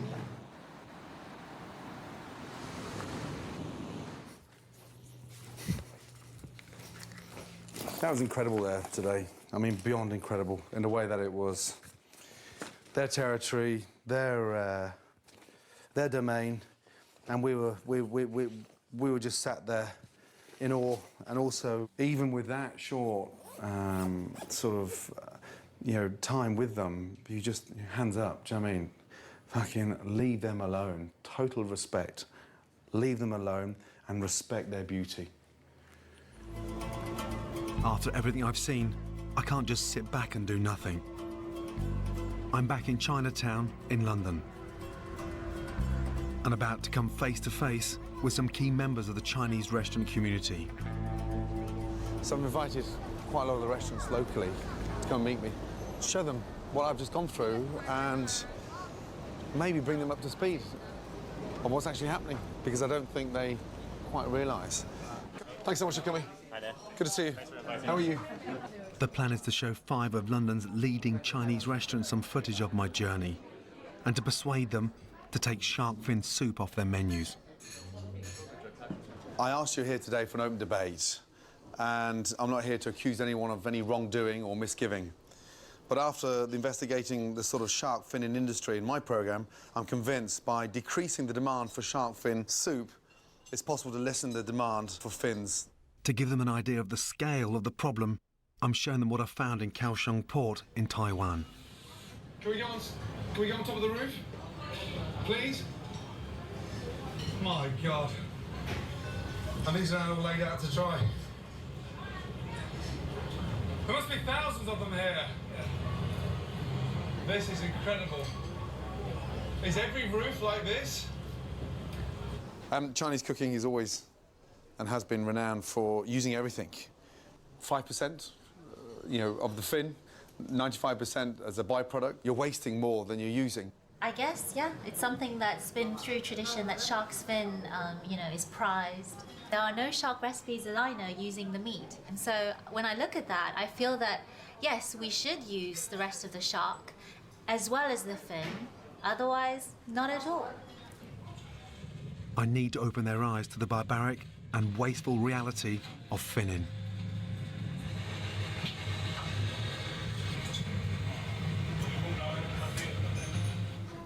Of course it's shocking. It's shocking. Everybody in this room is here for a reason, because you can make a difference. And that difference would be to start, alongside me, with a campaign to ban shark fin soup on the menu here in Chinatown. The Chinese, they've always looked at shark fin as a food product. And I think they need to change. They need to reflect and to make a balanced judgment to feel, wow, I didn't know this shark comes from this. Would you stop serving shark fin soup? Yes, I think so. After watching this program, I will go back to my boss and tell them, how I feel about this, to be honest. It is shocked me. It does shock me. Would you stop serving shark fin soup? I think we would definitely review this. Definitely. Sir, Yeah, we'll do. you would?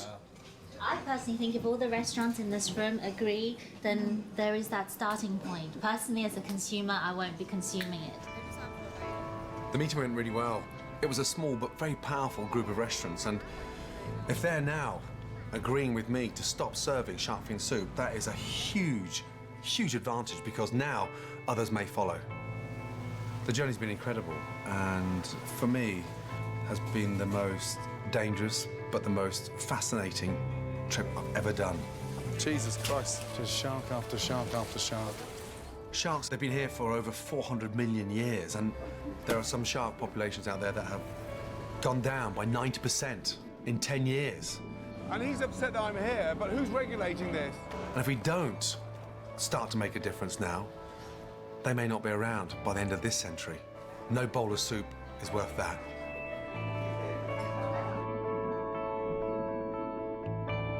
Leave them alone and respect their beauty.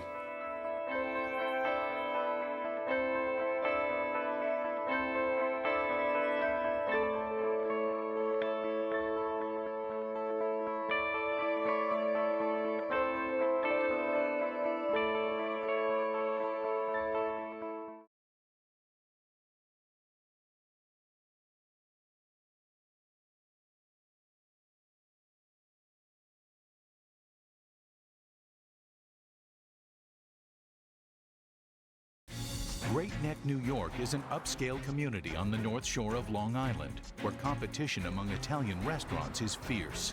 Troviano's has been struggling to survive for the past 3 years. Owned by Anthony Troviano and his girlfriend's parents, they are now just months away from losing everything. My desire to own a restaurant basically started right after culinary school, working for other people. Look at that, huh? And then I said to myself, why am I busting my ass for everybody when I could be doing it for myself? Yeah, Joe, put a steak knife on there. Anthony came to me one day and says, this place is available. You want to buy it? I don't know if it took balls or I was just plain stupid doing it. They go right over me and ask him. Having a business together, you see too much, you're together too much, there's resentment because of it. Appetizers, they go out or no? 1 minute. Tim? I heard you. Me and Anthony have been together for 6 years. We used to never fight, ever. I thought he was like the best person in the world, and then we got here, I'm like, who am I going out with? I want a whole new fucking slip. You should have 2. When it comes down to running the business, it's really Anthony that runs it. Hey, change the fucking ticket, bro. Come on. Fucking kid. It's my restaurant, my rules, and that should be the bottom line. Fire 14.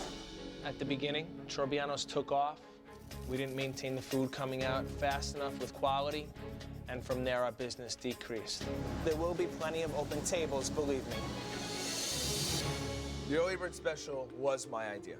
Any place you like? It's bringing in people to keep the boat afloat. How we doing, folks? Everything all right? Forget about it. I feel like I'm in Florida. It's crazy. I'm working, killing myself to pay bills. I don't want to live like this. I don't really want to live this way anymore. It's depressing. I put my parents into this position. They were finally getting comfortable, and now they have no choice but to work, or they're going to lose everything. Anthony, he's only my daughter's boyfriend. I put my faith, I put my home, my retirement, my wife's well-being, everything else on the line with this young man. At the end of the day, it is my name on the awning. To think that my name is going down as well as the restaurant, that would definitely be disappointing. You guys have to run more food, okay? We are. More. The last 3 years have been rough. By this time in my life, I thought we would have been married, had kids already. If we don't get Chef Ramsay's help, there's no other options for us. Okay, here we are. Oh shit, it's for sale. No, that's an early bird dinner menu. $14.95. Fuck me, it's cheaper than the sub shop. Right, Troviano's. Here we are. Hello. Hi there. How are you? How are you? Gordon, please. First name is? Joe. Joe, good to see you. Very nice to meet you, Chef Likewise, Ramsay. good to see you too. Pat, Pat, nice to see you. When Chef Ramsay came through that door, I thought it was a blessing. I think hopefully he'll put us straight. So, who came up with the bright idea of opening a restaurant? You've bought a restaurant with your future father-in-law. It was just an exciting thing, you know? You're able to purchase a restaurant as a dream of mine. How old are you now? 28? 29? So you're 25 when you opened it, which is fucking young to open a restaurant. Sure. Yeah? Yeah, felt I was ready, ambitious, you know? And have you trained in Italian restaurants? No, I've not. I felt I knew everything. I still do. Are you that arrogant? Possibly. I wouldn't open a fucking Italian restaurant without working in one. I definitely think Anthony needs to hear that he's arrogant because I say to him sometimes and he takes it as, oh yeah, you don't know what you're talking about. I'm gobsmacked that a young man at the age of 25 would manipulate his future father-in-law to open an Italian restaurant, having never worked in a fucking Italian restaurant. That doesn't make sense. No offense, I didn't pin him down and handcuff him and said, I need your house to put the restaurant. But you've got the house now. Chef Ramsay was, you know, making me feel like it's my fault that the restaurant ain't doing too well. I have enough pressure as it is. You guys are struggling to get married, and you've been married for a long time. You know, that level of pressure, how do you manage that? It's been rough because we can't do what we want to do anymore. We just can't do it. Tiffany? I hate it here. He'll get mad at me that I'm saying this, but I do. I don't like it here. It's not that I don't like working. I like your honesty. It's just hard sometimes.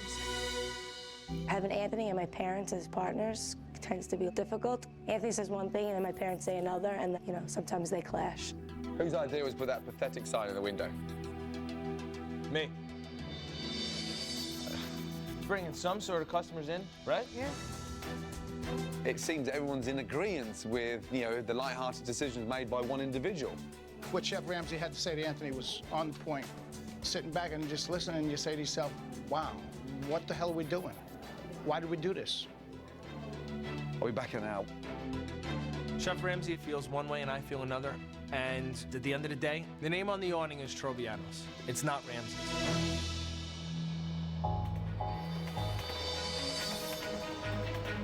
Troviano's has unfortunately become known for one thing and one thing only, its inexpensive early bird special. How we doing that? Beautiful. The restaurant is only minutes away from its nightly ritual. Hello, how are you? Were you early? Of course. Put you right by the window. Oh my goodness gracious. One thing all the family agree on is that the food is great. And Anthony, well, he's certainly a confident guy. Now, I may be in for a treat. And right now, it's time for the early bird. Here we go. This is busy. Yes. Huh? God, they're early, aren't they? 4:30. 4:30. Who eats that early, right? Wow. The decor matches the clientele. Drab, fuddy-duddy, yeah, and seriously old-fashioned. I feel like I've come to see my granny in a retirement home. I can't eat dinner at 4:30 in the afternoon. You enjoy your dinner? Well, I'm sure. What would you recommend? The Troviano salad is excellent. Wow. It's chopped. Why would you chop it? People seem to love it. Is that because of their teeth? Maybe. It must be a nightmare. Knife, fork, There you spoon, go. and straw. Right. I can't stand here. Still need a few minutes? No, I think I'm ready. All right, what would you Excellent. First thing, eggplant tower. like? Okay. Then I'll have the chicken wrapped shrimp, please. Finally, some fish. What would you recommend? The salmon's fresh. It comes with potatoes and vegetables or pasta, any pasta you like. But you wouldn't serve spaghetti with the salmon. Yeah, people get it all the time because they like to take the pasta home usually. Let's go for the salmon and spaghetti bolognese. Okay. Excellent. Thank you. Wow. 2 for 1. Order. You got it. Is he sleeping over there? Is he? Shit. Here we go, right here. Table 10's appetizers, please. All right. I'm very excited to show Chef Ramsay what I can do. I feel that there will be no faults in what I produce for him. There you go. Wow. The eggplant tower. Oh my God. When Chef Ramsay's appetizer was coming out, you could see his face like, what is this shit? I said, oh my God, we're dead. That's definitely not homemade mozzarella. It's ghastly, stone cold, solid, and tasteless. How are you, madam? How was dinner? Fair. Fair. And what have you got in the bag? What is that? Eggplant Parmesan she has. Oh, lovely. When will you have this? For lunch tomorrow? Yeah. So you're not coming back tomorrow? No, not tomorrow. Because you've got dinner there? Rock hard I like your mozzarella. British accent. Thank you. I like your lipstick. It's great spending time in the company of the Golden Girls. Oh, the Golden Girls. Exactly. Kevin, bring it out. Wow. Chicken wrap shrimp? Thank you. Chicken and shrimp. Well, I've got the chicken, and where's the shrimp? Bingo. I'm struggling with that. Looks like chicken, tastes like shrimp. Or shit. Joe. They are solid. I've never had a shrimp that hard. Why would you stick a shrimp inside a chicken? It's one of his creations, I guess. Okay. You ready? Jesus. Yes, thank you, yeah. Thank you. Jesus. Your shrimp was too hard. Rock hard, like a bullet. Okay. He says, why would you put shrimp inside of a chicken? He says, I don't get it. All right? When the first dish came back, I was disgusted, pissed off.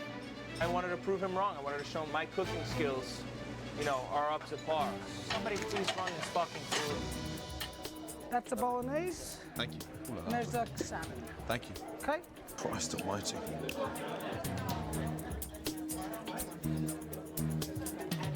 Dry and absolutely hideous.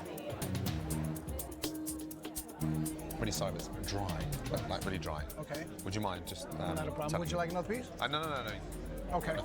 Thank you. Your salmon was too dry. He don't want another piece. He said this was brutal. Here you go. You want to taste it? Throw it out? When it came back, I was just too pissed off to even taste it. I was furious at Chef Ramsay saying that my food is shit.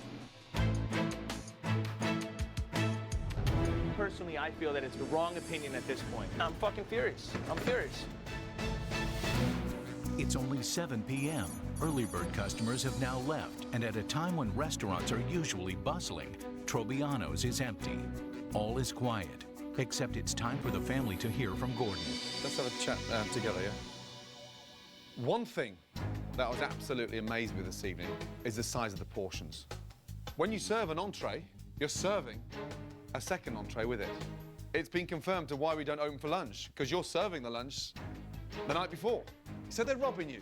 However, that's not the biggest problem. The food, hideous. The Leaning Tower of Pisa, what's going on there with that? The eggplant tower? What was wrong with it? That's not fresh mozzarella. I'm really sorry. That's processed commercial crap. Salmon, did you see it when it went back to the kitchen? Yes, I did. Yeah. Just because you may have the inclination that I'm acting like a dick, it was dry. I don't think you're acting like a dick. I just didn't want to taste it myself. It's hard to hear him get yelled at, but Chef Ramsay, he knows what he's talking about, so he should listen to him. Every time a plate comes back to my kitchen, I taste it. And then the worst dish, the shrimp in the chicken. Where'd you go looking for the shrimp? Just seems unique. Now I'm even more concerned about what you're tasting. I thought you had a better palate than the fucking customers in there this evening. It was hideous. You can bust my balls about my ego, but you should not be killing me over my food. I know I'm a great chef. I don't think he knew what he was talking about. Okay, I'm out of here. It's been a tough day for everybody. Good night, guys. $14.95.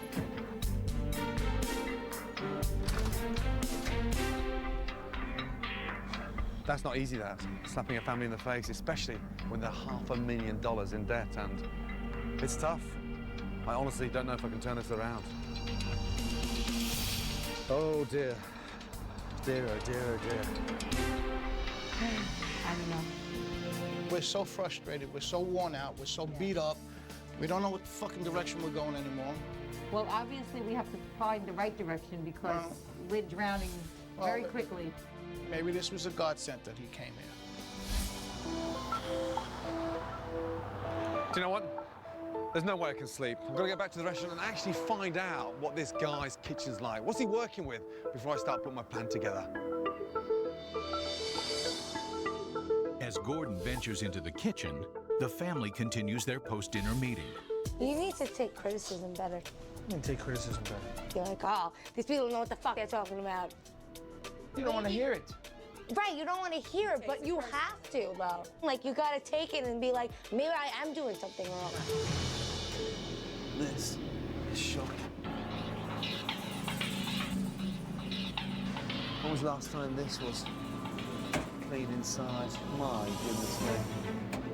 Look at that. The floor is caked with grime. Oh, Christ. Oh, my God. When was the last time this was clean? Bloody hell. Oh, Christ almighty. What on earth is that? Oh, the smell. You know what you do wrong? Take more control of these guys, and I feel that you don't. If you want me to take the control, don't go second guess me about anything that I do. Behind there? Oh, my God. Shit. Look at that there. That is mouse or rat droppings. Oh, my God.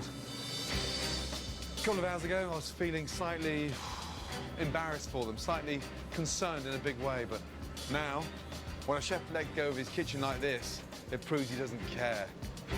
I want to be more involved in the business end of things. Forget the business aspect. And your portion is the hosting portion. Hi there. Yeah. Dad? I was going back to the hotel, couldn't sleep, had a look in the kitchen, and I am absolutely fucking gobsmacked. How can you do that? When that is? Say that again? What is that? What is that? Come here. Anthony, how can you cook in this? When was the last time this was cleaned? The kitchen? Oh, we try to do it on a daily basis. I mean... What? Have you seen under there? Underneath? Underneath here. Joseph, would you mind having a look? I don't think you've actually seen this. Down there. I see it. Look at that! Oh, God. Please, Anthony, talk to me. Give me some form of feedback. Don't bullshit me. Give me something, please. Well, they're asked to do it every day, the staff. They're what? They're asked to do it every day. We're on our ass with $500,000 debt, and you're telling me now that you don't even clean. Well, that's what we have staff for, right? Oh, my God. What's this, then? What's that on there? The droppings. They're not fucking caraway seeds. Wasn't unaware of that.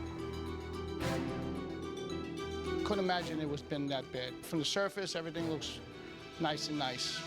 When you start digging, I just can't believe it. Isn't this your bedrock? Isn't this where it's all created from? You can't create jack shit from here. I swear to God, I don't think you give a fuck. You should be absolutely ashamed. Chef Ramsay came in like a bat out of hell, and again, just whipped the living crap out of me. There's only so much you could do or say. So why, Anthony? Give me something, please. Oh, my goodness. Yeah, I believe. Come up with an answer, Anthony. Otherwise, I'm fucking out of here. I swear to God, I am fucking out of here. I can't take much more of this shit. Fuck it. You got no chance. I am out of here.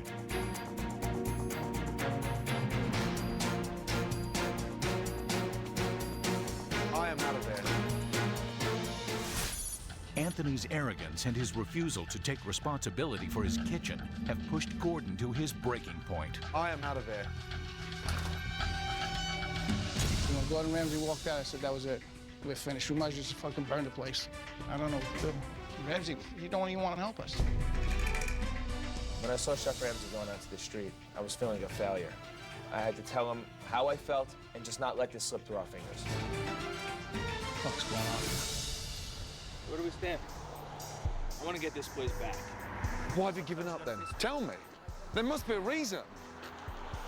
Because on the evidence in there, you gave up years ago. Anthony, that's your family in there, right? And each and every one of them believe in you, yeah? Don't you feel bad, honestly? Don't you wake up with sleepless nights? Yeah, I do. I do. You ever had that burden on your shoulders? Somebody's house? Not quite to this extent, no. I've been in the industry for 21 fucking years busting my balls. I've made mistakes, yeah? I've had failures. But fuck me, have I learned from it? Exactly. I'm trying to learn from it. Are you? Yes, I am. By that in there? Come on, fucking, come on, fucking, huh? I think you've had it too easy. You're one lucky fucking boy to get hold of this restaurant at 25. And I don't see that fucking level of humbleness. Slightly arrogant, fine. But a little bit of humility, you know that?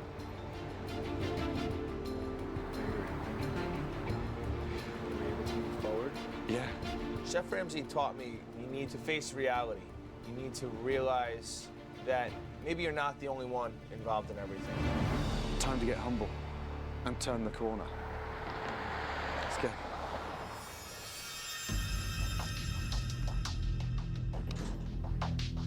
We've just had a chat, and now we're going to clean. When that place is clean and you see the difference, you will respect it from a completely different level. Not just the kitchen, the ingredients. If that's not working, what chance have we got? Let's do it together. Oh, fuck. Let's go. When I seen Gordon Ramsay come back in, I said, oh, okay, there's still a little ray of hope. Declutter everything. We get rid of all the food first, yeah? If we're going to give this place a really good clean. At this point, I'll do anything and everything that Chef Ramsay does suggest. He's definitely a shot of reality. He's kind of just snapping me back into place.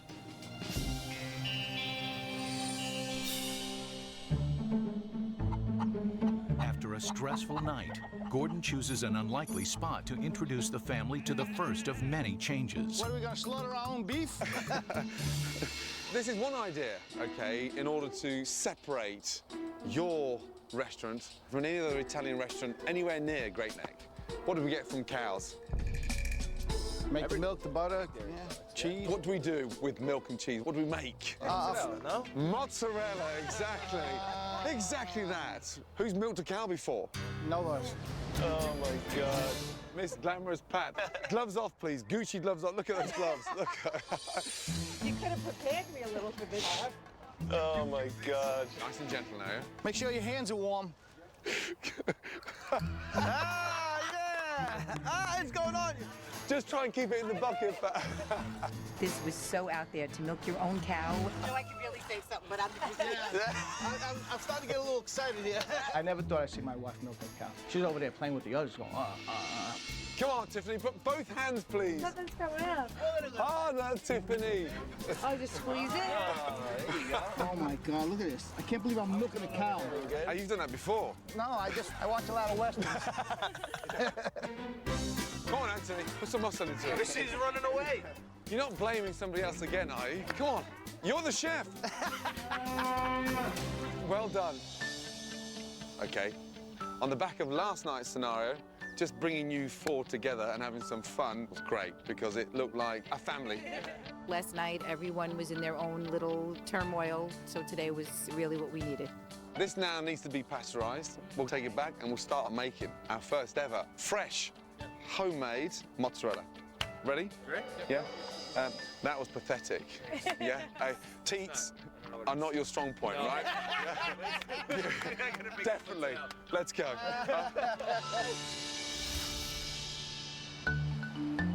Back at the restaurant, Gordon walks them through the process of making fresh mozzarella. Anthony, push all the way out so it gets really nice and shiny. Perfect. There you go, look. That's it, you've got it. I didn't know how to make fresh mozzarella. We actually had a nice little learning experience. 45 minutes a day. Chef Ramsay's idea to make fresh mozzarella here is definitely putting a stamp on Troviano's. It's something that people are going to remember, people are going to come for.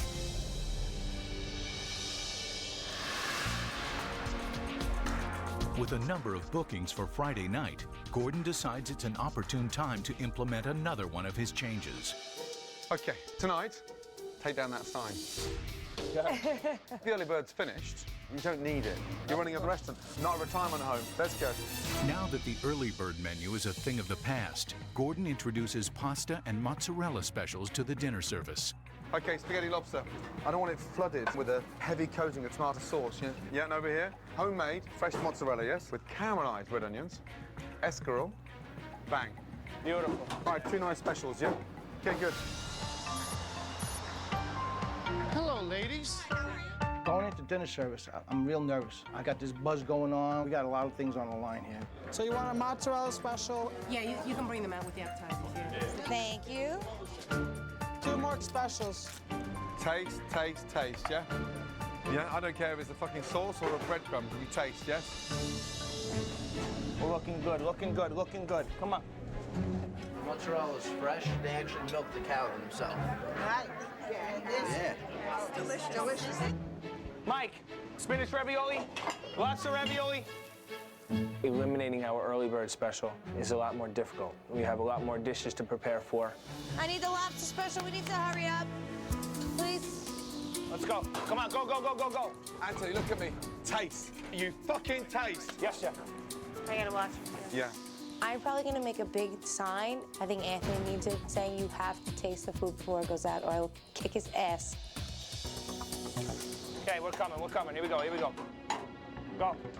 Mike, we got a side of linguine, garlic, and oil coming up. 9 and 10, right after another. He's busy. This guy's getting absolutely slammed, but he can move, huh? He's definitely got talent, but there's one thing this guy hasn't done is taste a thing. From a chef's point of view, how can you serve food out to the customers and not taste anything? Unacceptable. Beyond fucking belief. Now I'm locked out. While Anthony might not be tasting his food, the customers are. It's all right, it's all right. And they're not impressed. It's a little overcooked. Yes. Special's tough. Right, yeah, it's dry. It seems like it's been around, not being fresh. I do apologize. Another fettuccine? Yes, please. He wants to look at the menu, so get him 2 menus. Anthony, table 17, they're complaining about their food, saying this is too dry. There's 2 more gentlemen said the same thing, so they're gonna look at something else. You gotta be fucking kidding me. Anthony, you gotta taste this food. Come on. Now, we're playing games here. We're in the business over here. We're getting killed right now. Falling behind big time. It's an hour into dinner service, and a kitchen that is not used to being busy is starting to crumble. It's all right. It's 25 minutes away. By the time we go, I don't have to go to bed soon. Where's my potatoes? Oh, you gotta be kidding me. Anthony was definitely getting his ass kicked tonight. Please get it out. Come on. The food was taking too long. People were scrambling because they were trying to rush. Go, go, go, go. Hurry up. Oh, fuck. Something's burning. Fire. Oh, my God. That's not good. Joe. Anthony! Oh, fucking hell. With the kitchen already running behind, Michael's burnt entree has brought the dinner service to a grinding halt. Anthony! Come on, come on, come on, come on. Oh, my God. Jesus Christ. We'll regroup here. We'll regroup, okay? On a night filled with more setbacks than successes, Anthony is trying to salvage the evening by pleasing the remaining customers.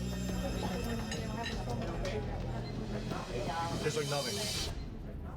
Ashamed of myself, and I didn't think it was as bad as the clientele found it to be. You know, could be, I guess, blinders that I was wearing.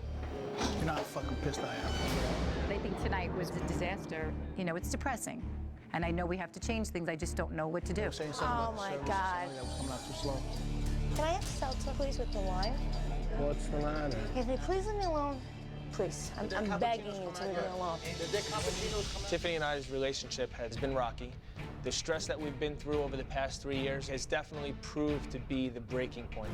If the restaurant were to fail, maybe we don't move on. Maybe that's the end of our road. My God. Okay, tonight didn't go by without its problems. Anthony, from the first plate that left your kitchen to the last plate, you didn't taste a fucking thing. You can't be that fucking arrogant. It was a travesty. That is your fucking job, and the minute you don't do that, don't call yourself a chef. I never really tasted things beforehand. Never thought it was necessary. I guess that just comes with the cocky and the arrogance of me. You have got to taste. If you're not tasting it, what are the customers experiencing? You know, Anthony should be tasting his food. He should know why the clientele is complaining. It's just hurting my business, and it's hurting my family. Tomorrow, we have to be different, Anthony. It separates you from being average to something quite special. If you thought tonight was busy, hey, God help me, because we are relaunching this restaurant tomorrow. I know it's late, get some sleep, a big day tomorrow. See you in the morning. Good night. I feel like it can't get any worse than it is now. Hopefully tomorrow is going to be a new beginning for everybody. In preparation for the relaunch, Gordon's team worked through the night, updating Troviano's stodgy interior. Good morning. Morning. Right, big day today. Relaunch day, a lot of changes. You didn't like this place when I first arrived. Yeah? You didn't like the decor, didn't like the lighting, and it was bland. Are you ready for a change? Yes. Let's go. Come through. Come through. Out with the old, in with the new. Oh my God, holy shit! It's warm, yes. I couldn't believe what I seen. I was definitely in the wrong place. I was dreaming. Everything was unbelievable. The chairs, the tablecloths, the booths. I mean, everywhere you look was beautiful. Oh, look at this! That's Italy on there, yes? Oh. You're running an Italian restaurant, so we're going to have some authentic Italian pictures on the wall. I used to hate this place. I used to hate coming in here, but now with the new decor, everything just goes really well together. So everything is just perfect. It's romantic, it's warm, and more importantly, it's sexy. This is great. Look at this! That is the mozzarella bar. Wow. That's awesome. Are you happy? Happy. Good word. Good man, good man. Yep, yep. Come here. No, I'm happy. I'm not crying. I know. I just can't believe it. I can't. It's more than I've ever expected. It's beautiful. It's a total fresh start. You know, we're going to take from today and just keep moving forward. Okay, good. The menu, absolutely crucial. We've condensed it, and it's simple and rustic. Oh my God. Okay, no more salmon and bolognese sauce. It's authentic, portions have been trimmed, and they're sensible portions. He showed us the menu. Wow. It was downsized. The prices were better. It's beautiful. It's all in place now. Tonight is where it's got to work. I'm a little nervous for Anthony. This is where he has to show what he's made of, so hopefully he can get that done. In preparation for the big relaunch, Gordon introduces the staff to the new dishes. Gone are the shrimp and the chicken and the dried out salmon. In their place, authentic Italian dishes. The sole, spicy roast potatoes, rosemary garlic, salmon, the ribeye steak, and the lamb ragu. Homemade mozzarella. We've got hundreds of balls of fresh mozzarella. Right, have a taste. Wow, this is good. Taste the salad, Joe. That's good, yeah. Oh my God, everything is so delicious. Okay, guys, it is going to be a very important night, and it is absolutely crucial we stay together on it. One more thing. I had a phone call from the editor-in-chief of the Bon Appetit magazine. They want to join us for dinner. Wow. Oh my God. I'm very nervous about tonight. You know, when he just told us about the critic coming, that scares the hell out of me. This is a real chance to put this place on the map. Just under 6 million people read that magazine per month. Tonight, I have to make sure Anthony stays on the right track with his cooking, with his tasting of the food. Everything is on the line. This could be a great opportunity for Troviano's, or it could be the final nail in the coffin. How are you? Good, good. Hi, how are you? I'm Joe. How you doing? How you doing? Oh, it looks nice. It looks just like a Manhattan to cook. And I want to take I just wanted to tell you we're trying something new. We have a mozzarella bar. Here we go, let's go. So they got one each. So 6 slices in there, 6 slices on there. Excellent, see, bang. Yeah, 30 seconds, All $80. right. Off you go. Gotcha. There's one for you and one for you. What? This is delicious, though. Another one? Yeah, for 4. Can't believe how well this has gone. This is unbelievable. It's extraordinary. I'm gonna fill up on the appetizer. Right, right. Yeah, follow him behind with Chicken parm, you got 1 ragu coming up. You tasting the food? Please tell me you taste it. Taste the fucking stuff, man. It's very important to keep the standards high. We have to impress a lot of people. We got a lot of things on the line here. No, I gotta make sure they're tasting the shit. I gotta watch them now. With Troviano's busier than it has been in years, the pressure is now on Anthony to keep up with the orders. but his staff must come through for him as well.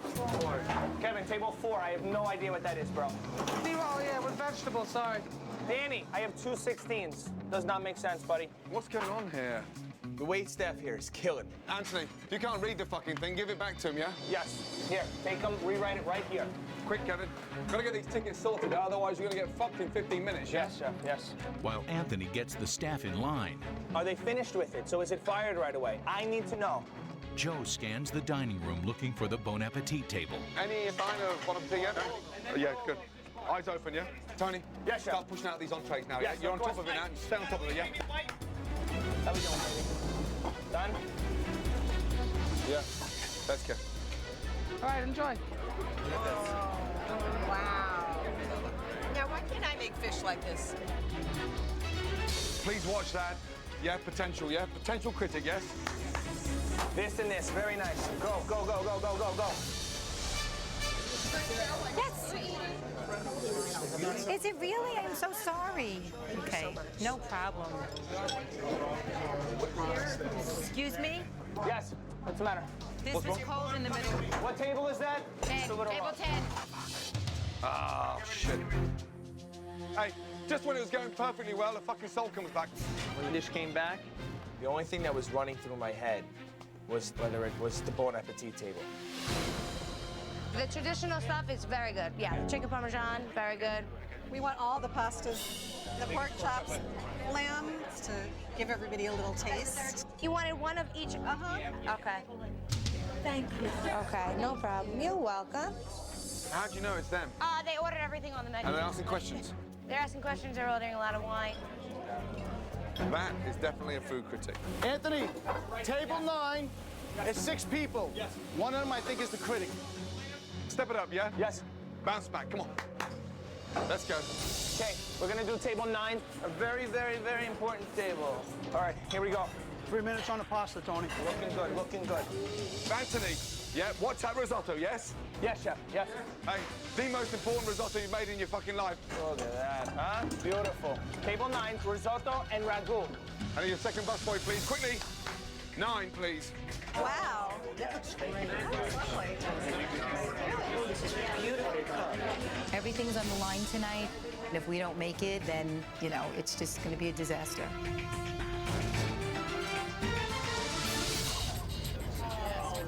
That looks lovely. It's the relaunch dinner, and Tiffany has just delivered entrees to the editor-in-chief of Bon Appetit. Now all the family can do is hope. I'm very nervous about the critics. I really do think that my business is at stake tonight. It's either going to make us or break us. I haven't tasted the fish, Victoria. I think the fish and the chicken are really winners. Thank you. It's not overcooked. No, it was nicely cooked. And It's good. Asking lots of questions, and more importantly, they're passing food round, which is a great sign. Yep. Not happy with it, you don't pass it. How was the bash? You like it? Yeah. Very good, right? Yes. That was a nice recommendation. Good, thank you. Any complaints? No, no complaints at all. It's great that they're here, you know that. Huh? It's fantastic. Amazing. It's a dream. Beautiful, beautiful. Awesome. I was at an all-time high with Bon Appetit, knowing that if this positive review comes out, that it's going to put Trobiano's above and beyond where we ever imagined. With a wealth of satisfied customers and a good response from Bon Appetit, Trobiano's relaunch is a success. But Chef Ramsay knew that Anthony still had some unfinished business. The restaurant's on its way. Tonight proved that. But there's one more thing. What is this?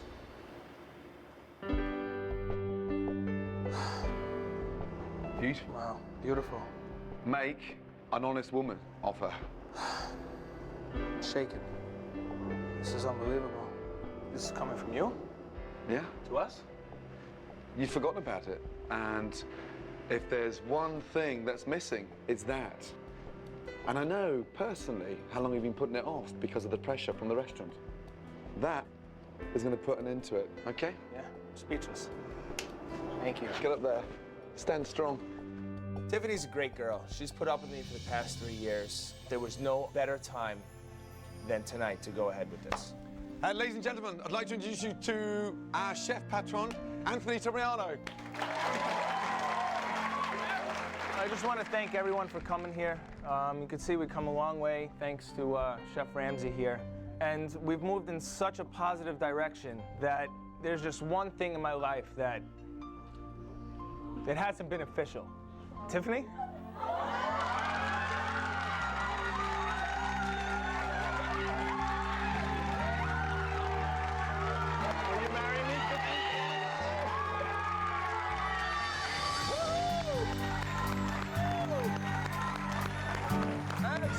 I was shocked that Anthony proposed to me in front of everybody. It was just incredible. I never expected this in a million years.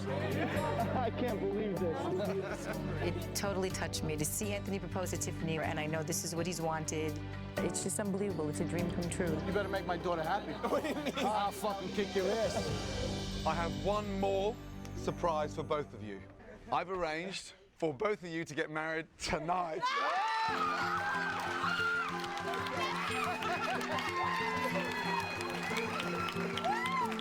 We were just totally shocked. With all the excitement of everything else going on, to top it off with a wedding, come on. I thought I was gonna die. Oh my God, this is crazy. I love Anthony. I've been waiting for this for 6 years. We have a new life to start, so everything should just fall into place now.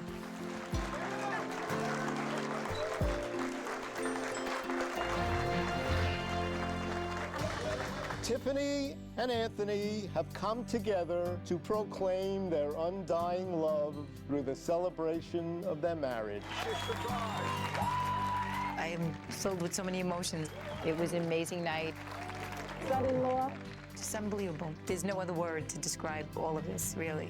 Ladies and gentlemen, I'd just like to say this family has been a pleasure to work with. Chef Ramsay did definitely save our lives. You gotta be kidding me. If he didn't come here, 6 months from now, we'd probably been closed. I'm grateful, my family's grateful, and I hope this is a new beginning for all of us. Wow, amazing. I've seen many a dream turn into a nightmare. Tonight, a nightmare turned into a beautiful dream.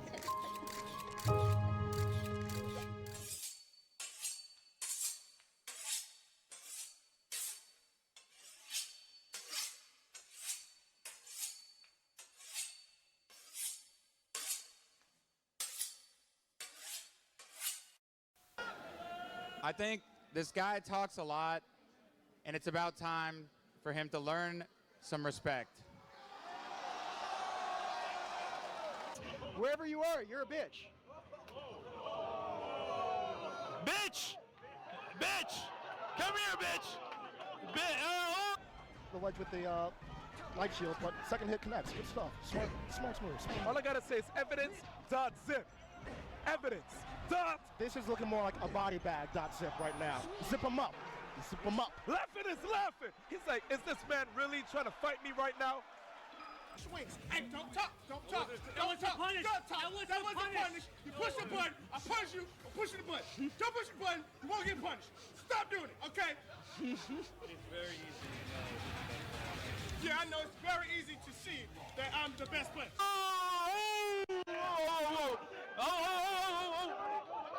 Okay. Ooh. Look at this. Oh, it's a little too close. But Leffen takes game 2. And he's laughing. He's like, this man, he's not on my level. Why does he think that he'll be able to make it? And I don't know why, but you're going to need a much bigger ladder to get on my level. You're going to need a rocket. This is going to be this video is going to get so many views. I want everybody to see me bend over in the street. Please do it. This up the entertainment like 10 times. Thank you. Thank you. I don't know him as bitch.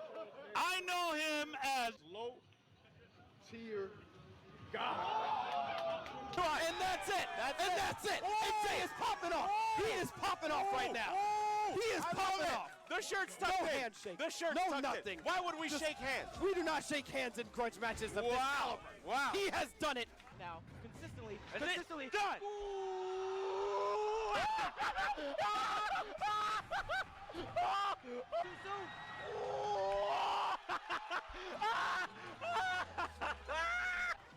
All I have to say is Chillin has plenty of experience with the NTSC version. Good job by Leffen. Nice charge up smash. Still laughing. 3-0. It looks like it's first to 5. Yes, best sir. of 5. Yes, sir. Hey, what's up? What's on my playlist now? My dude, look at Pandora, what's up next? Because I'm gonna slap his ass to the moon! Wow, you attacked after that. Don't you tell me what to do. God damn. Can you even get one? Get one, nigga. Over there. Call me out. Call me out like I would come.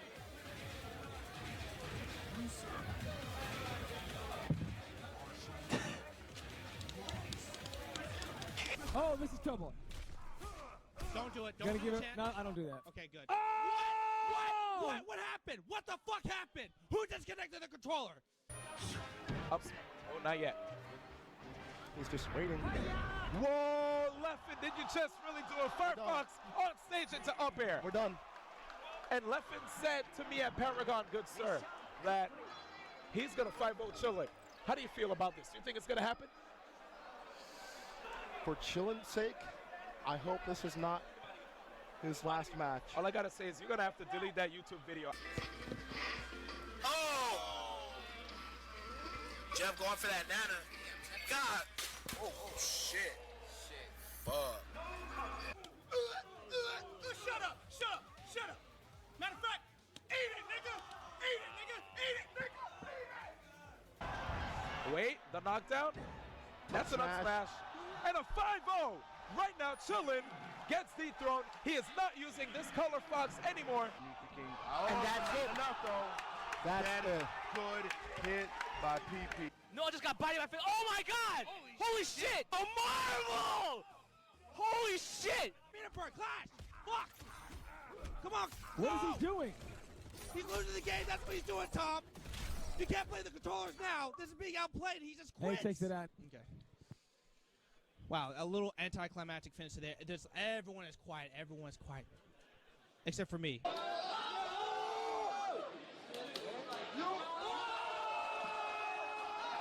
Sit your ass down! Worst place to go. Oh, no handshake. He's mad, dude. What is going on? What the fuck is this? Go business these! Go business these! Shut the fuck down! And look, I got one more thing to say. So, there's gonna come a point when you forget about what happened, and you're gonna want to come back at me, and you're gonna want to wash the taste of my dick out of your mouth. He's a mover and a shaker, soft and slow. This is a video game. But this side B is gonna be.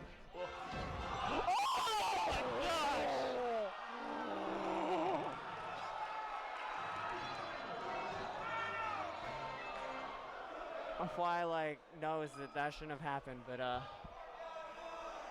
Westball's.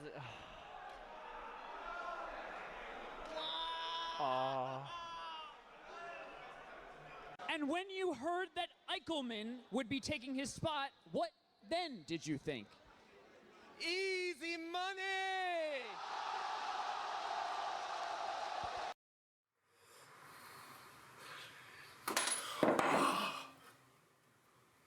How you going?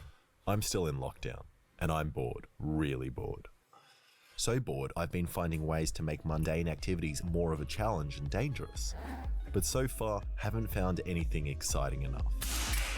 But then I saw the experts, Mexicans. So today, I'm gonna make my version of their hammer.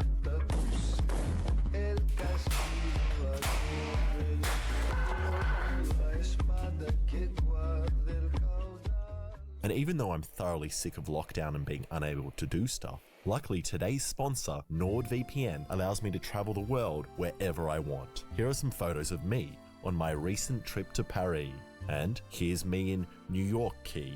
I've been a Nord customer for years and love the fact that it's easy to use with a single click, allowing me to access over 5,200 servers in 60 countries that gives me the fastest speed of any VPN out there. It also protects all my internet data behind its ultra-secure wall of next-generation encryption, which is great when I'm being dodgy. Let's say I'm sick of being in Sydney, where the COVID cases are too high. I just change my location, and now I'm in Singapore. Watching and hanging out with the cast of Singapore Social, it just takes takes one click, open the map, click on the location, and you'll be connected in seconds. So, to protect your data and to get the most out of streaming services from all across the world, just go to nordvpn.com/ididithing to get a 2-year plan plus 4 additional months with a huge discount. So, what are you waiting for? Go use my link in the description now and go start surfing all over the world today.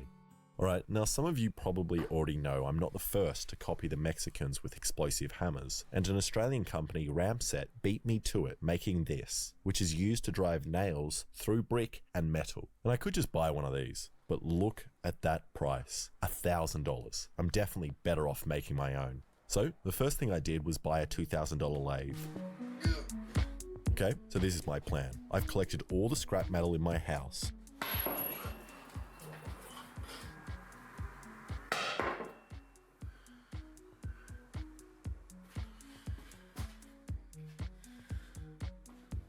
which I reckon I can combine to make this.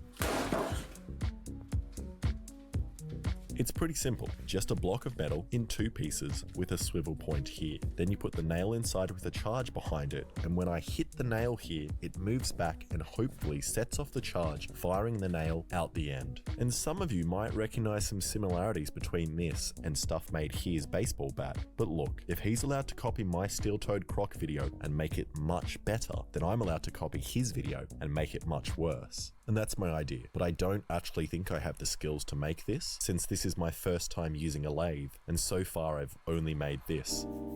So hopefully making the hammer is similar. And unlike this, which is made from round bar and fits in the 3-jaw chuck, I'm using square bar for the hammer, which doesn't fit. So either I add another jaw on the side, or use this 4-jaw chuck. And this sounds like an easy solution, but when you put material in a 4-jaw chuck like this, it needs to be centered using one of these.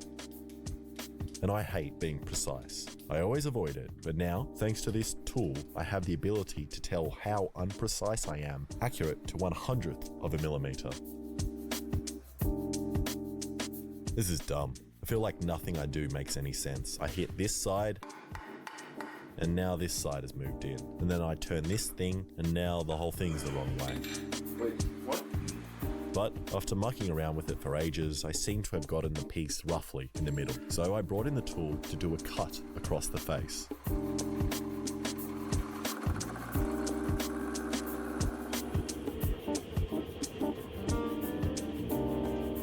And lathing is a lot of fun and really makes you feel like a man with a big manly tool, mainly because it allows me to finally grow facial hair.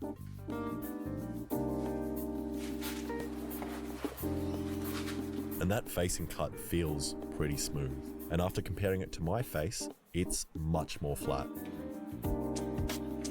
Okay, now I'm going to drill a hole in the center of the block. And this is the scary part, as if it's not centered, all the machinists watching will make fun of me.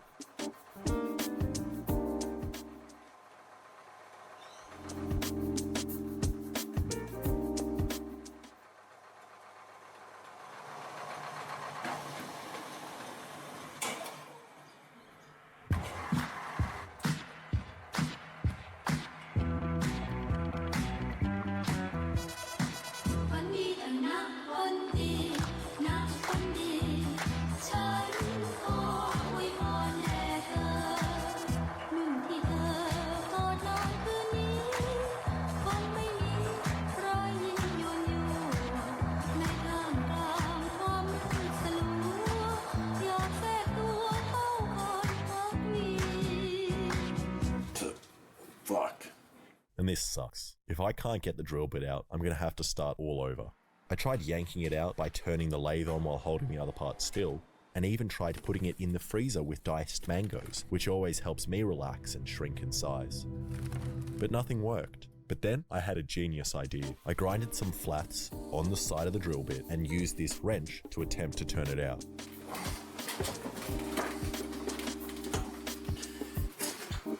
Yeah. Which worked, but I still need to make the hole a little larger. And I've decided from now on, I should definitely use a safer approach and use a dummy and some lubricant.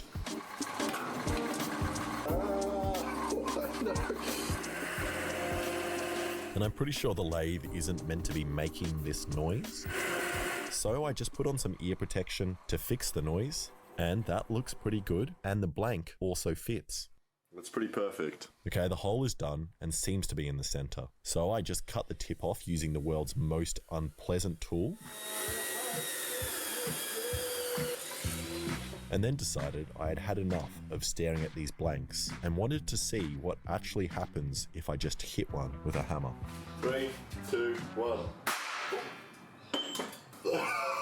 Yes! And now without ear protection for some reason. 3, 2, 1. Oh! And I don't know why I did that. My ears are literally still ringing while recording this. But I still decided I want to see what happens if I hit it again, but this time with a nail on top. So I put the nail in, then place the blank underneath. And it's very important I do this in that order so I don't accidentally set off the blank and die. Then I hit it as hard as I could. 2, 1. And nothing. And again. This time I placed a sharper point behind the blank. And still nothing. And then I tried placing the blank on flat metal and also clamping the device so it doesn't fall onto the ground and then point towards me. 3, 2, 1. God, what the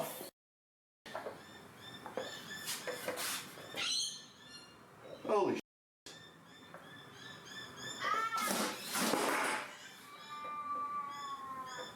Where did the nail? Oh, that is terrifying. Ah, I cannot believe that these say they are weak. I am so glad I didn't buy the strong ones. Let's check upstairs and see if that did any damage.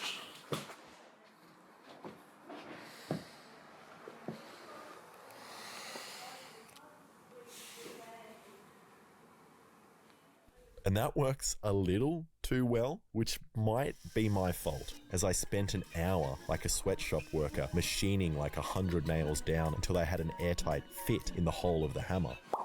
And I'm really starting to think I should make myself like a Kevlar apron or something to protect my innards. If for some reason anyone watching has some Kevlar they don't want that they want to send me, hit me up.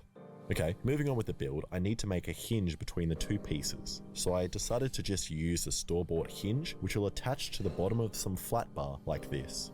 And now it's time for something else I've never done, which is use this tap and die set to create threads in metal. But first, I thought I'd better read the instructions very, very carefully to make sure I don't die. Then, once it was kind of together, I realized a potential problem with my design, which was that the round could go off when I closed the hinge. Which it didn't, so I set it off with a stick once again. 3, 2, 1. Oh my god, it's too powerful, so it went straight through. And it went to the roof again. And let's go check upstairs again. What? And that works great, but I still decided to swap the hinge out for a more beefy one, which I took from the door of this cabinet. And I like this thing. It's like I'm holding a badly rendered pistol. Now I need to decide on the locks that hold the pieces together. And at first I was going to go with this kind of artistic wanky lock, but I don't actually think it would hold together with the extreme forces on the hammer. So I went with this sturdier one. Then once I tap and not died the rest of the holes, I've essentially got the finished thing. Except it looks really ugly. And after looking online at other kinds of hammers and other stuff, I found this by Adam Savage, which I'm going to take slight inspiration from.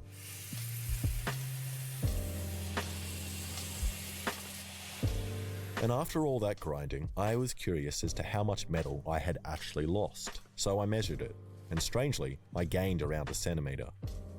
Then I cleaned up the other pieces using my sick tech deck skills from my childhood.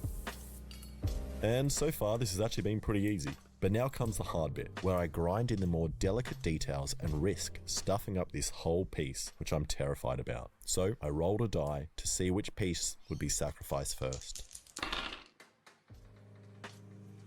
Now I'm going to try and create an angled section on the side, and I can do this in two different ways. The first, by locking the grinding face at an angle, or I can do my favorite method, which is to lock myself at a 45-degree angle so I'm consistent with my grind. And after combining the two, I created this.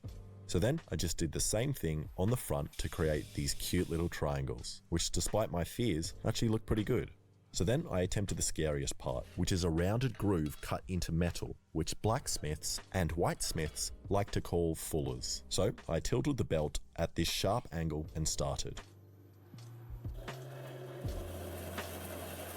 And while doing this, I actually found the best angle for grinding was when I placed my head right here, which allowed me to see right along the face. But it also means the metal dust gets a good view of my face as well. And after all this grinding, I was starting to create a bit of mess on the floor with all these iron filings. But luckily, I had a mate who told me a tip, which was to place a bucket of water directly underneath the grinder, which is actually great as it keeps me nice and cool while doing this hot work. Okay, the fullers look pretty good, although it is starting to look more like the G word, which I'm too scared to say on YouTube. And this definitely isn't a G, it's a hammer, not illegal, and it's just a homemade, slightly a dodgy version of something I can buy from stores. So then I switched to this belt, which I found in the bin of a waxing salon. And the tiny hairs stuck to this belt give the metal a really nice finish. My God, that's smooth. And look at that, I'm proud. It actually all looks good, except these little overhanging lips. So I gave it a labiaplasty. Now you're probably wondering how I'm going to stick a handle on this thing. And so am I. I definitely should have planned how I was going to do that from the start, because now I'm just going to have to go with the easiest, worst option, which is most likely going to ruin all of this work. And I'm going to attempt to weld a piece of pipe here and then just shove the handle in like this. And after a quick test, cutting another piece of pipe and welding that onto another piece of metal, and then hitting that as hard as I can against an anvil,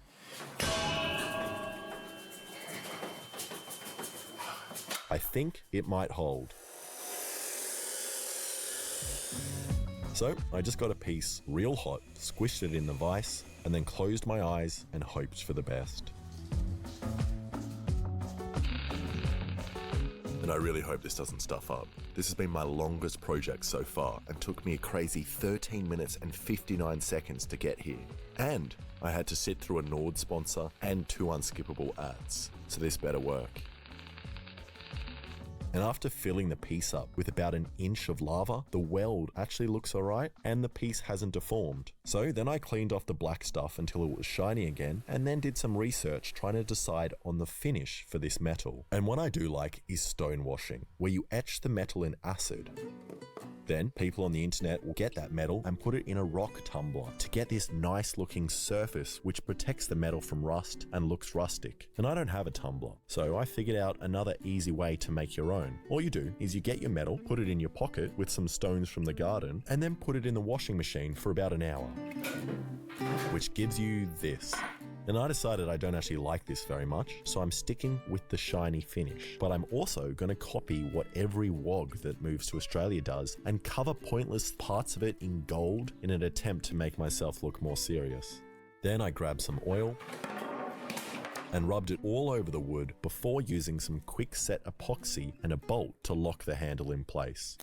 Now the instructions of the epoxy don't say you have to panic, but I find I get better results if I use the wrong size bolt, which I then have to cut down and then burn myself on. I then like to freak out that I'm not going to get the handle in place before the epoxy sets, ruining my whole project, meaning I'm not going to be able to upload a video in time and I'm going to become irrelevant and not be able to upload on YouTube ever again. And it worked. Then I took it back to the beautiful hairy belt to smooth it out. And I do like these hairy belts a lot, but just like the Thai place down the road, I find I get much better results when finishing by hand. And it's done.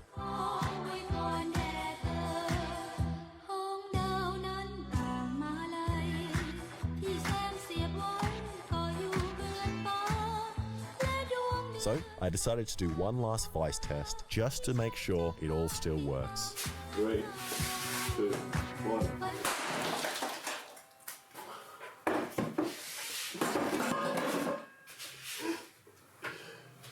Nice. I don't know why I didn't place a piece of wood there or something. Let's go upstairs.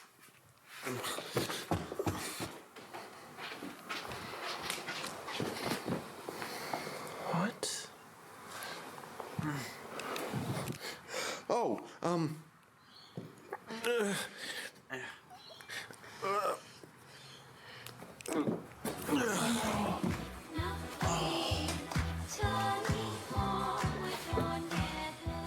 And I'm very, very happy with that. This thing is powerful and beautiful. Definitely the coolest thing I've ever made. But I just realized that the vise was definitely adding heaps of support on the side and on the bottom of the hammer. So before I swing it by hand, I decided to put it on this rig, which perfectly recreates how my arm works.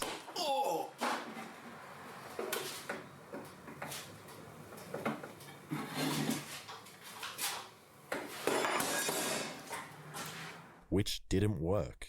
And again.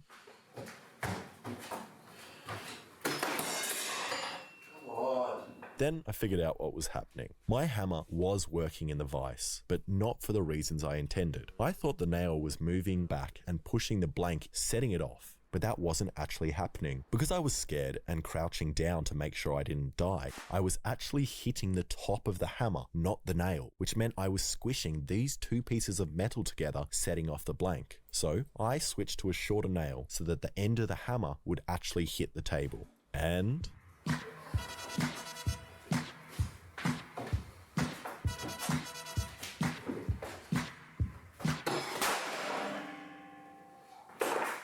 yes.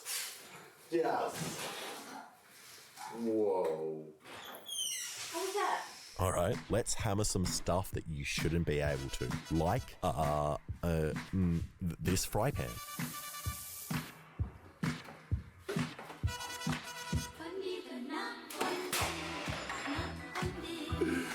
Oh my god. And it smashed through that easily.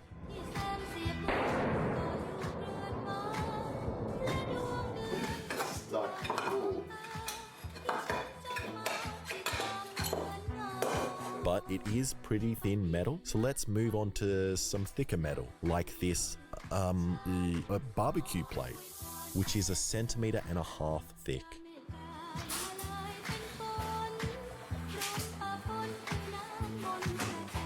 3, 2, 1. Far out, that was a loud one. Okay, it's stuck. Ooh. Whoa. It is punched a clean hole. You can see the punch marks. Or the way that it kind of blew it out at the back. That is insane. And after that success, I think I'm going to take it off the rig and have a go at hitting it myself. And I'm honestly so surprised this thing hasn't blown apart yet. And even my dodgy weld seems to somehow be holding up. So I stacked up some stuff in front of me and decided to hit this book. Oh.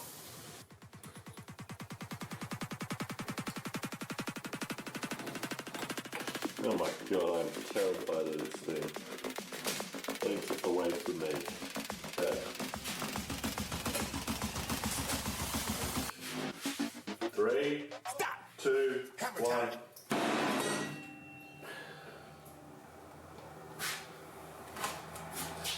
Three, 2, 1.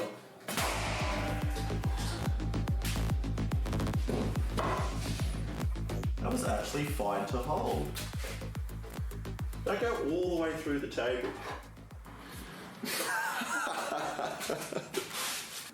Went through the book, through the table, through this surfboard I have here, and is sticking out. That is insane. I'm gonna stop playing with this thing. This. Thank you so much for watching. If you like that, please subscribe and check out some of my other stuff.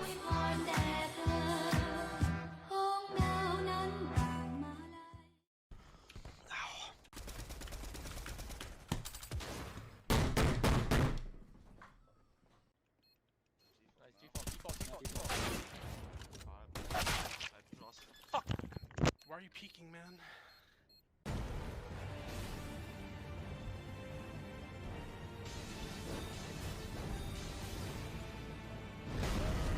Oh my god, I'm actually just gonna, I'm gonna rage in a second.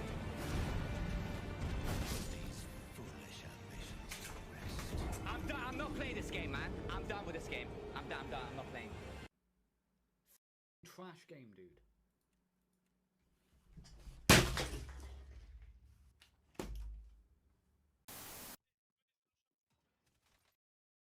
Joue bâton. Casse les couilles les mecs qui jouent bâton, j'aime pas ça.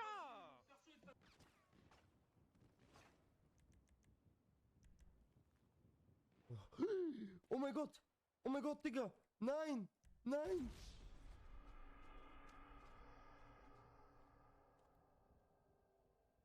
Walla, ich hab keinen Bock mehr heute, Digga. Ohne Witz, Mann. No, lo so, lo chiamo io Olaf così a cazzo.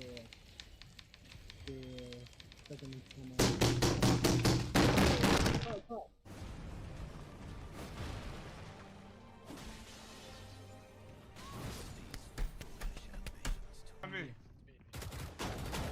Player standing. Okay.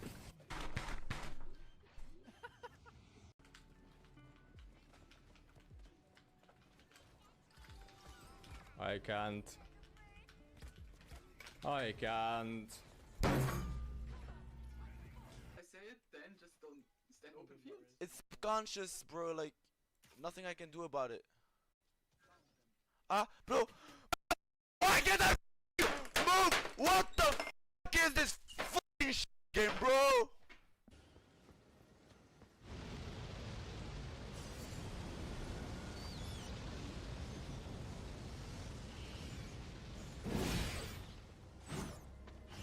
Why do you miss? Why do you miss? Why do you miss?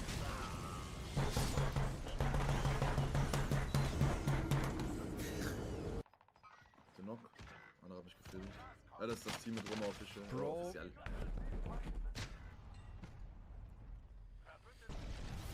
Oh, I'm dead. Okay, I'm done. I'm actually. I'm gonna fucking leave this game. Fuck you guys. Holy shit. Fuck these guys. Oh, fuck them. Fuck every single one of them. Fuck. They ruined my fucking game. Fuck.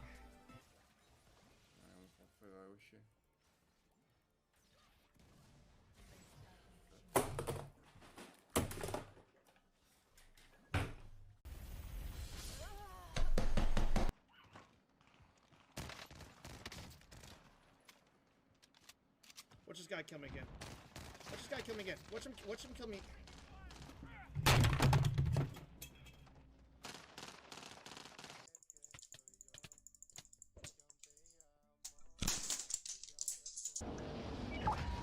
Fire sales done. Prices are back.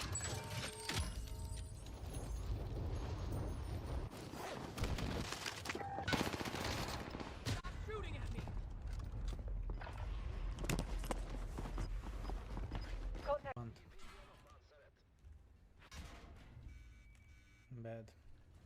Bad play by me. Ich bin so zum Rudolf. Es ist insane. Es ist insane, wie sie jedes Mal den Spike nicht holen. Einfach, weil sie verlieren wollen.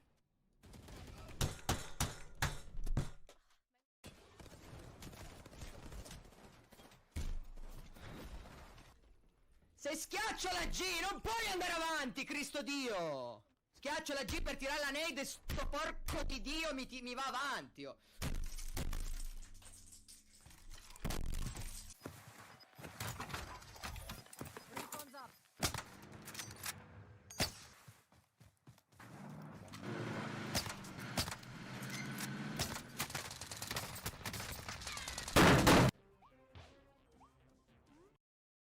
Nein! Nein! Nein! Das war so ein guter Run. Ich hab schon wieder verkackt.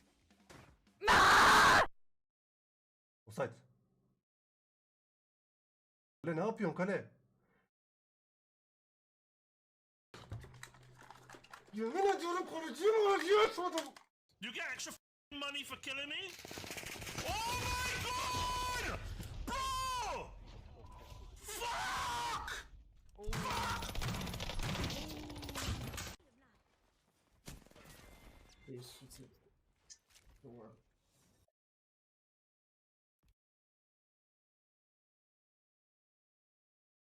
Why do I play this fucking game? Why am I wasting my time playing this fucking game?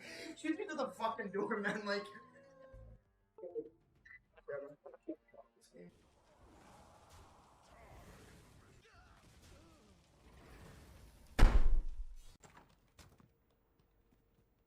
Okay, little scary man.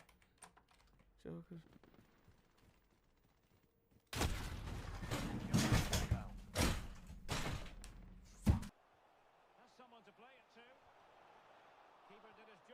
Oh, fuck this shit. Fuck this shit!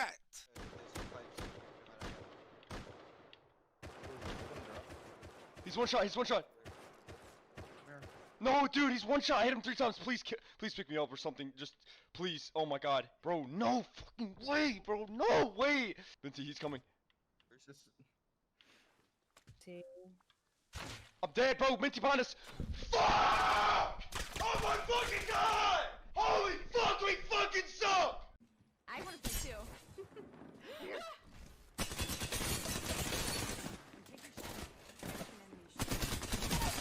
Nice, nice, nice. No!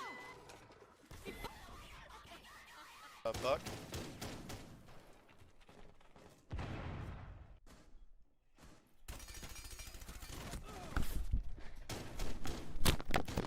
Obviously looks back. He whiffs, he whiffs, he whiffs, he whiffs, he whiffs, he whiffs. Walk up and pick up the gun, pick up the gun, pick up the gun. Hey yo. You are so bad. Fuck! God fucking damn! Are you fucking kidding me? I hate this shit. He doesn't do the backstab.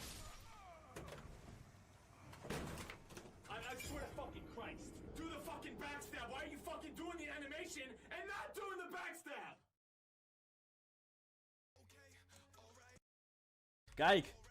Kijk! Nee! Kutcontroller!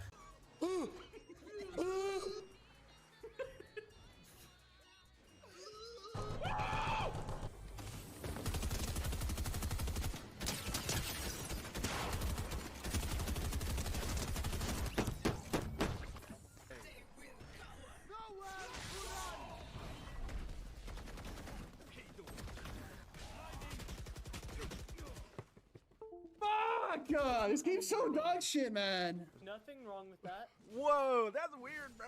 That's weird as hell. There's nothing weird with that. Are you sure about that?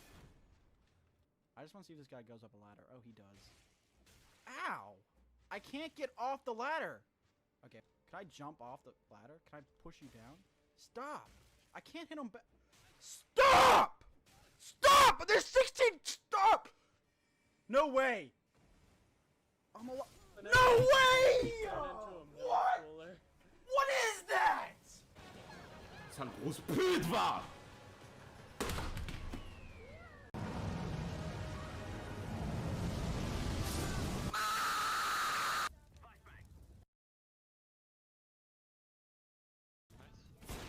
Kurwa no!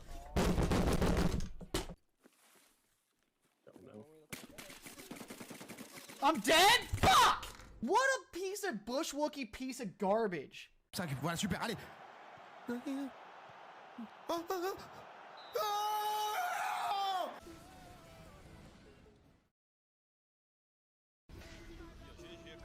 Beleza.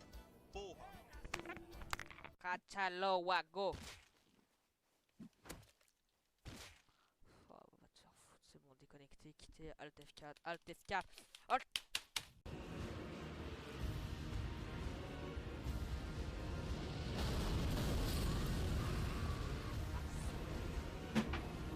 Literally every time I die, it's because of something with this stupid horse.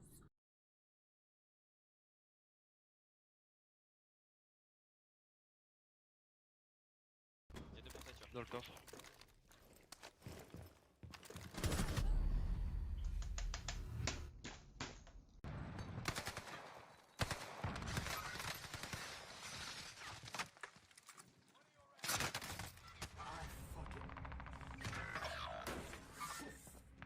Fucking annoying, man. Fuck!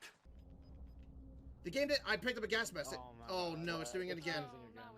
I'm gonna die on the gas. I'm gonna die on the gas. I'm gonna die on the gas. I'm gonna die. I'm just gonna freaking keep running in a direction. Hopefully the game keeps up with it. And it's gonna unfreeze, and it's gonna show we're all dead. And it's gonna unfreeze. Look where I am! Yes! Yes! Woo! Second place. Second place. Second place. Nice! Nice! Ein Hit noch! Come on!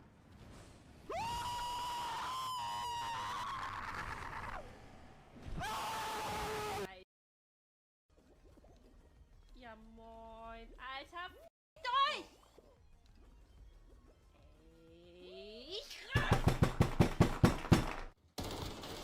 Katastrophe, Alter. Lass es einfach, Digga. Ich bin einfach. Ich sag's dir, ich nehme die Weste gleich. Absolut nicht. Ja, wir gehen da. Wow!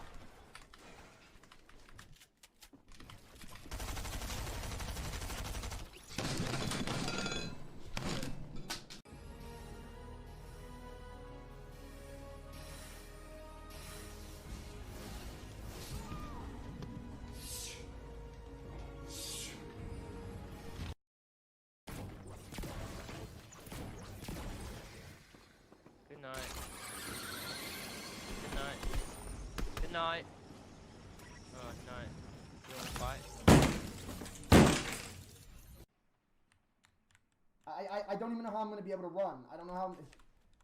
Like what? It's not. It is. I don't know how to do that. I don't know. It's not impossible. You do it. You do it. 145. Oh, okay. Nice. Ich war wütend. Don't touch that, so.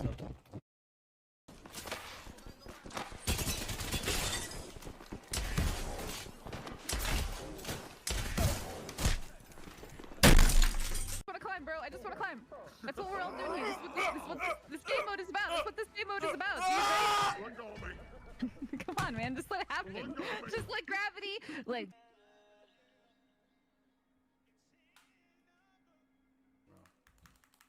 That's me, bro. My fault, bro. I'm sorry, bro.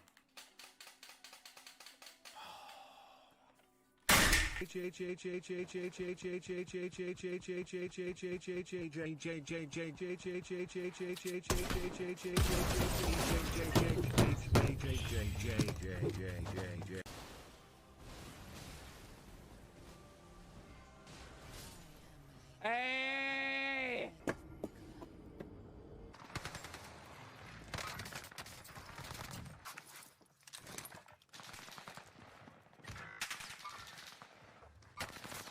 Run! The fuck are you stuck on, man? You fucking idiots!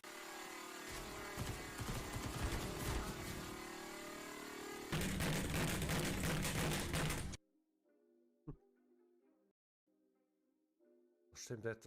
Irgendetwas stimmt da nicht. Nee, Mann. Das kann gar nicht sein. Das kann gar nicht sein, Mann. Wirklich.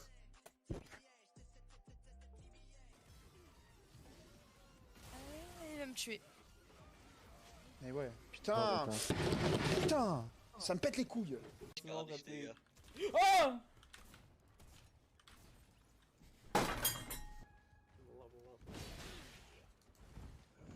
Okay, this game sucks. Oh,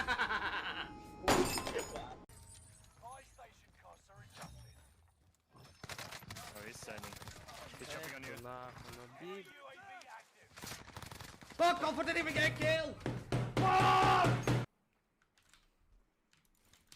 Okay, dude, you just already preem that, don't you? Alright, here we go, I'm popping bubble. Do it.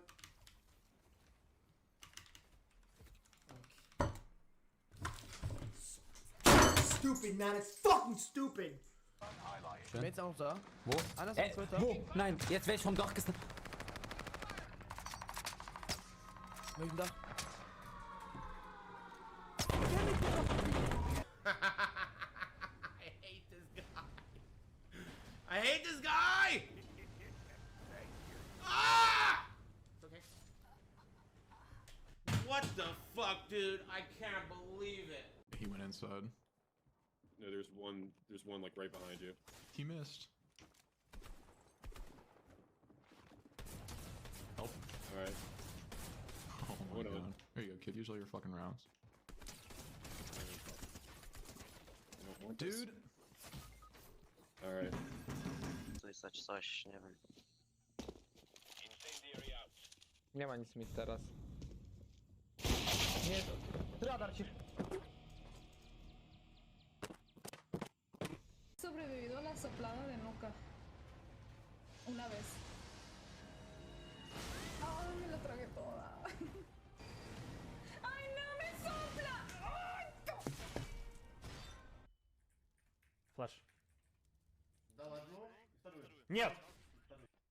Зачем ты даешь? Скажи мне, блять, у нас есть дефолт, нахуй ты мне тут... Ну нахуя ты мне вторую? Блять, ну что ты за тупой? No! Dude, it's non-stop! What the? He doesn't stop swinging!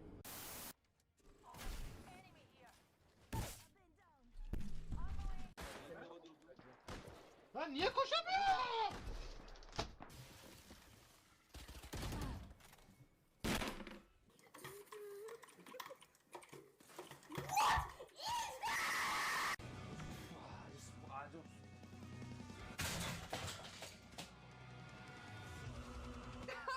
The whole store is dead.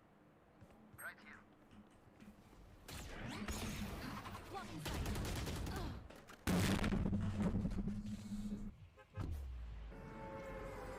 Dude.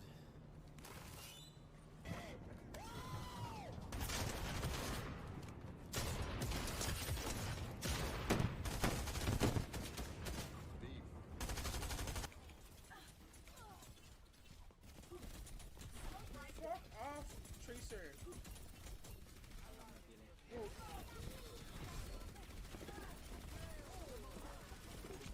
You fucking die! Just die! Honestly, stay close, you bitch. You're not good at this game, honestly. I gotta deal with all you fucking loser-ass hunters, man. Yeah, man, stay cloaked. Keep spamming cloak, man. Keep spamming your cloak. You're really nothing but a fucking garbage can player. You'll never get better at this game, and you know that. You've accepted your fate, you piece of garbage. Fucking talking all that shit when all they do is go cloaked. I'm about to just get off this game, man. People are like streamers. So I have a feeling that Baylor. Ja. Danke, 28 Level, danke.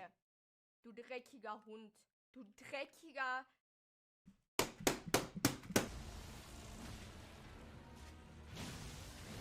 Dodge! Dodge! Dodge! Dodge! Fuck! Fuck!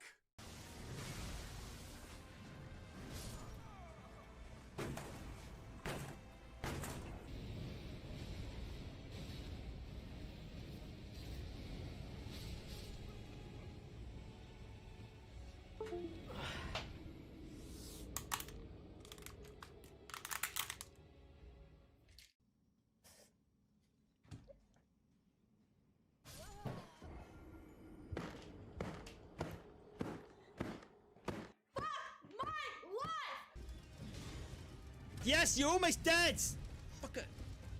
Yes! Oh, glorious! Suck my balls! One down. That was a bad time to do that! That was a fucking bad time to do that! Oh my god! Smoke na bramę znowu. Nie trafili, nie trafili. Ej, wejdź środkiem tam, spróbuj jakiś kontakt złapać ziom. Tu tu rampę. Kurwa! Jedna brama. To, že sa nezvedáš ďalej. No nemôžu, lebo do piče Koľký sú? nás fajti. Nice. Zas, sprava, zas! Čekaj, ja už sa zvedám. Jaký kokon! Jeden mi chybal! Oh! A che vuoi tu? Ehi! Oh, porca troia! No.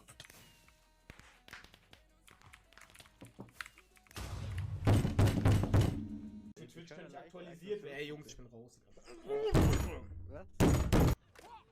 Oh, Mann. Oh, du Scheißdrecksding.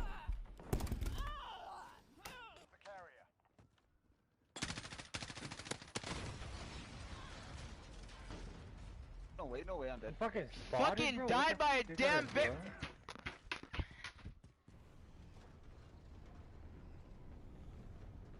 Mistake.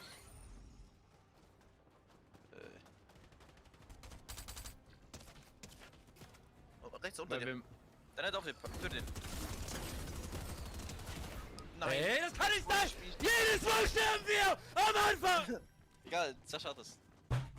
Hopes for a little bit.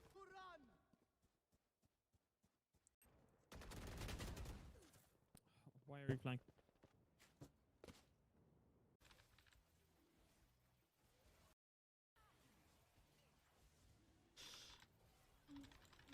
Meu Drácula, Maica de Giba! No, you're fucking with me right now. I can't do that. I can't bridge right now. I should have gotten a pro. I have to click before. Es ist ja... Na, du ekelhafte Scheißdrum! Everyone, den Rang muss jeder... Na! Das ist der Rang... Du bist so ein elendiges Scheißding, Alter! Okay, wir gehen wieder. Another one. Coming back in. Good shit. He's fucking... Good shit. He's stealthing right here. He's stealthing right here, Jake. Yep. I'm shit. dead.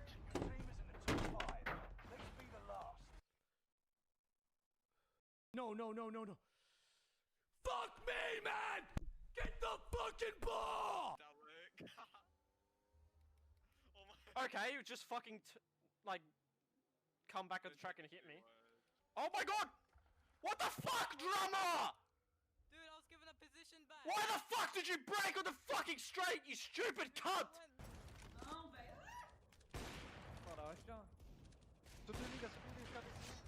Gente!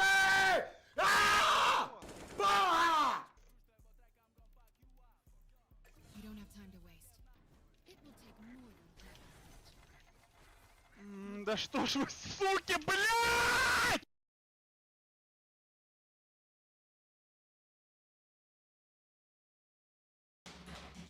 Bro, I'm so done with this. What? Yeah, I lost it. Ande. Già lo sai, Woody, sei caldo. Un pubblico coinvolto.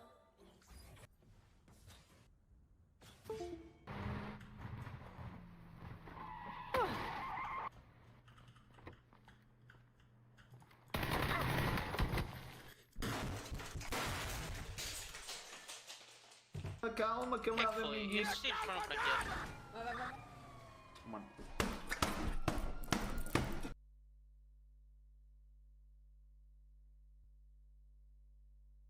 Я вылетел.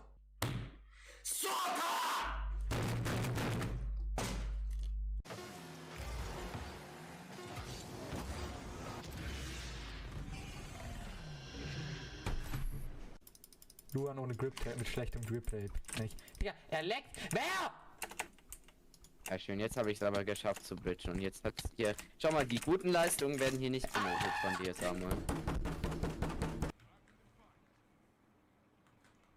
Oh, I got They're rezzing. Oh no. I'm one to leave.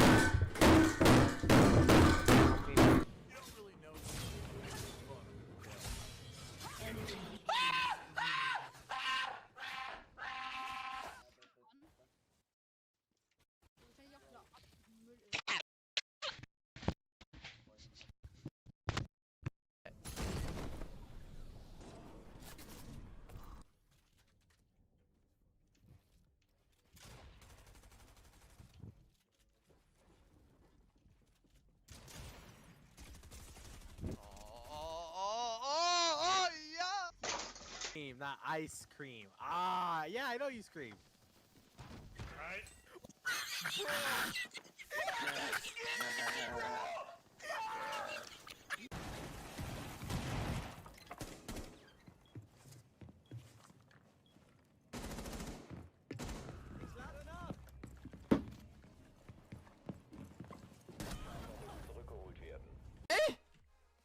Nein! Ich will jetzt nicht sterben, Mann.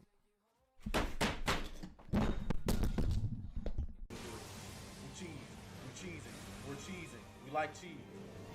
Bro, don't do that shit again. You bitch ass bitch!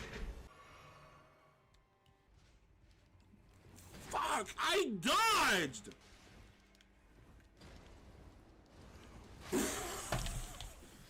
Ah!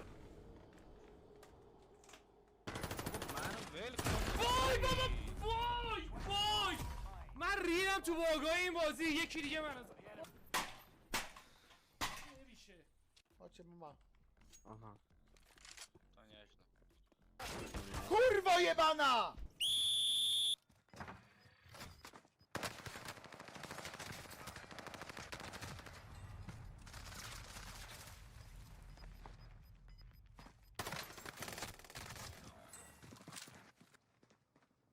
Audio is fucking awful.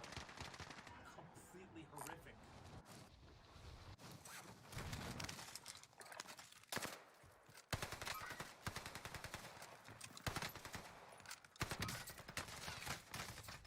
Get me out! Get me out! Get me out of the game! Why can't I play again? Suck my bitch!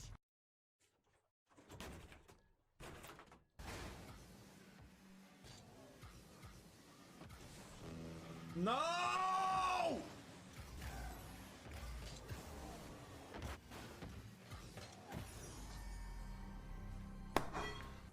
Nossa senhora, tem manta. Como que esse cara tem uma manta? Desgraça mesmo, cara.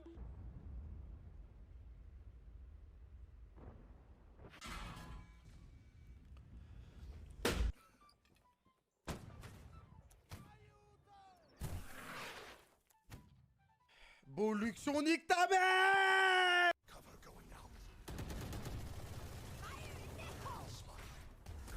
Oh, good try.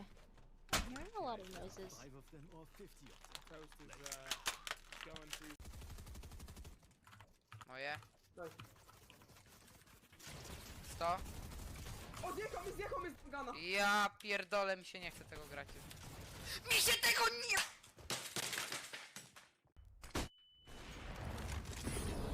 God damn it, boys! Just calm your fucking pussies down! What are you doing? Bomb is down! You don't have to pick anything! Just walk! I have fucking eyes on bomb! Just walk wherever you are! Walk around! We win the round! What's happening, man?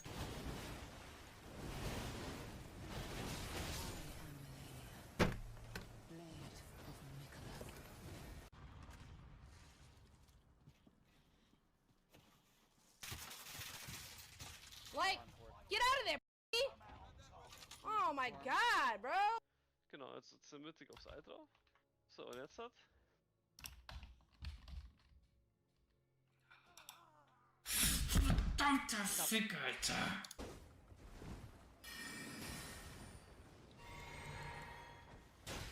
Bitch, stop throwing shit at me.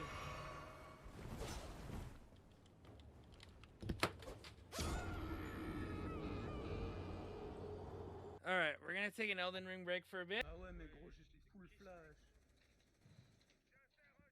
Le désat, les gars, le désat. Mais je suis bloqué.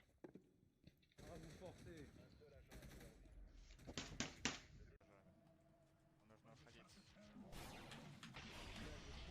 Uj! Bezem! O!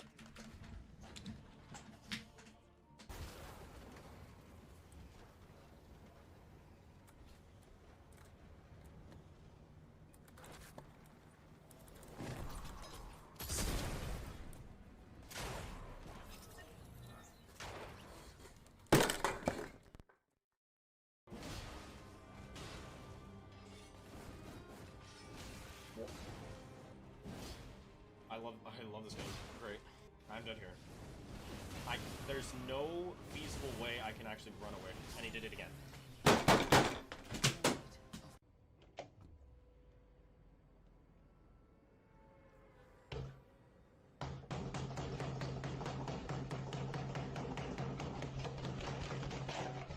Yep.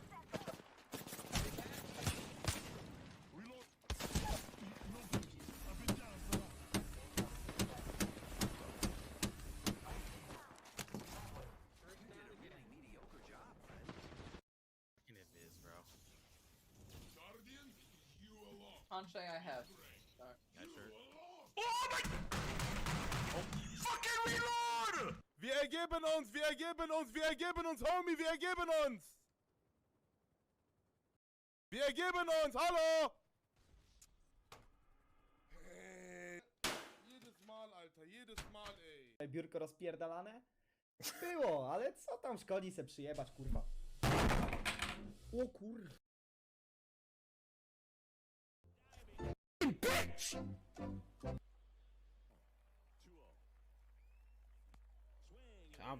I'm done after this game. I'm done. Fucking stream is done after this.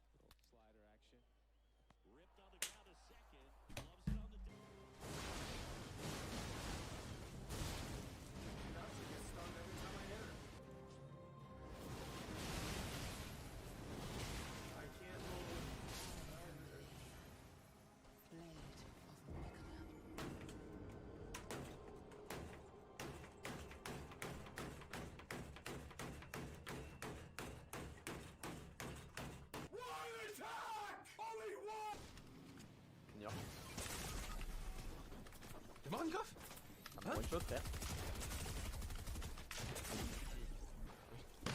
Mais qu'est-ce que je vois? Et vite!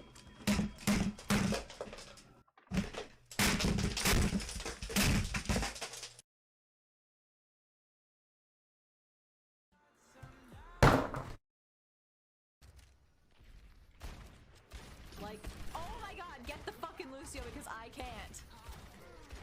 Somebody kill something, because I don't want to be the only one that has to.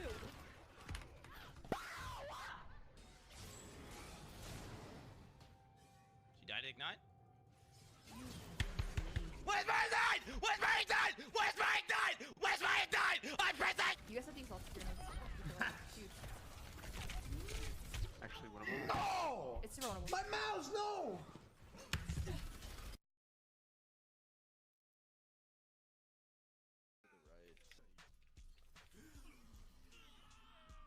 Where the fuck is my team?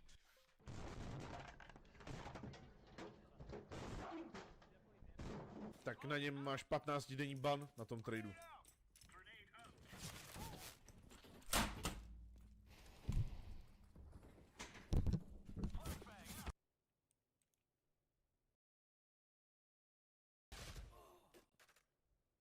I don't think they know about you. You have timing, Gary Johnson. You have timing now. Now! I died! I died! Piece of team. You're idiots.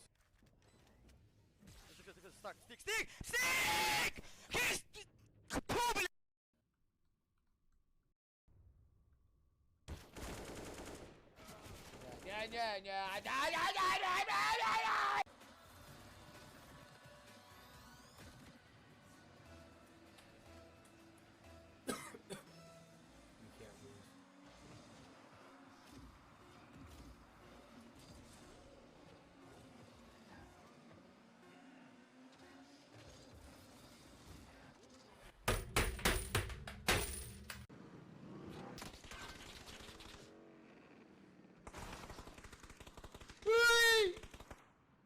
Tô travado. Ô, desgraça. Ah!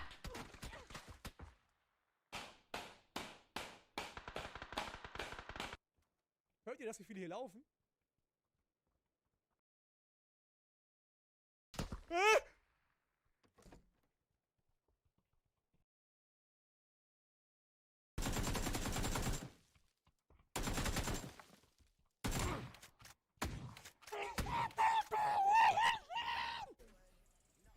Oh my god, oh my god, oh my god! Dead there, everyone. Oh.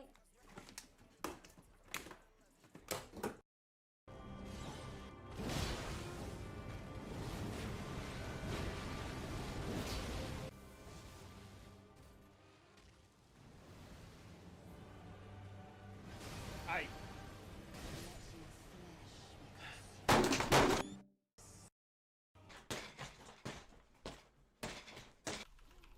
Kurwa, no skurwysyn, no.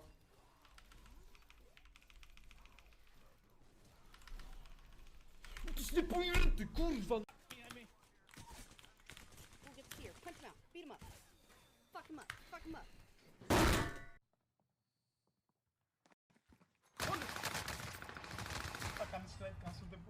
Gördüm.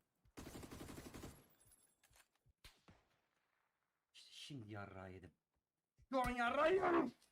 Yemin ederim söylüyorum. Teammate! Teammate! Je suis une grosse merde! Gros, arrête de sauter! Much vitality. You were truly a wonderful fighter. Till now, of course.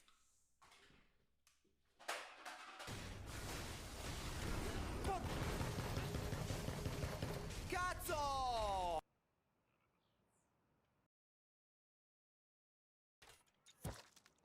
Alright. I'm done with this game. There's nothing else I can do, bro. I literally been trying to do everything I could possibly to farm on this game and make hits and make plays, and I cannot do shit. I keep getting fucking stream sniped. I keep getting fucking losing fights. I don't know what the fuck else to do, so fuck this. Yeah, whatever. I'm done. Fuck this game. Ja pierdolę! Ja mam 49 HP! No strzelaj mu! I'm getting off. I'm tired of this crap. I'm tired of this fucking... I'm tired of everything about this game. I'll see y'all tomorrow night. I'm getting off.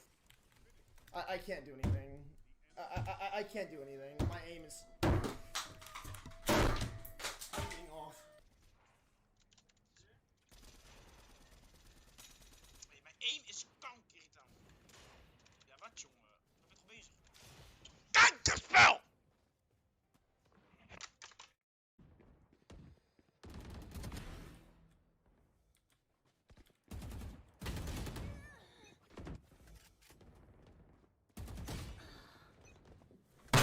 Digga, was machst du denn da?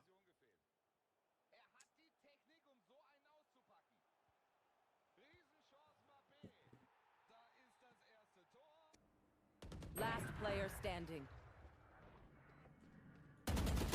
Long. Right on top. Oh, get that guy, get that guy, get that guy, get that guy.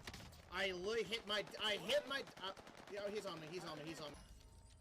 Right on me, frickin' window. I literally frickin', I hit the damn freaking telephone button! I hit it! I hit it! What do you want from me, you stupid ass game?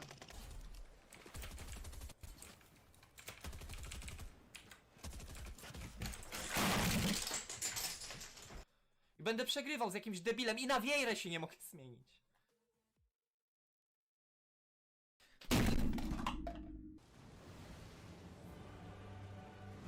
Aj!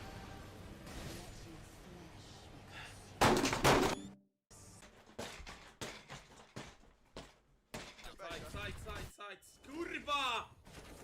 Bez, ciąga. Brama, obity. Side! Leży side. O kurwa! Okno. O, ale mi wyjechał! Kurwa! 80 ma, 10 HP, 20.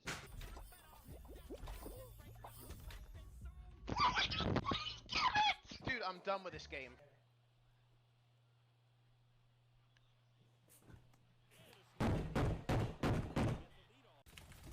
Jag failar L, Lino.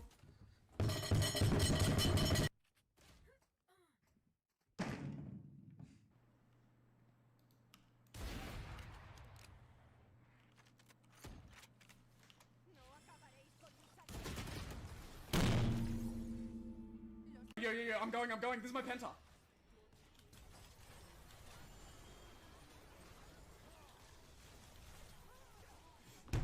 Fuck! What are you...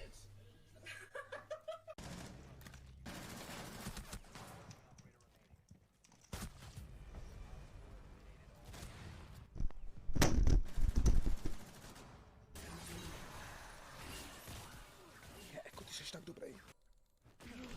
Slain.